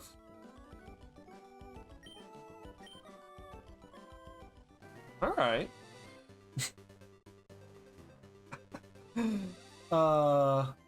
It does. It does. At the same time, why can a literal rock know how to shoot fire from its mouth? I can understand why Gyarados can learn it. Why Gyarados can learn almost everything, because he's basically the equivalent of a pseudo-legendary. Yeah, I still don't understand how Machamp should be able to learn it.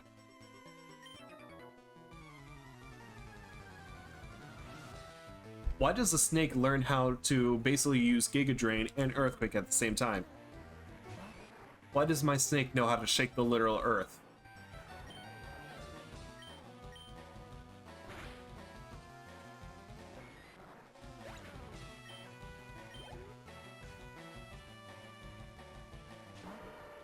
It doesn't make any sense, but it's also absolutely hilarious to the point where it's just like, you know what? I can just suspend my reality for a brief hot second and just enjoy the show.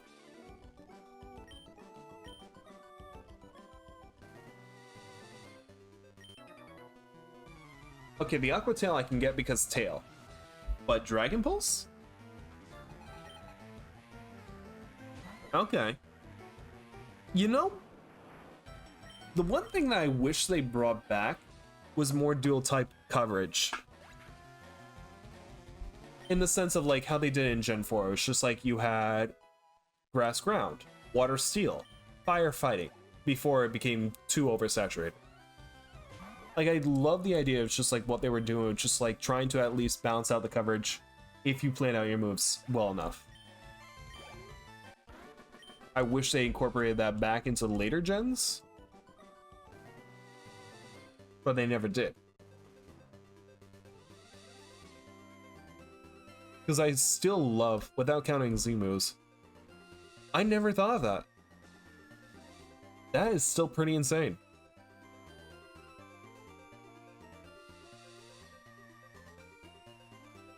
Like, it's also dependent on the item that you put on, too, correct?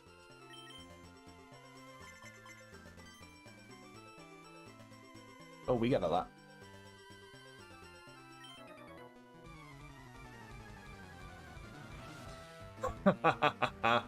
Oh, that's absolutely hilarious. That is absolutely hilarious. You can literally fling a nugget and just knock a Pokemon out. Yeah.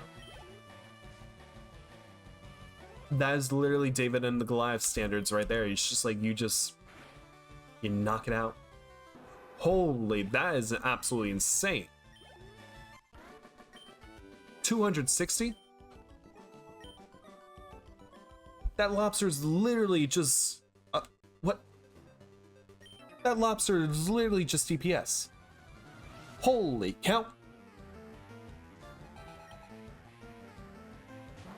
At that point, it literally is a bazooka. You're bringing a bazooka into like a little squirt gun. What is this? That is insane.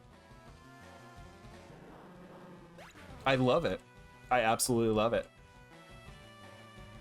Oh, I like where this is starting to go.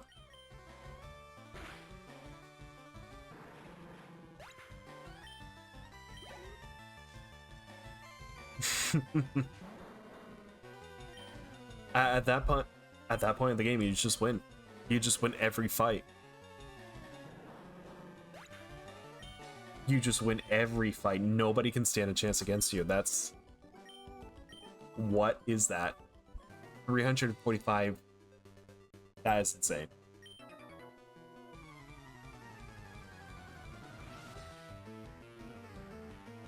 But wait, there's more?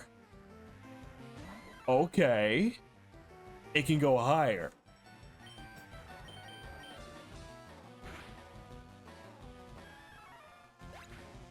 Let's say we decide to Terra Dark. Huh. Is that getting multiplied now? You're kidding. Is it that broken?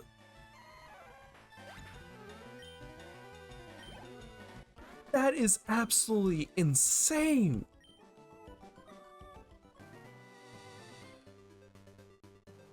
Why is it that high? You can literally just one-shot everyone. Like, type advantages don't even matter now. You literally have a nuke that you're bringing onto the battlefield. All you need to do is just attack first and you're done. What is that? I'm sorry, I'm genuinely surprised. It's just like, the designers never even thought people would ever make it this far.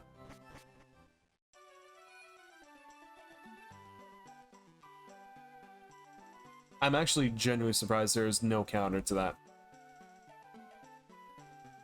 That has no immunities. Like, it generally baffles me to the point where it's just like they designed so much and we don't talk about. Oh, why not? Why not? I'm genuinely curious why. What did Golem do? What did he do now? Is he the only true counter?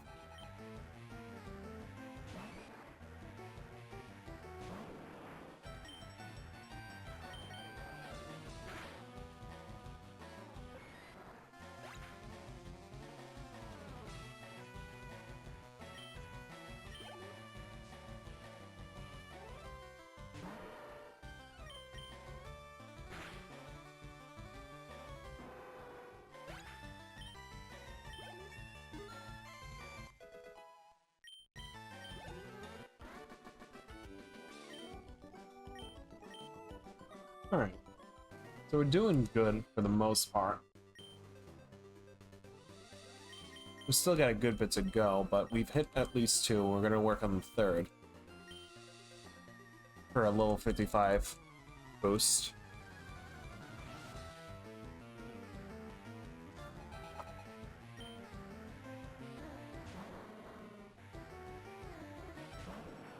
I now want to try that combination so badly.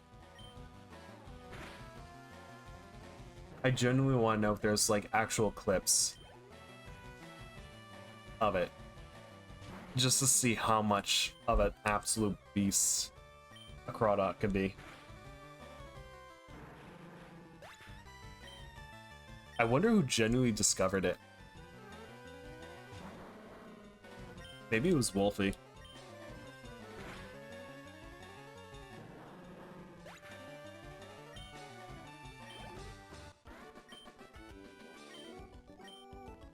Of Ice Ball doing 1,000,000 damage. Oh, definitely. I forgot Ice Ball can do insane damage too. That is what true. Some of these things, it's just like you can't even plan for it. It's just like I don't even think the designers ever anticipate that people would be able to just not abuse it, but just like find ways that they never envisioned of just like, oh yeah, this could actually work. Like, genuinely, this is one of the most amazing things out of Pokemon, where it's just like the community's so strong, they're finding every way to break the game. And I love it.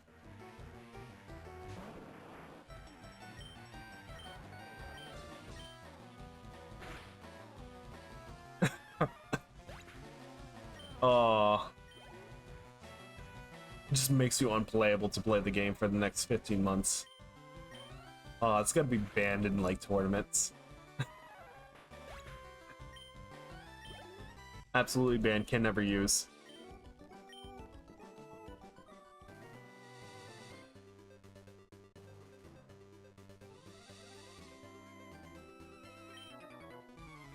Like, what would you have to do to set something up like that?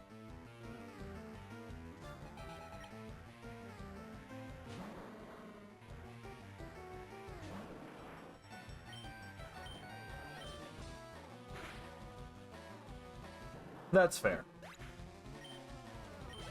So you more or less have to work with like your actual opponent. It's just like, hey, can we try this out?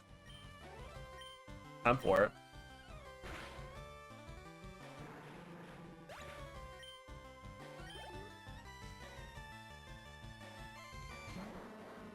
Okay.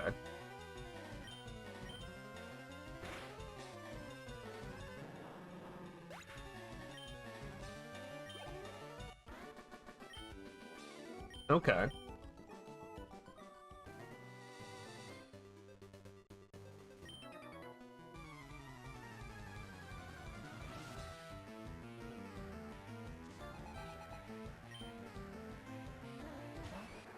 That already seems like a challenge in itself. Yeah, grass flying or water flying as well.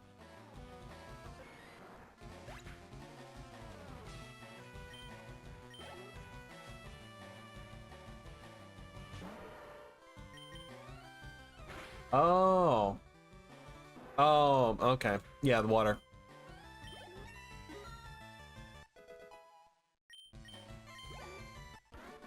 Gotcha. Gotcha. What's the math?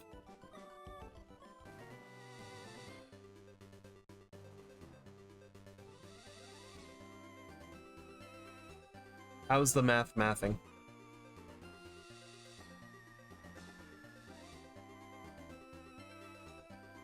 What?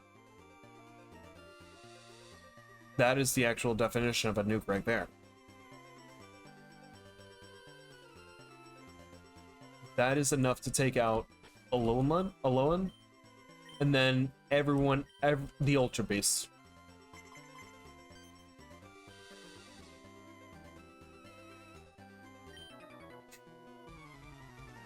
It's very particular with the 0.5.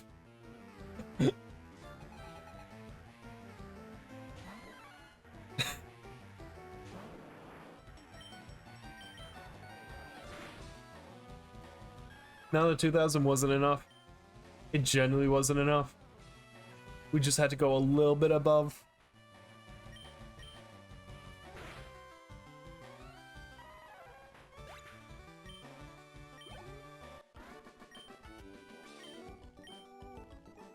Yeah, but then it's just like it got a little bit hotter. Like, you're already a sun exploding, but it's just like, how can we make it a little bit more hotter to handle? Throw a few more flares in it. See what happens.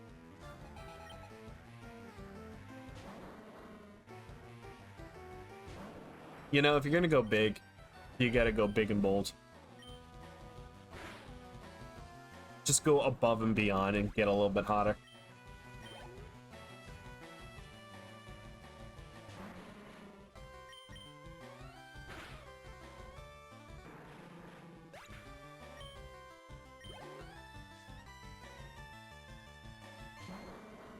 I feel like there has to be one.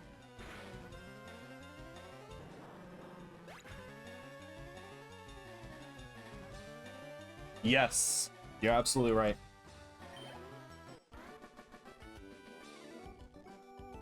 Actually, Applin. The Applin line. Mega Sceptile.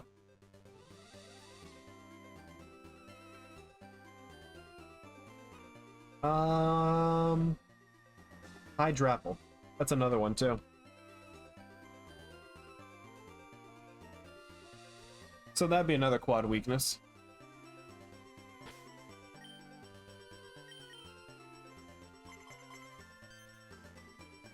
Hmm.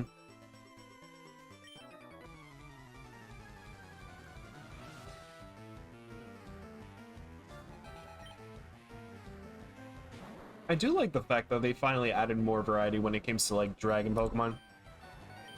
It took a long while, but we got there.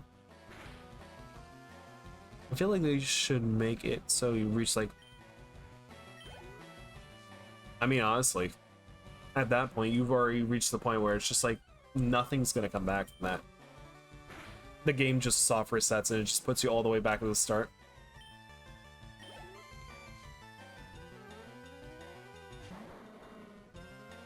The Elite Four sees what you did to that level 5 Rattata that Joey brought out. It's just like, you know what? It's a good game. You already won. You already know what you're doing. You know, just take it. Take the badges. You already became the Elite Four manager. You win. There's no more Route 1. It's just literally a crater.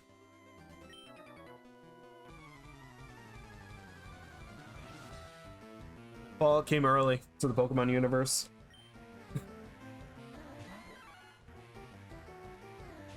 The Route. Doesn't even have a name anymore. It's just Route. You take this Pokemon anywhere else, it's just like you literally have just decimated everyone within a 20-mile radius. Nothing can survive the explosion.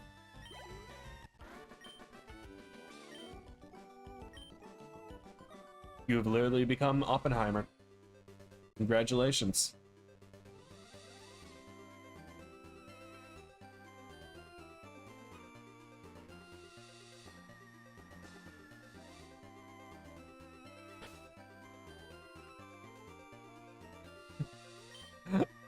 Okay, that actually sounds absolutely hilarious. That actually sounds extremely hilarious.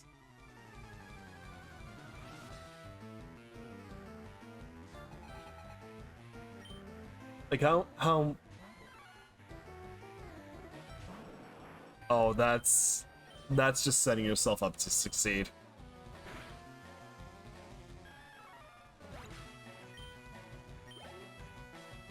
That's just pure comedy.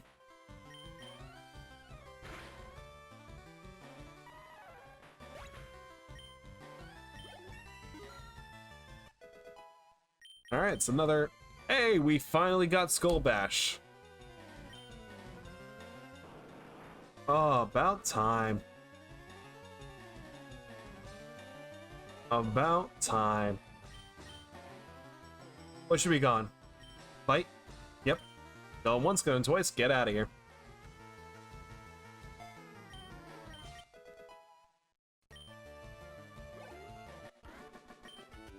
I'm gonna go bash my head on a bird. Now you have dig, but you're... Oh, that's smart. I'm gonna bash my head on a bird. Give me a second.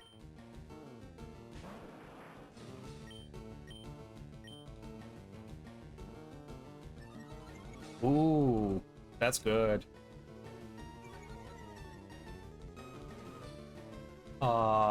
He didn't have it.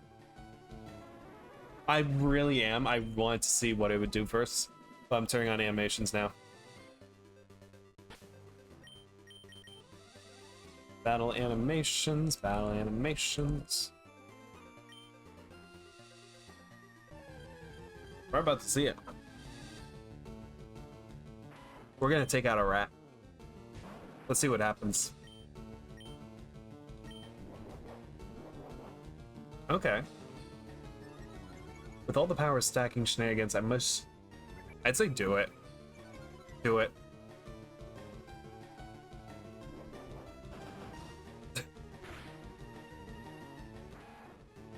Literally just charges right into him. That's good. That is definitely good.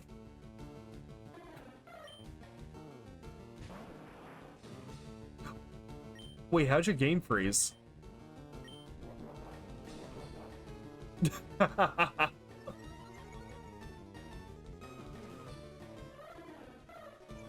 Ah, damn.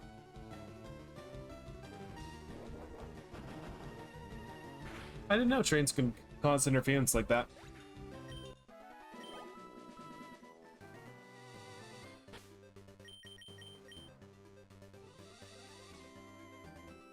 Gotcha. Which one's faster to level up? Probably gonna be the Magnetons. Actually, you seem to be quicker at the moment.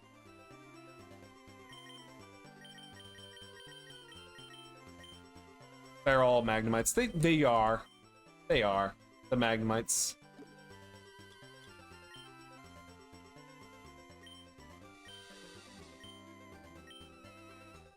That's the thing. They can pair themselves whatever they want. There's just like it's literally just sticking 3 Magnemites together.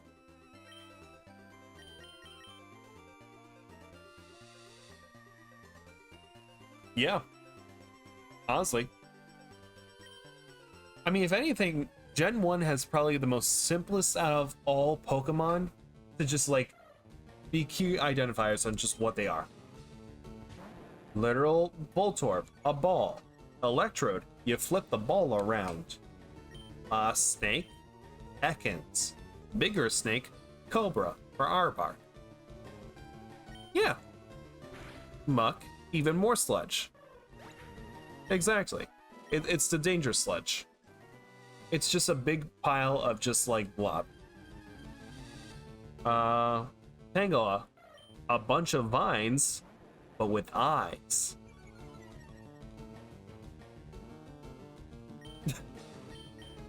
Back Dragon. A Poliwag? Tadpole. Does it evolve into a frog? Not until Gen 2.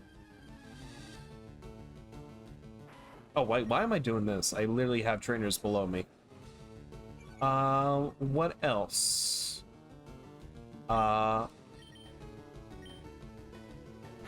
You can tell it's already late to the point where it's just like, yes, I've gotten addicted to bullying the wildlife here. I want to send my giant sea snake out and just take him out. Meanwhile, these literal trainers here... Oh, I didn't know I had it time out. Well, you know, I wish I could have had the nukes for that, but at the same time, the most I got is a giant sea serpent that is literally able to do pretty much the same thing, just without the hyper beam.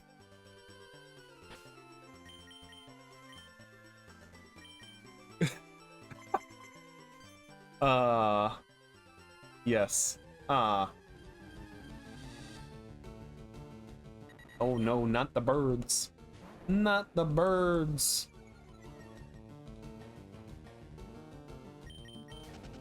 Still the image of what?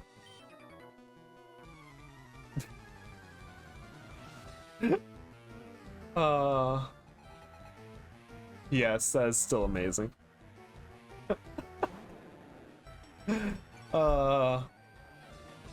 He knew he was gonna lose.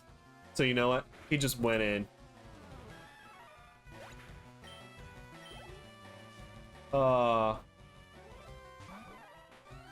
Like some of them just do not fear death at all and just went in. It's just like, yes, I want that. He went in losing, but he knew he went in losing.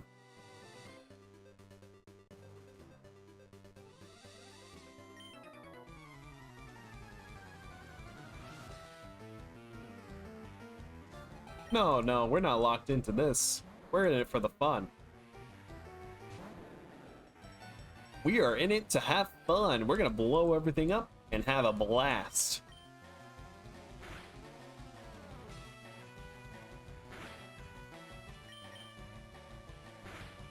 Ooh. That'd be interesting. That'd really be interesting.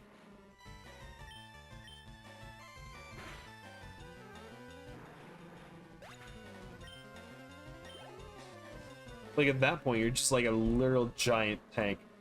I could just like rest, sleep talk, and use War Spout all at once.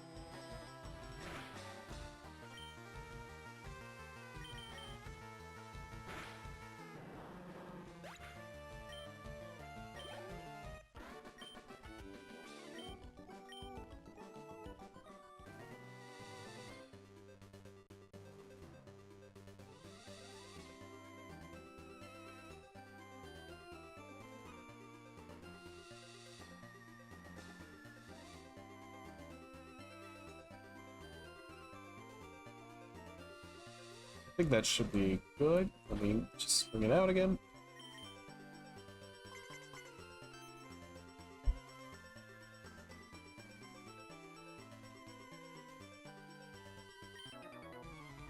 All right.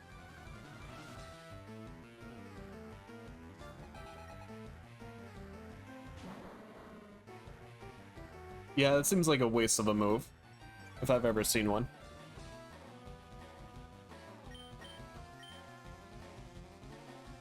Yeah, but at the same time, you can still get some healing. It's not much, but you get healing.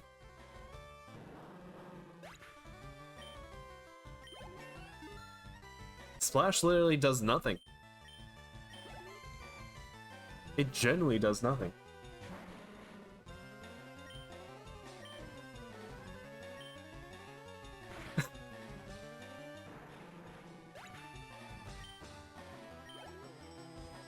That poor plant. That poor little weed. Also, yeah, literally like Oddish. It's just the... He is the weed Pokemon. He is as simple as they come for Pokemon designs. Just a little plant with eyes. And then Bellsprout is literally just a plant. Why? That's so weird. Is it just because, oh yeah, because plant, obviously.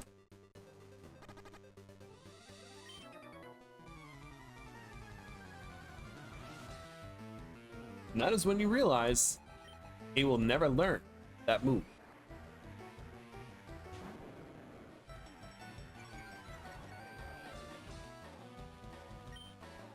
Honestly, even if I'm going to do Emerald at some point, I'm debating on whether or not using, I'm debating on which fossil to go with, to be honest. That's gonna be the fun decision. Yeah.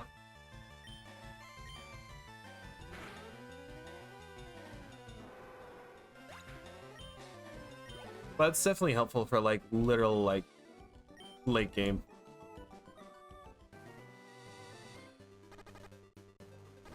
Yeah.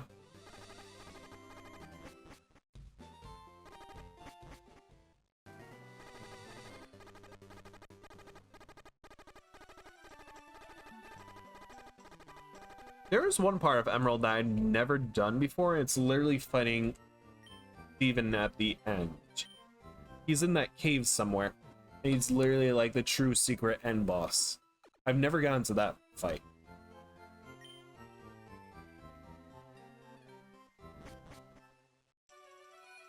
Yeah. It's like red, but not. Yeah. Like, it's definitely not stupid easy. It's unfortunately stupid, just like, why?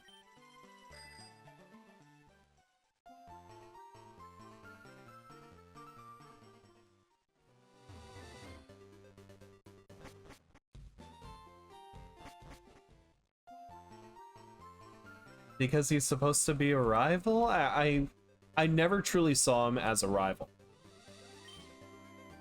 Like, for him, it doesn't make any sense. It'd probably make more sense to have like a literal team, like, what, Aqua or Flare? Not Flare, Team Magma theme? Or literally his champion theme.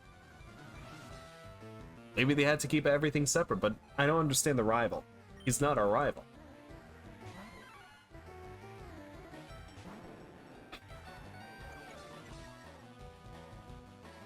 And it can always just come down to just Pokemon just reusing assets.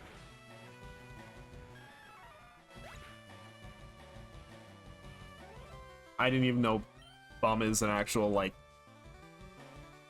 I didn't even know that could even be happening.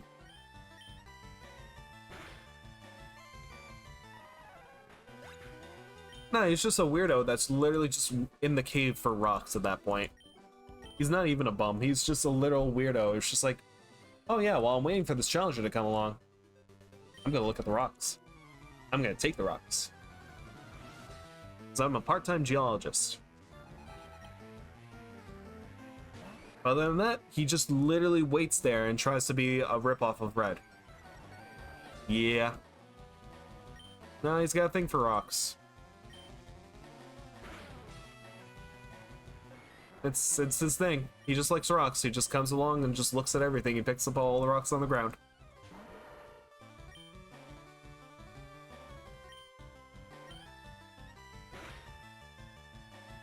I guess that's what happens when you're rich and also have hobbies. When your father literally owns like a tech company, it's just like, you know what?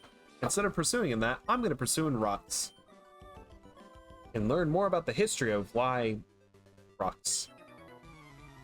What can the rocks teach me?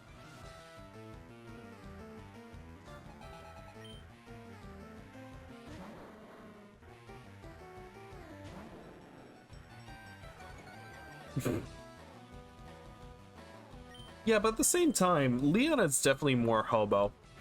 Leona's more hobo than Steven at any point. Just because he is literally built on so many sponsors to the point that if he had no sponsors, he literally would just be homeless. Steven literally has his father's banking. He literally came from money. Leon had to work for it, but has so much sponsors because if he loses those sponsors, he's literally gone. Yes, he is the hobo king.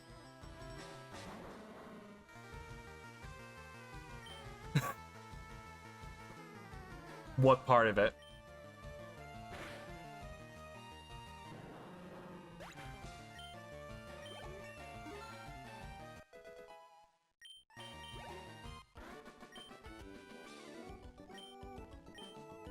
Yeah.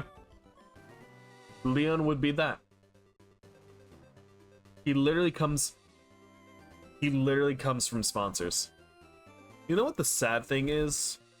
The truly sad thing is how serious, and all air quotes, the villains of Pokemon have truly become after, I'd say Gen 5.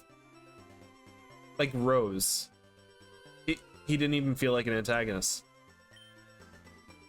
Like, yes, he's a profitable businessman, but at the same time, it's just like, oh no, we're gonna run into an energy crisis. It's not gonna happen for another 1,000 years. What am I gonna do? You know what? We're gonna start the Darkest Day ahead of schedule.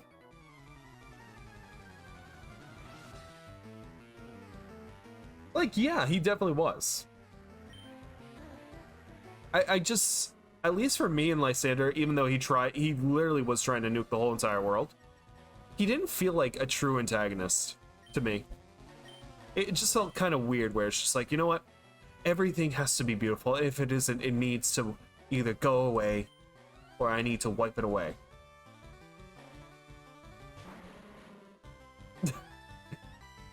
Do it, Squishy. He honestly is.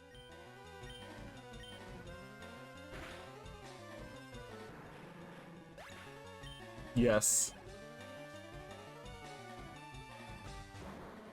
At least Ghetsis was literally ready to take out a child. He literally got the equivalent of just like, what is the most unhinged Pokemon you could ever get?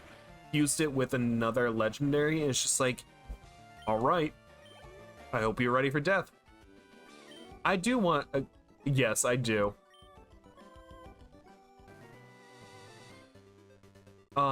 Is it Lusamine? I think that's Lily's mom's. I forget her name. I want Mara B back so bad. I think he did. I think he did kill him in the manga.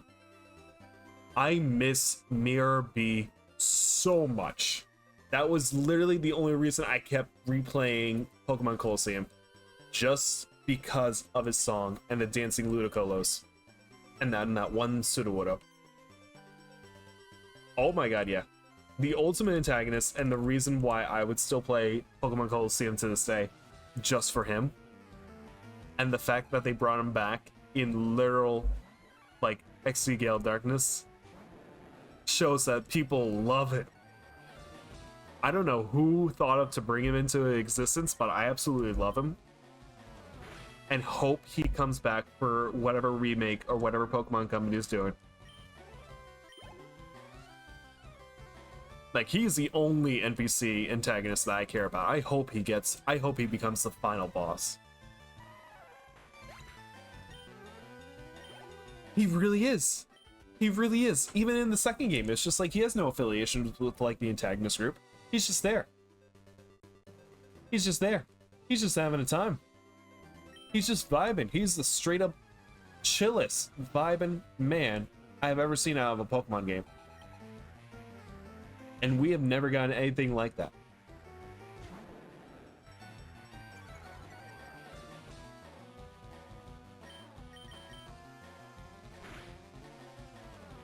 I hope he comes back. That's my only hope. That he literally hopefully comes back one day. Like, I would love to just play as... Honestly, if you're not doing it, if you're not living the apocalypse... if you're not living the apocalypse without vibing to some tunes, are you really living? I'm telling you, when the eventual apocalypse hits, make sure you get yourself a Pip-Boy. And start playing some of those 1950 tunes.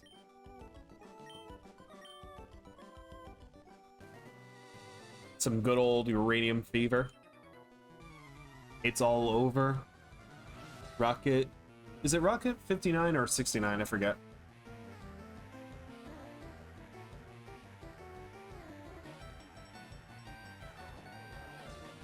Yep, Rocket 69. Iron on My Hip, yes. I never really got into 3. I played a great amount of Vegas and then a good amount of 4. To the point that I truly love 4 just because of how buggy it is. And a lot of the engagement just comes out of just like how everything just falls apart, but still manages to hold itself together.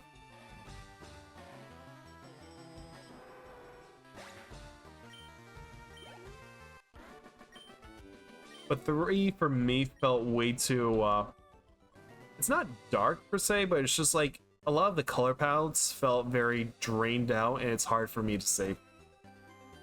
Like, I get it. Grim, Apocalypse, got it. At the same time, Vegas has color.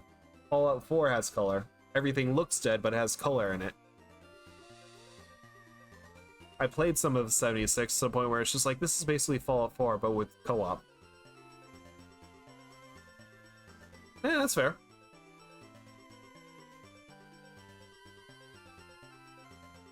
That's completely fair.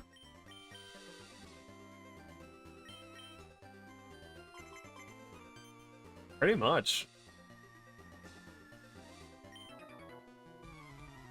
Pretty much. I mean, you have way more options when it comes to Vegas as well. You can literally side with so many factions. There's the Legion. There's Mr. House.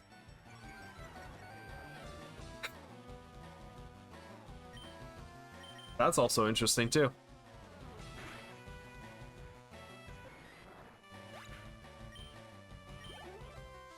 The fact that you could literally just take out so much.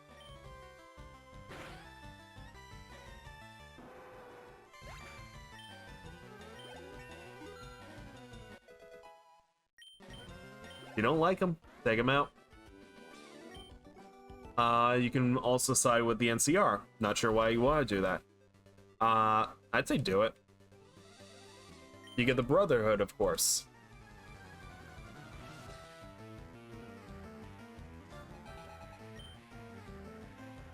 I'd say if you're in the mood and it's just like you want to have a good time, I'd say do it.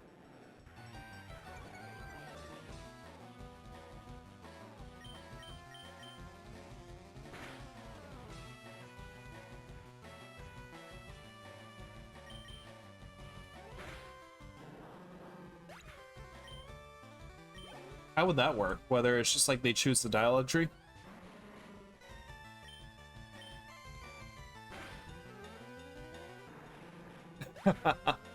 Oh, that would be actually funny. That'd actually be really funny. I'm sure there's mods where you can integrate that somehow.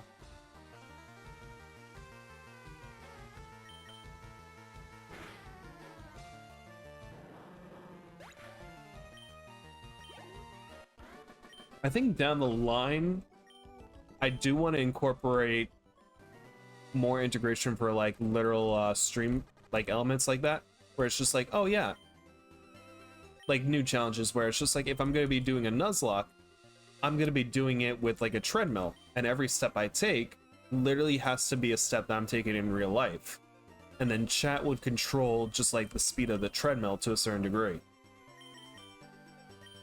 That's what I'm thinking down the line. I haven't worked out everything yet, but I'm just literally writing down ideas as I come along them. Oh yeah. Making the game stupidly hard, but at the same time also hilarious to the point where it's just like, give a reason why people would want to be mildly engaged. I feel like I've seen that a few times with just like people trying to find a way to make the game even harder, to the point of just like, people beat like Dark Souls games with a dance pad, or with literal Guitar Hero guitar, or a literal goldfish taking out like the final endgame boss.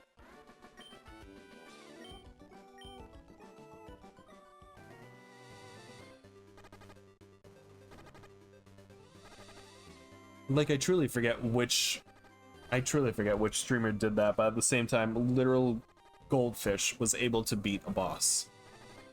Like the final boss.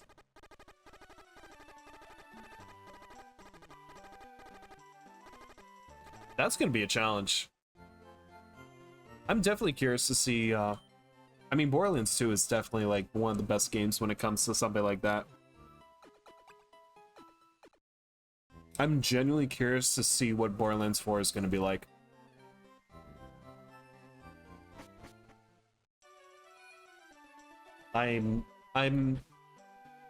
My take right now is just like, I'm kind of missing the fact, like, I remember they did an article recently where it's just like, they were gonna remove a lot of the cringe-worthy humor that kind of made the game what it was, to the point of just like focusing on more of a serious tone of the story. To be honest, I kind of wish they still went with the route of just like make it cringe-worthy humor, because I felt like a lot of like Borderlands humor is built around that. I mean, literally, Claptrap is literally he's literally the reason why it's just like the humor is the way it is. I don't know. That's kind of me.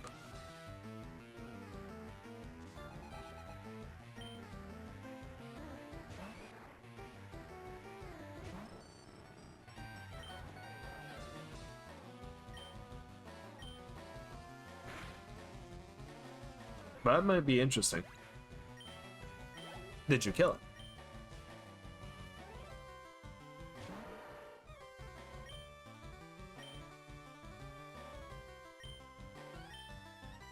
Good. Good job.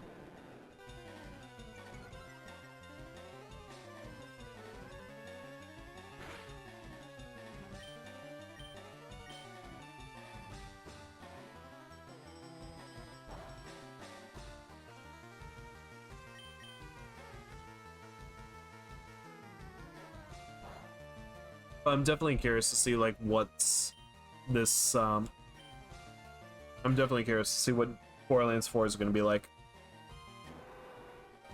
Borderlands 2 is definitely one of like the best games I loved playing when it came out, and I still play every once in a while too.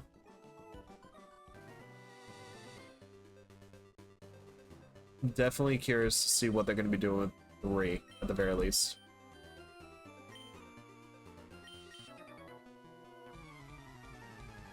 And it's just like a gentle heads up. Probably once I get Gyarados up to 55, I'm gonna call it for the night.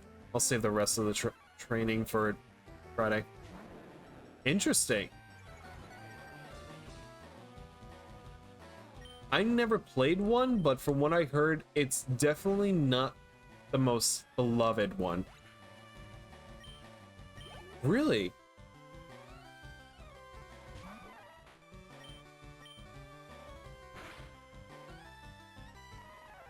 That's so weird because I've heard mixed things to the point where it's just like those two numbers are literally flipped, where one is unplayable and two is like love to death.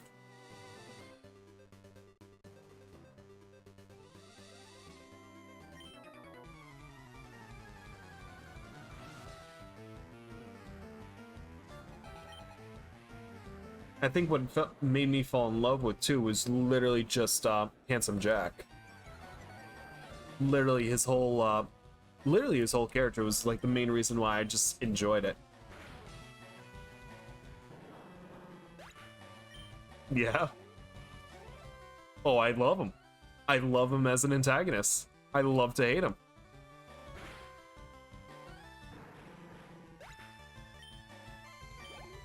Like, he is the absolute definition of smug. Smug, overconfident. Yeah. Yeah. And just taken off the charts of just like, let's see how we can make the most charismatic and god-awful human being we could ever make. But I love it. And the writers know they had an actual... For a minute there, I had to think about that for just like a quick second. It's just like, oh, jump off the cliff and I get experience? Sure. And then I remember, oh wait, Borderlands. I genuinely thought I could do that for a second. But no, I do remember that. And of course, when you do it, he actually does reward you.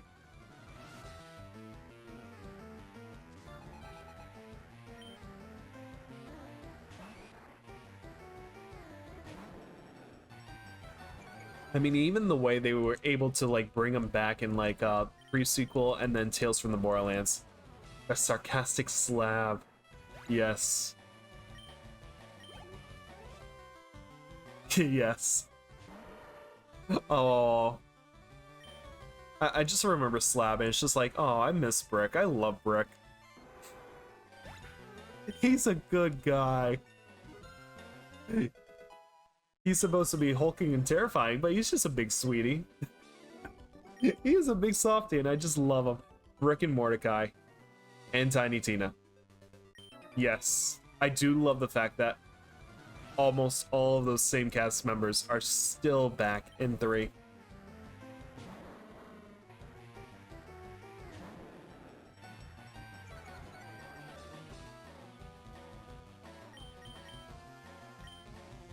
Yeah, Tina's all grown up. Tina's all grown up. She's more, I'd say, well-adjusted instead of unhinged like she is in 2. But I think she had time, and at least the writers tried to at least help her process her emotions after Roland's death. Also, you know what should have never been made? The Borderlands movie. That should never have been made.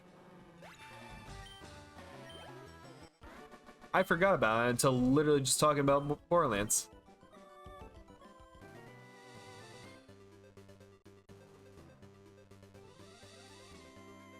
It probably is, Brick. It probably is.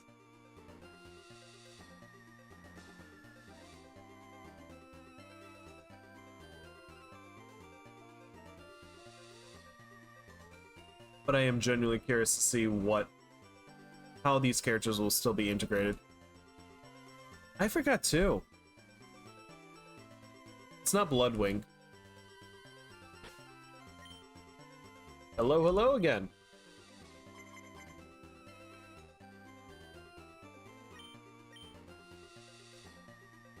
Hello, hello. We've been grinding for a good bit tonight.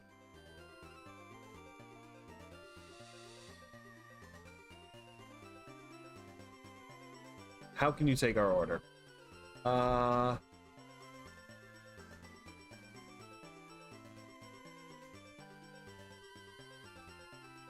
Hang on, I'll get you in a second.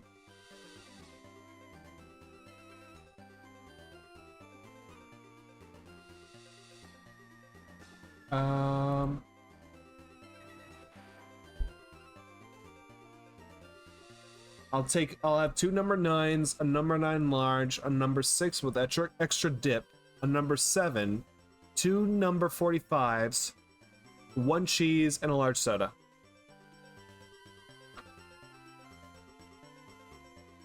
Come on, you set yourself up. You wanted that. We only have 2 orders. It's not good enough.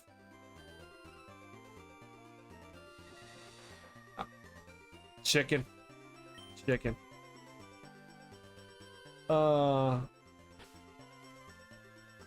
You think we'll get an actual, I forget what it is at this point. I want chicken on that chicken. I want chicken stacked on chicken with the chicken in the middle of the chicken.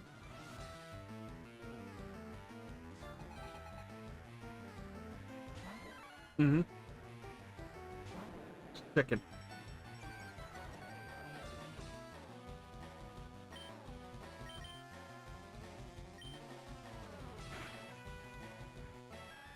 Yep.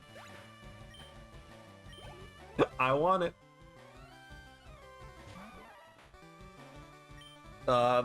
Give me the chicken sauce.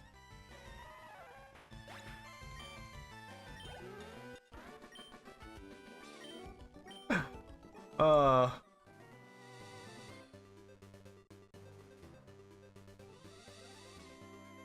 take the chicken flavored in chicken sauce.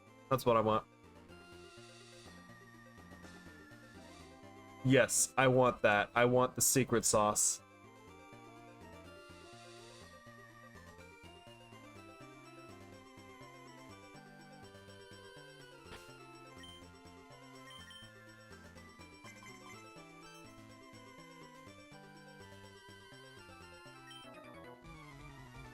That is all I want. Okay. Do you take bits?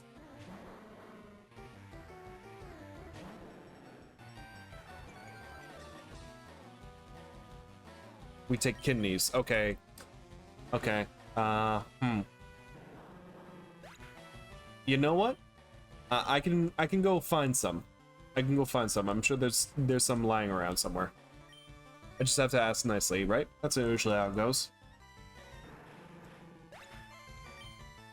Now the better question is, do they have to be my kidneys, or can they be somebody else's?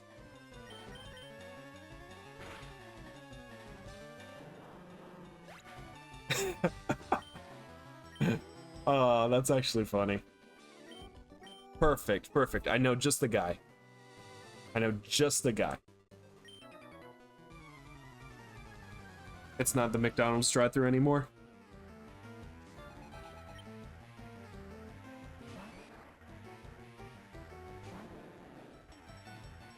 I mean, it's helping me get through the grind. That's the most important thing at this point. DC Mc...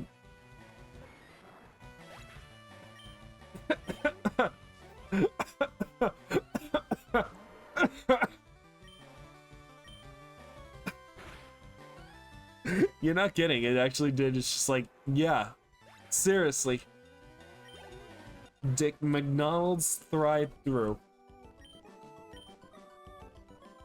It's like I'm summoning like an abyssal creature from the deep.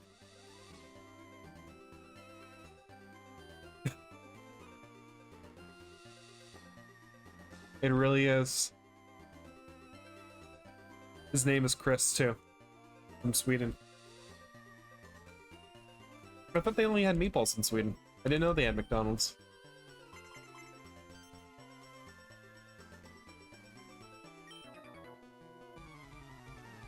Ah, dang. Dang it. I didn't know that. I was lied to. I was lied to. That's no good. Oh, nice. I know a few people named Chris. They're generally like good people. I know a male Chris. I know a female Chris. I know a Christian. I know Christina.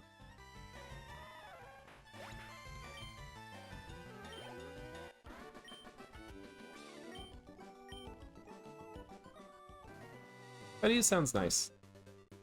He's from Sweden. Chris from Sweden.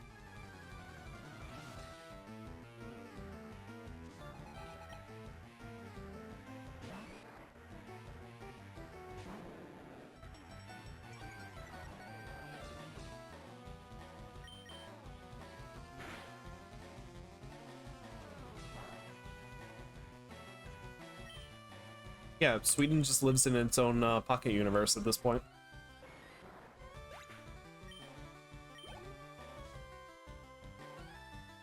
You know, one of the best ongoing jokes I've heard in a long time? You know how there's states in America, in like one of the 13 colonies, there is literally one called Rhode Island? Now the best part is, Rhode Island's a state. Where's the island?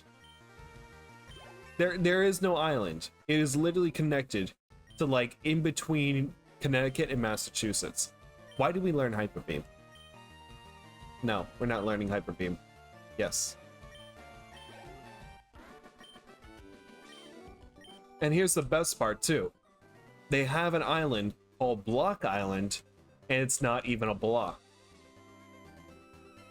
Yeah, it's called Block Island. They also got another island called Jamestown, which is literally in between like the main lands.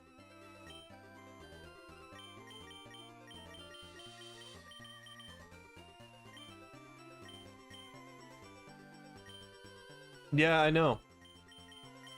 It's I didn't invent America either. I just happened to have a deeper understanding. It's just like, oh yeah, this exists. Why?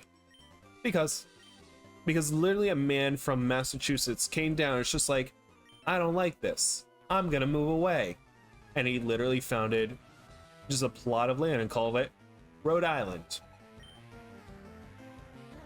Don't yell at you. Who can I yell at? Who's America's manager? Who can I sit down and talk to?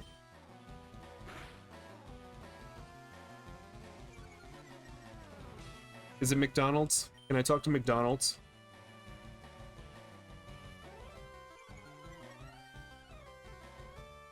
Okay. I believe you. I believe you. No. Rhyme with Gump. The Game Grumps? Is it Aaron Hansen? Is it Mr. Hansen? Oh, I got a bone to pick with Hansen. Yes. Of course he's Grump. Of course. Aaron Hansen. Yes. I'll speak to Aaron Hansen. I'll get this sorted out. Okay, why can't I hit? Because so many... Yes. Yes, I did.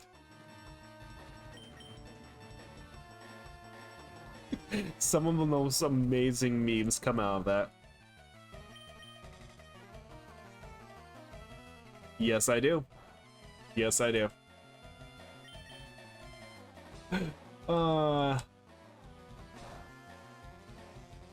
Yes. Now we can do this the easy way or the hard way. The choice is yours, Mr. Hansen. Okay, I need to actually switch. How many? I've literally gone through so many Thunderbolts. Get out of here. I almost called this wheezing a Ghastly. I am getting done with this.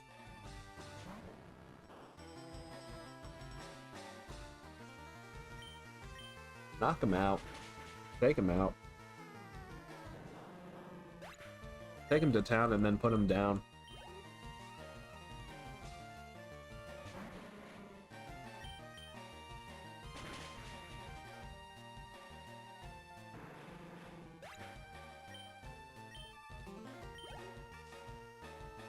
I did. Kanto's lovely this time around. You get to see many sights on the bike path.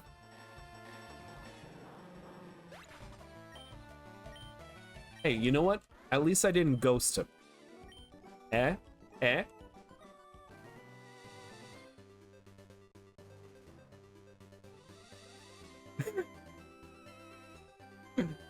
Uh, if you can't learn to love yourself and hate yourself.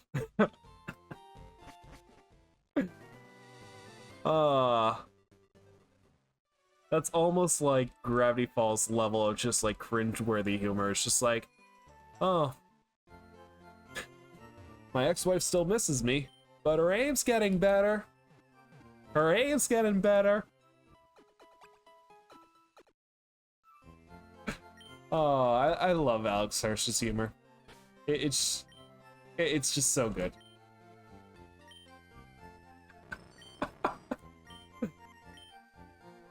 Looks like you dropped. Can you give me back my hands? I'd like to give you a certain gesture.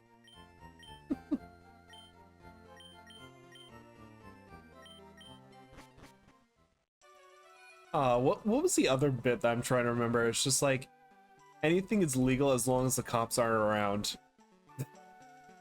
I love the bit that, I truly love that bit from Gravity Falls. Plays so well to Crunkle Stan. I love it. We need another, like, we need that show to come back. That's the most important thing.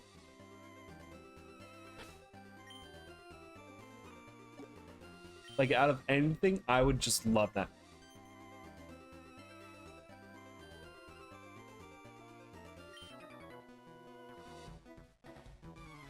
True.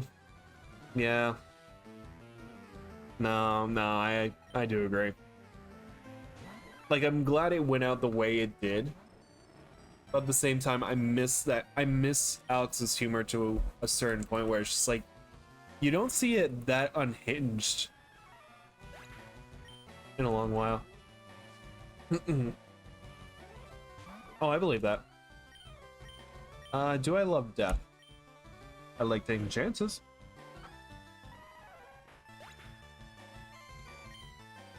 Oh yeah, nothing should ever exist forever. At that point, it's just like you can only keep it running for so long.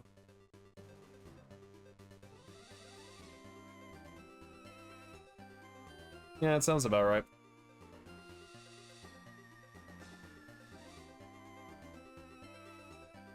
That sounds generally about right. I'll do one more round of just like grinding. I was not expecting all three of them to do it. Alright, let's knock them out. After that, I'll call it quits.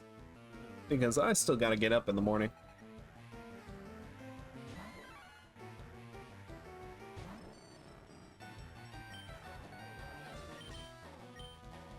Rhyme. Yes, Rick Grimes.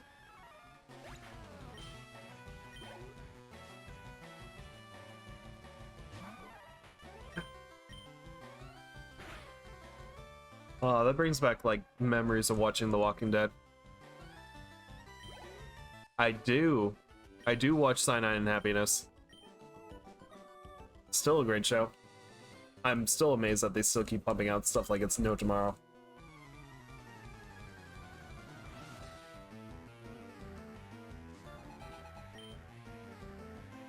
That is. We've been through most of the channels.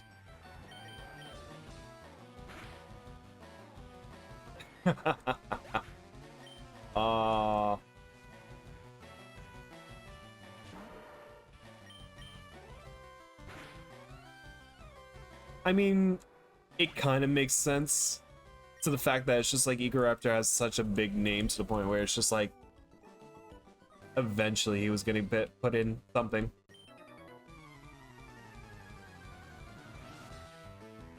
But yeah, it does surprisingly fit. I forget for the longest time that Aaron was also in like a game show, like an actual broadcast game show. I forget what it was. This was like very early Ecoraptor. Oh god, yeah, he has a fantastic voice range. He's probably like one of the main inspirations why I would have loved to be like a voice actor. This is like literally, he literally creates his own cartoons. Or to the pattern of just like literally parries them. And then it's just like voice act them.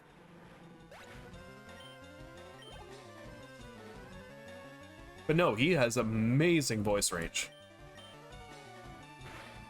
To the point, he's already been in like a few AAA games. The most recent one I can think of off the top of my head is literally Final Fantasy VII. He has a few voice credits in the actual game. I'd be surprised if he's not in anymore. Wait, what'd you say? I could belly bump you out of here. Okay. Ooh. It's only been like 34 hours for that. In total. Alright. So, quick recap. We got live grinding going. We only have, well, probably like maybe one or two, but other than that, I think it's a good place to call it for tonight. Maybe do a little bit more tomorrow and then just wrap it up with the Elite Four. Yeah. Always good talking to you. I'll be around Friday. So stay tuned. Talk to you soon. Yeah, bye, chat, if you're still there. Bye, lurkers. Thank you for stopping by. Show's over. Have a good night.